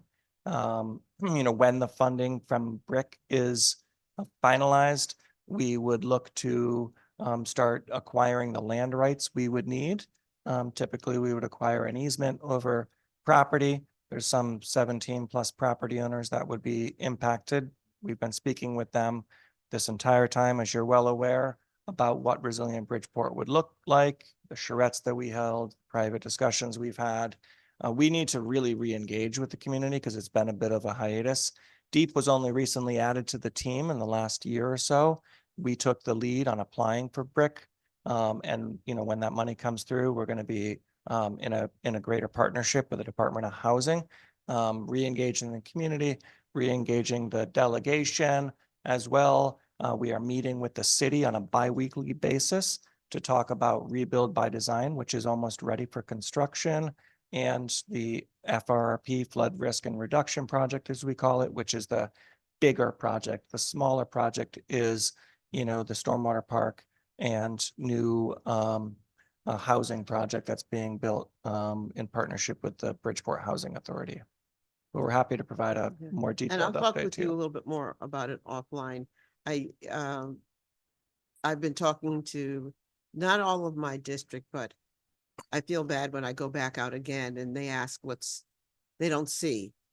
They don't, and many of them don't even know the planning that goes in place and all the components of being able to do this. And nothing is worse than making it appear that you're not keeping your word. Because I actually ran for office on this with Nancy Wyman, talking to the people. I had no idea how bad it was. So I'd like to be able to go back with them, to them with something concrete, but I think it's important to engage with them, to let them know what the updates are and what they can expect and keep them informed. That's really important. So thank you. It's a really important project and and we'd be glad to work with you and make sure that we're being comprehensive as we're re-engaging the community to provide these status updates. And we also, so we'd be glad to follow up. It's a significant amount of funding. It's a complex project, given the multiple different properties that would be benefited. And so, but with any project of that complexity and this timeline, it just underscores the importance of clear communication and helping people understand where, what's the next step and where things stand. And I can assure you that Deep has really been kind of leaning in, including with the recent re-engagement with FEMA around the funding and so on and so forth. And so we're really committed to ensure that this project gets completed. There's provisions in Senate Bill 11, which is very, it's an extensive bill related to climate resilience, but it does have some provisions as well that are specifically enabling or would facilitate the completion of this project. So that's another one we'd be glad to follow up with you on. And what do you think, what's the projection for the cost of this project in Bridgeport? I mean, it's going to be almost $100 million when all is said and done. And it's worth it because it protects one of our most at-risk communities. And it's not just, obviously residents are the most important people to protect. It also protects our electric infrastructure that really, feeds a lot of Southwest Connecticut. It's a vital area for electric infrastructure as well. It protects the Freeman homes as well. And there's money in there for the Resilience Center, which will facilitate historic protection and preservation of one of those homes at a minimum. So, we're really happy. We'd be happy to work with you and other Bridgeport delegates to speak with the community. As part of the Commissioner's CJAC initiative, we've actually been talking with certain members of Bridgeport about Resilient Bridgeport because they too have had questions. Seems like a long time since the state's really engaged. And so we're hopeful that re-engagement can occur very soon. I think that communication is very important. So thank you. Agreed. Thank you. Thank you. Thank you, Senator Moore. Ranking Member Episcopal. Thank you, Commissioner, for coming, and your team. Thank you. Appreciate it. We have some well, I have some selectmen that are a little bit nervous on the cost of their waste reduction. The tipping fees for getting solid waste, dealing with solid waste. With the closure of Mira, I was just curious, Commissioner, if have you been approached, your department's been approached with any expansion or any kind of a expansion of existing incinerators in our town and in our state? So I can say that we have, well, we conducted last year a request for information just to solicit from developers if they were interested in sharing with us concepts or proposals that they might have for projects. And so we posted summaries of all of the responses that we received. I believe it was about a half a dozen. Of course, some are just more conceptual. And we did not, we don't have any authority to be able to do a request for proposals or to provide funding or contract with any new disposal infrastructure or infrastructure expansion. But we thought that alongside the governor's bill on waste last year, that it would be helpful to get a sense of what projects and technologies might be out there. So we'd be happy to share with you the link to the RFI responses. In the meantime, we have of course, in our permitting capacity, received, some calls and inquiries from different developers who may be contemplating some projects. We always encourage developers to reach out to us as early as possible so that we can hold pre-application meetings to help walk them through all the different permits that a project would require and to give some suggestions around how they might time and sequence their projects. So through that process, we may have some information to share as well. But again, these are projects that would be fairly early in their development. For example, I think there's been newspaper reports about a project in North Haven, for example, that may be looking to develop some materials management infrastructure. But offhand, I don't have any specific examples of an expansion, but my team may know, and we'd be happy to follow up with what's available publicly. Thank you. I know it's like just an infusion about 3 months ago, maybe for the Mira. I think $50 million for remediation of Mira, or cleanup of Mira, more than remediation. Yep. I know it's really early task, but I was just wondering what the next step would be On that, know. yeah. So invite Joe DiNicola. He's serving as our Deputy Commissioner for Energy, but prior to assuming that role in December, he was full-time working on waste policy initiatives, and he presently serves as the deep designee on the MDA board, the successor board for Mira. So Joe, would you like to answer the question? Thank you, Katie. Thank you, Representative, for the question. So as Katie indicated, I'm one of 11 board members on the MDA. 4 are representatives of different agencies, and the other 7 were appointed by the legislature, or I think the Hartford mayor appointed one of our members. So that board is reviewing, has really got two broad mandates. One is to look at the existing services that are being provided to 23 municipalities in the northwest corner of the state and the southeast corner of the state, and attempt to unwind those in a way that maximizes the cash reserves at MDA. The second primary objective of the organization, which gets more directly at your question, is to look at the South Meadows property and do an evaluation, an economic and remediation need assessment of that property. And that process started in the fall, right after the board was formed. In January, we went out with an RFP to retain consultants to develop that study. We now have, I believe, 8 proposals that are being evaluated. There's a meeting scheduled for next week to do an initial assessment of those proposals. The objective is to make a determination, select one of those consultants to begin the work in April. So that would then start a process of doing a full site assessment, including looking at the different opportunities for redevelopment of that site. Thank you. And Commissioner, compliments on your testimony. I mean, you were very thorough answering of all the questions, and you really you really answered all these questions very well. So I tried to get through some of it this weekend, but it's kind of tough. It's too nice out. But anyway, that's about it for me, Mr. Chairman. Open space, Graham's old office there. He helped me out a lot with that open space program. I see that you have 32 million in unallocated, and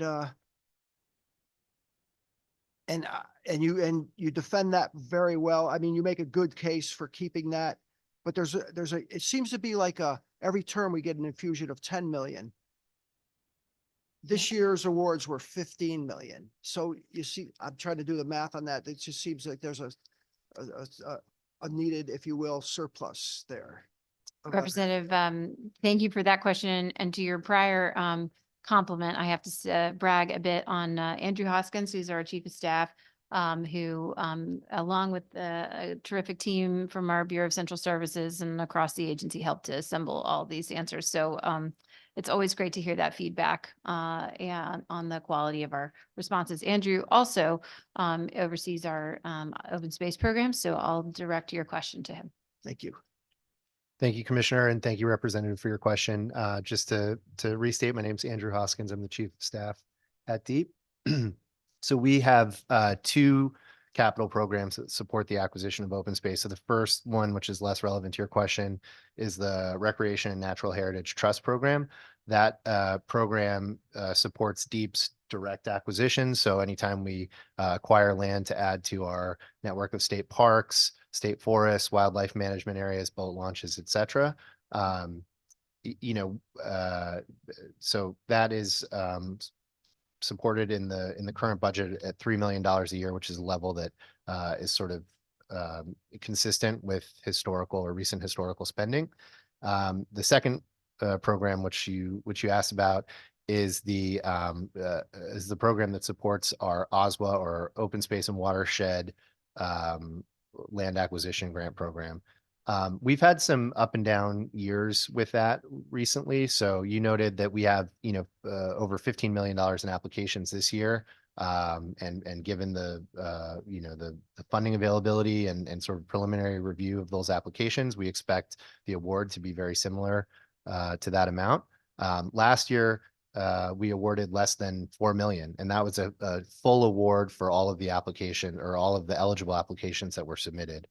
So the challenge for us has been, the OSWA program is a program that tends to be utilized by entities, whether it's municipalities, nonprofits, water companies, et cetera, that have experience applying to that program. There's some challenges, and that's led to a little bit of a inequitable distribution of those funds across the state. So we've focused a lot on, a couple of years ago, we changed our application to account for some more equity items, things like proximity to public transportation, population density of the nearby areas, and that really worked. We saw an expansion in interest, certainly in environmental justice communities and targeted and distressed municipalities, which is great. And you'll note in the aforementioned SB 11, there are some sections that also expand access to and sort of break down some of the historical barriers to OSWA, which could reimburse some due diligence costs, for example. So we expect that with the combination of our outreach that we're conducting now, the sort of new and improved application, and some of the provisions in the SB 11, we'll see a funding level close to about $15 million a year, which will eat back into that $38 million that you noted. Thank you. And thank you again, Commissioner. Thank you. Thank you, Mr. Chairman. Okay, thank you. Online, we have Representative Mashinsky. Hey, thanks, Mr. Chairman. I have first a thank you and then a question.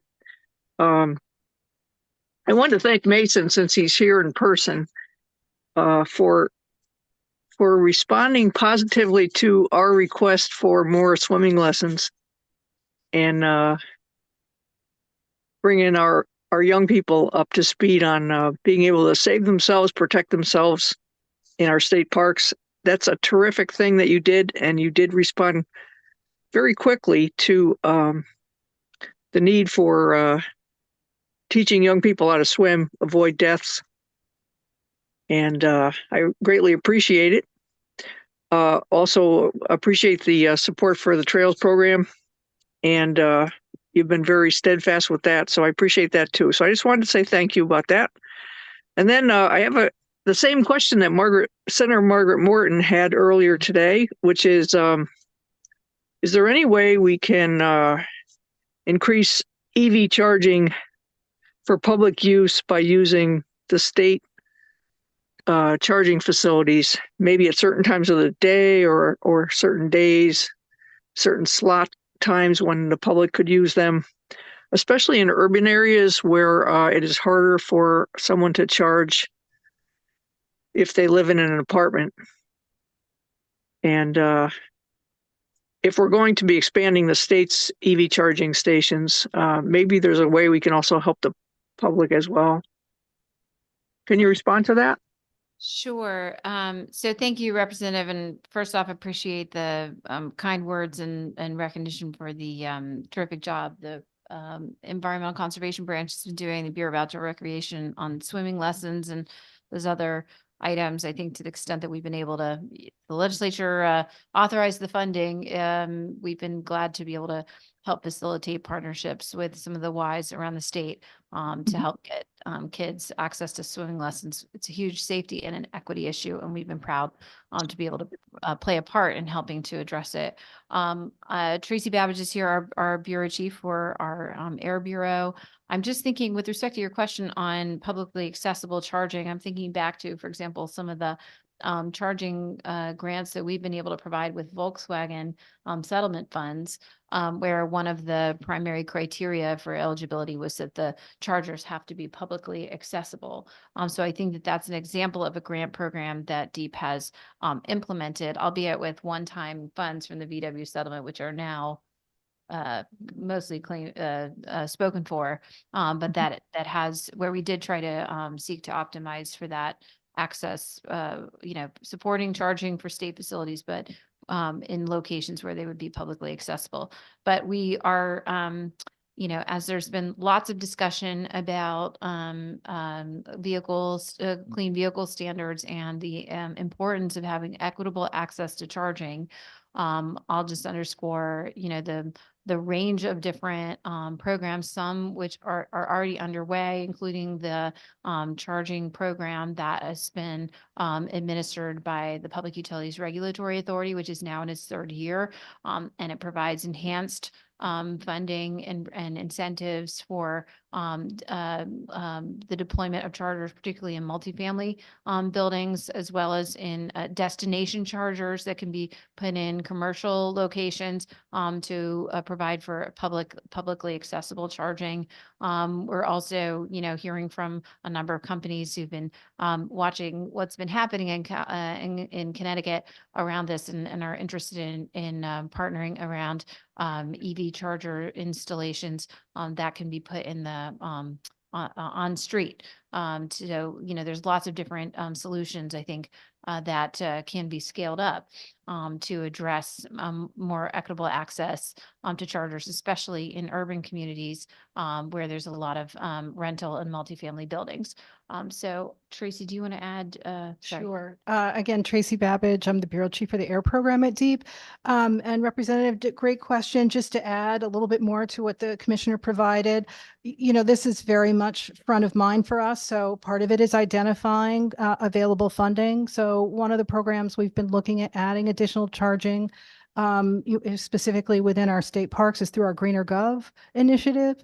And again, that depends on us being able to identify some additional funding for that.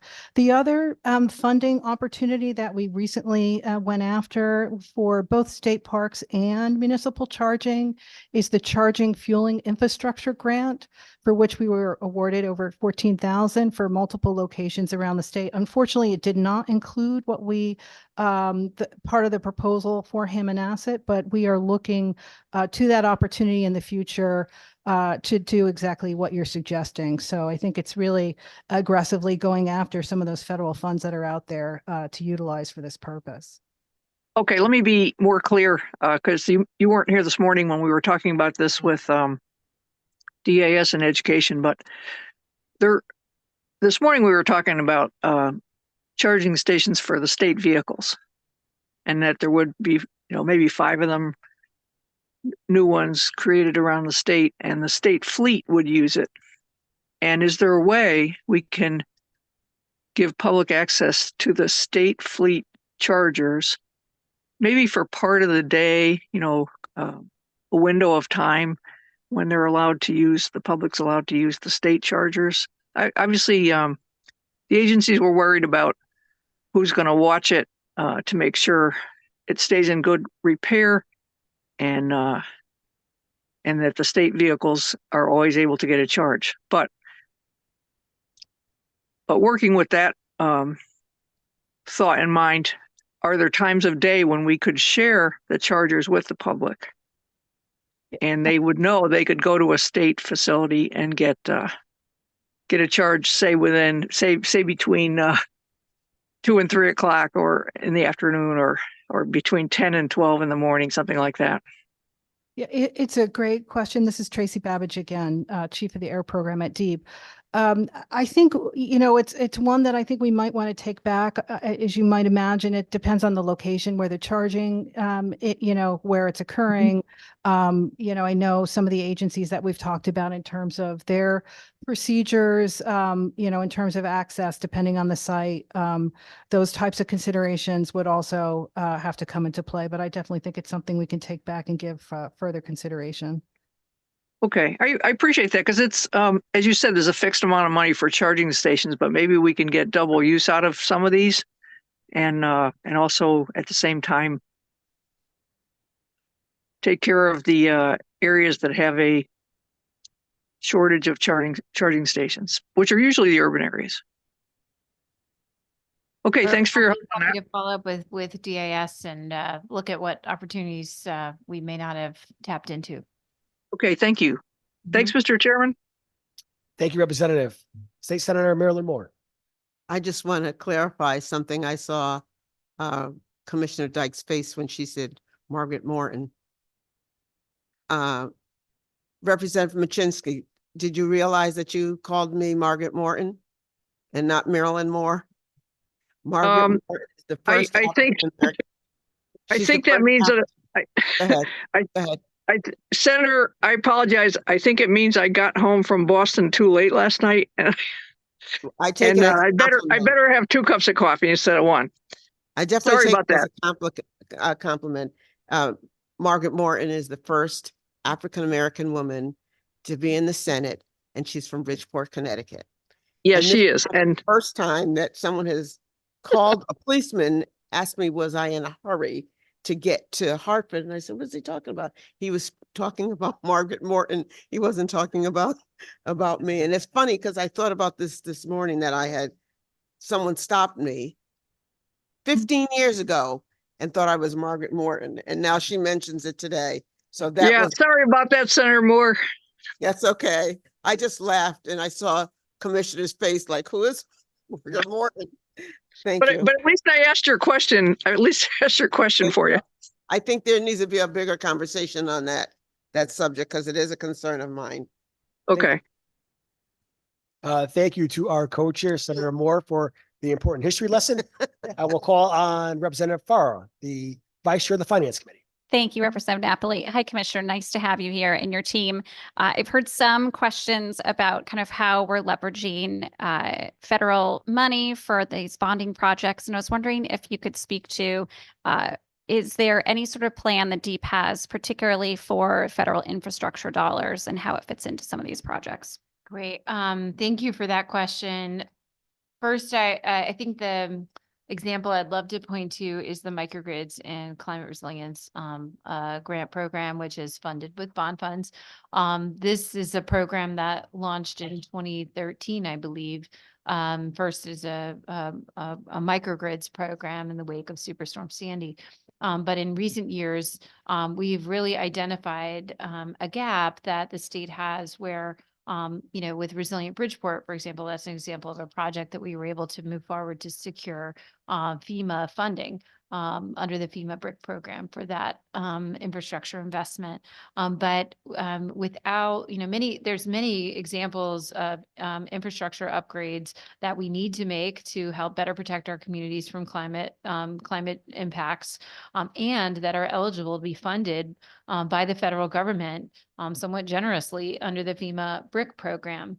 But you can't get the FEMA money unless you apply. And we have not historically done a great job of providing funding to communities to help them apply.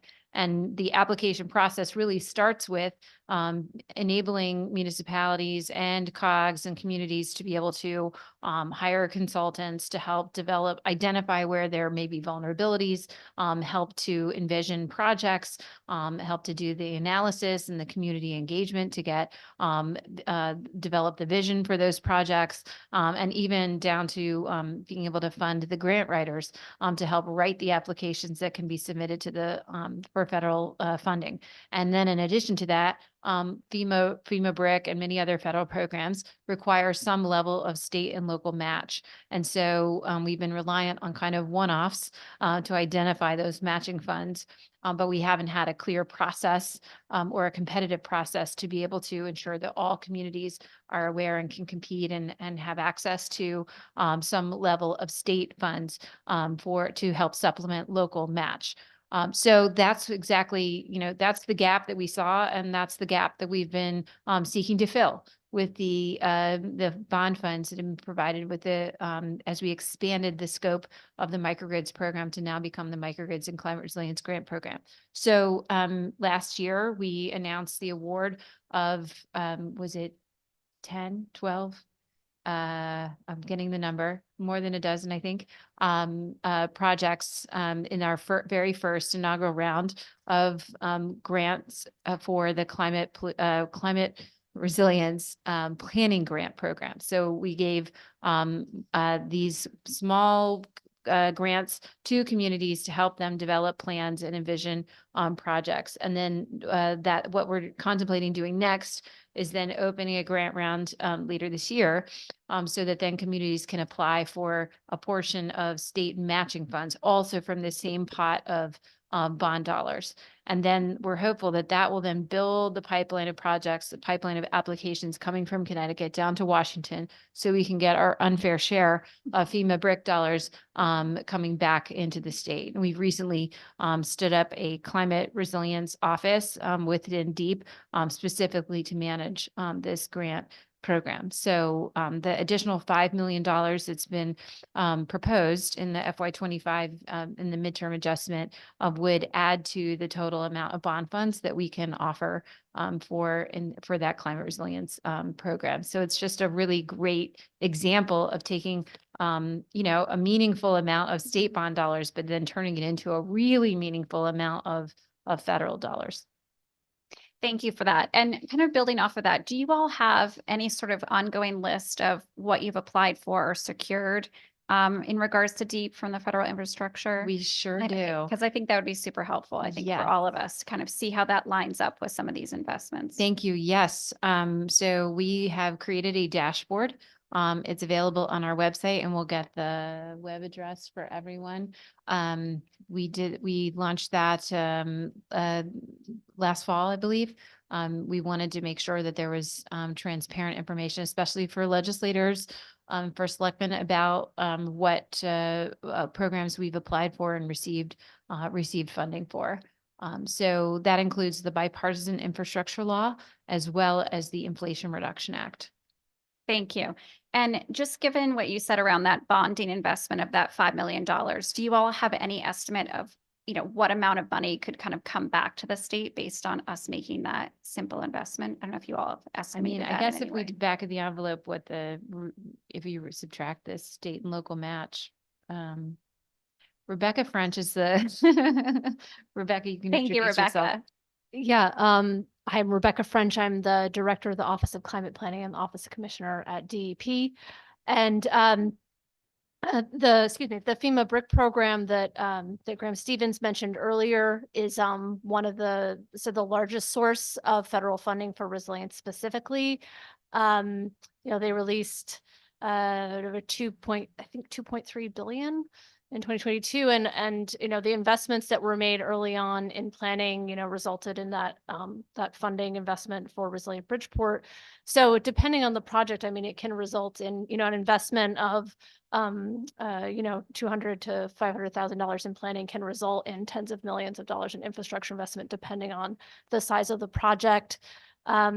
So yeah, it really does depend. Infrastructure projects for resilience can range somewhere between $1 million to tens of millions. So it really does depend on the project size. And I just wanted to brag for a minute. It was not 12, it's 21 projects that we funded, including $250,000 to Groundwork Bridgeport to develop a neighborhood level plan to reduce heat island impacts in the East Side neighborhood, $250,000 to the city of Bridgeport to do a comprehensive climate risk and vulnerability assessment, which we hope will, all of these things we're hoping are going to lead towards more proposals for more funding. We also funded, I believe, this was the Capital Region Council of Governments to work with multiple municipalities in the Capital Region to conduct stormwater authority feasibility assessments, which could help with flooding that's been experienced in this area, among just a few. Just to name a few. Thank you. Thank you both. Yeah. And if you're willing to send around the dashboard information to the whole subcommittee, I think that would be helpful in us being further well informed about what we're applying for, what's coming in and how we can maximize it. So Terrific. thank you. That's Thank you, the chair. Thank you. Representative Baumgartner, you have the floor. Thank you, Mr. Chair, and great to see you, Commissioner, and your team. Question regarding microgrids, the success so far of the program, actually implementing or building out these projects. Can you speak to the progress that we've made as a state, and if you feel like we're hitting kind of our goals that we set forth when we proposed the program? With respect to microgrids. So I'll say that we, like I said, the microgrids program has been around for some time. Its focus originally was on, microgrids that were a number of different facilities that could be tied together into one small grid with their own on-site clean generation that could operate fully islanded from the grid should there be a storm event or something of that nature. And we funded, I believe it's at 9. I'm not getting all my numbers, but it doesn't stop me from guessing. 11, thank you. As long as you pick a low number the first time. In several rounds over the last couple of years. And they've been located around the state with different configurations. I think that as we look ahead, now that we have the expanded scope of this program to include not just microgrids that can provide for on-site, backup power, but also for other types of climate risks that we're trying to prepare against. It opens up a lot of opportunities for us to look for synergies. We have federal funding that we've been pursuing for distributed generation. Pura has their battery storage program that they've been implementing to provide for on-site batteries that can help, again, enhance the resilience for customers during grid outages. And we're really thinking too about, critical facilities. Let's take like a wastewater treatment plant. These are usually located off, isolated from other loads because they're wastewater treatment plants, but they're critical facilities, and we frequently see during intense storms where there may be grid outages that last for a prolonged period of time, that those plants may be running on, backup generation fuel that runs out after 72 hours or so on. So that's not exactly that's a problem, and a microgrid may not exactly be the perfect solution for that type of critical facility. So I think we're really trying to look now with our new climate resilience office getting stood up to think through where are the gaps that we haven't been addressing with the microgrids program to date, and how can we better leverage those dollars in the right configurations to support what we're really looking for with the microgrids program, which is to ensure that critical facilities are going to be able to continue to operate even when the grid is down. And so I think it's another great example of where having an agency that includes both energy and environment ensures that we have those different programmatic missions and expertise so we can achieve a really comprehensive program solution there. Would be really neat if they could actually use their the byproduct that they make, the solids, biosolids, to actually power itself. But we'll leave it to the engineers to figure that problem out in the long haul. And thank you for your answer on that. And it was a great pivot to wastewater regarding the Clean Water Fund. I understand that 100% of the financing is provided. 100% of the project cost is borne by DEEP when we're making these improvements to wastewater facilities throughout our state. If a community does have deferred maintenance and at certain facilities, and at some point they'll need to replace them, how should they approach DEEP regarding getting actually getting involved in this program so that they can again retrofit or rebuild their WPCAs? Representative, again, Graham Stevens, Chief of Water Protection and Land Reuse. Thank you for your question. So municipalities are one of our greatest partners in protecting the public, public safety, public health, and the environment. And a lot of that is accomplished through treatment of waste, right? So whether it's waste management or wastewater management. And so the Clean Water Fund is there to supply funding for capital projects, as well as other set-asides. The Commissioner referenced resilience at wastewater treatment plants. There's also funding set aside in our Clean Water Fund for that.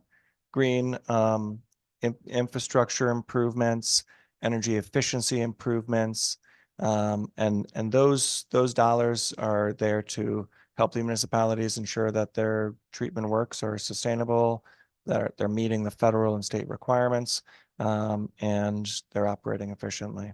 So if any municipality is interested in speaking with us, we're here. We will walk them through the process in applying for clean water funds. And the way that the clean water funds are administered, some of the capital construction projects are, you need to submit your project proposal to DEEP at a certain period of time. We review those, rank those, look at the amount of funding that we have, and let the municipality know that they have been selected for funding. And that's really critical for municipalities on their budgeting side, because even if we are funding the project, whether it be through loan or grant or a combination thereof, when the municipality goes out to bond, they need to bond for the whole project, right? That's just the municipal bonding process. So we tell them up front before they go to construction that they have the money coming. There's also certain set-asides under the Clean Water Fund that are available on a first-come, first-served basis. And we'd be happy to work with the WPCA directly if any of those might be applicable for their particular needs. Thank you, Graham. Now to pivot to the OSWA grant, is it just reading the information here provided by OFA, are we changing the eligibility criteria to allow for certain land that would be eligible for acquisition to serve more recreational purposes outside of just conservation? Again, Andrew Hoskins, Chief of Staff at DEEP. Representative, thank you for your question. I would have to look back through the OFA packet to see exactly the reference there, but nothing in SB 11 changes the definition of open space. If there's a discussion around the definition of open space, it's really because there's a planning document called the Green Plan, which is issued every 4 years. We're unfortunately a little bit delinquent in issuing our latest green plan. And part of that is because we really want to get our data correct as it pertains to open space and what that definition is. So we capture really well all of the open space that we protect by direct acquisition, but we don't have a great handle necessarily on the universe of open space that our partners, whether it's municipalities or nonprofits, preserve through their own efforts, especially if they're not seeking a grant through OSWA. So the first step in updating this green plan this time around is going to be to, level set on the definition of open space, and then work with our partners, municipalities and nonprofits to try to update what that number is. And I think what we'll see is that we've drastically underreported on the amount of green space preservation over the past decade or so, because more has been preserved than we've captured in our reporting. I hope that answers your question, but It does. And lastly, the grant and aids to municipalities for improvements to incinerators and landfills. Is that the pool of funds that would be appropriate for municipalities or COGs that are interested in deploying aerobic digester facilities to take in that food waste or divert the food waste from our solid waste stream? Go ahead, Jen. Good afternoon. My name is Jennifer Perry. I'm the Bureau Chief for Materials Management and Compliance Assurance at DEEP. And thank you for your question. That is not the pool. So that funding is the money that we use to support our efforts to continue the operation, maintenance, and capital improvements at the landfills that we have inherited from CRRA/MIRA. So that's the funding we use for that. It is also, there's also funding available through that authorization to municipalities for their efforts to close or continue the closure of municipal landfills.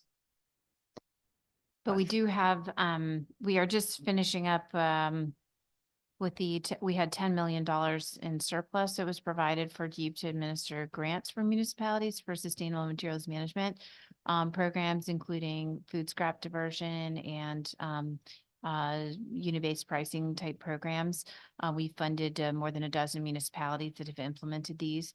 Those were one-time funds that they're not bonded, but we have kind of reached the end of that pool of dollars. So, but I do think that there is interest among some municipalities. This is a voluntary program and pursuing additional programs. So if there's desire, we'd be happy to share information about how those programs have gone. We also have I'll leave it there.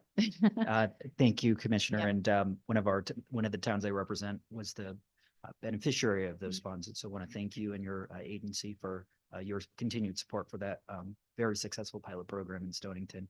And I also want to align my thoughts with the points regarding the swimming lessons and how important it is that every kid in Connecticut has the tools and know how to swim. But thank you again for your leadership and thank you for your indulgence, Mr. Chair. Thank you. So Commissioner, thank you very much for being here. I've got some bad news. We've got 50 minutes left, but I don't see any questions from anyone online or in the room. So we're gonna let you off the hook today. Well, thank you so much for the questions. But on a very serious note, look, our state has really some pristine hiking trails and some awesome outdoor activities for many of our residents to enjoy. And that is because of the good work that you and all the employees at DEEP do. So we thank you. It's all of our staff. So I really have to say we have the best team and a great mission and really appreciate your support. Thank you. Okay, so I want to thank the legislators on the bonding subcommittee, those of you in the room with us today, and certainly those of you who are online. It was a very long day with multiple state agencies coming through the committee, and I thank you all for being so prepared and for your diligent questions. Our next meeting is Tuesday, March 26th at 10 a.m. in hearing room 2D and on Zoom. I also want to thank our staff, by the way, Bree, Ash, and Jean, for making sure that all the members have the proper materials that we need, and also our nonpartisan staff, Eric Gray and Claudia Rodriguez, for doing so much important research for our members. And so with that, I'll turn it over to our co-chair, Senator Moore, for some closing remarks.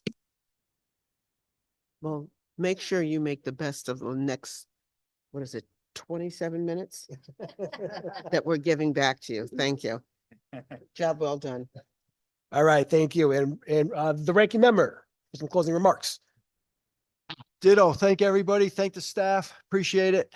Thank you, Mr. Chairman. Great. See you all Tuesday, March 26th, 10 a.m. room 2D. Thanks, everybody.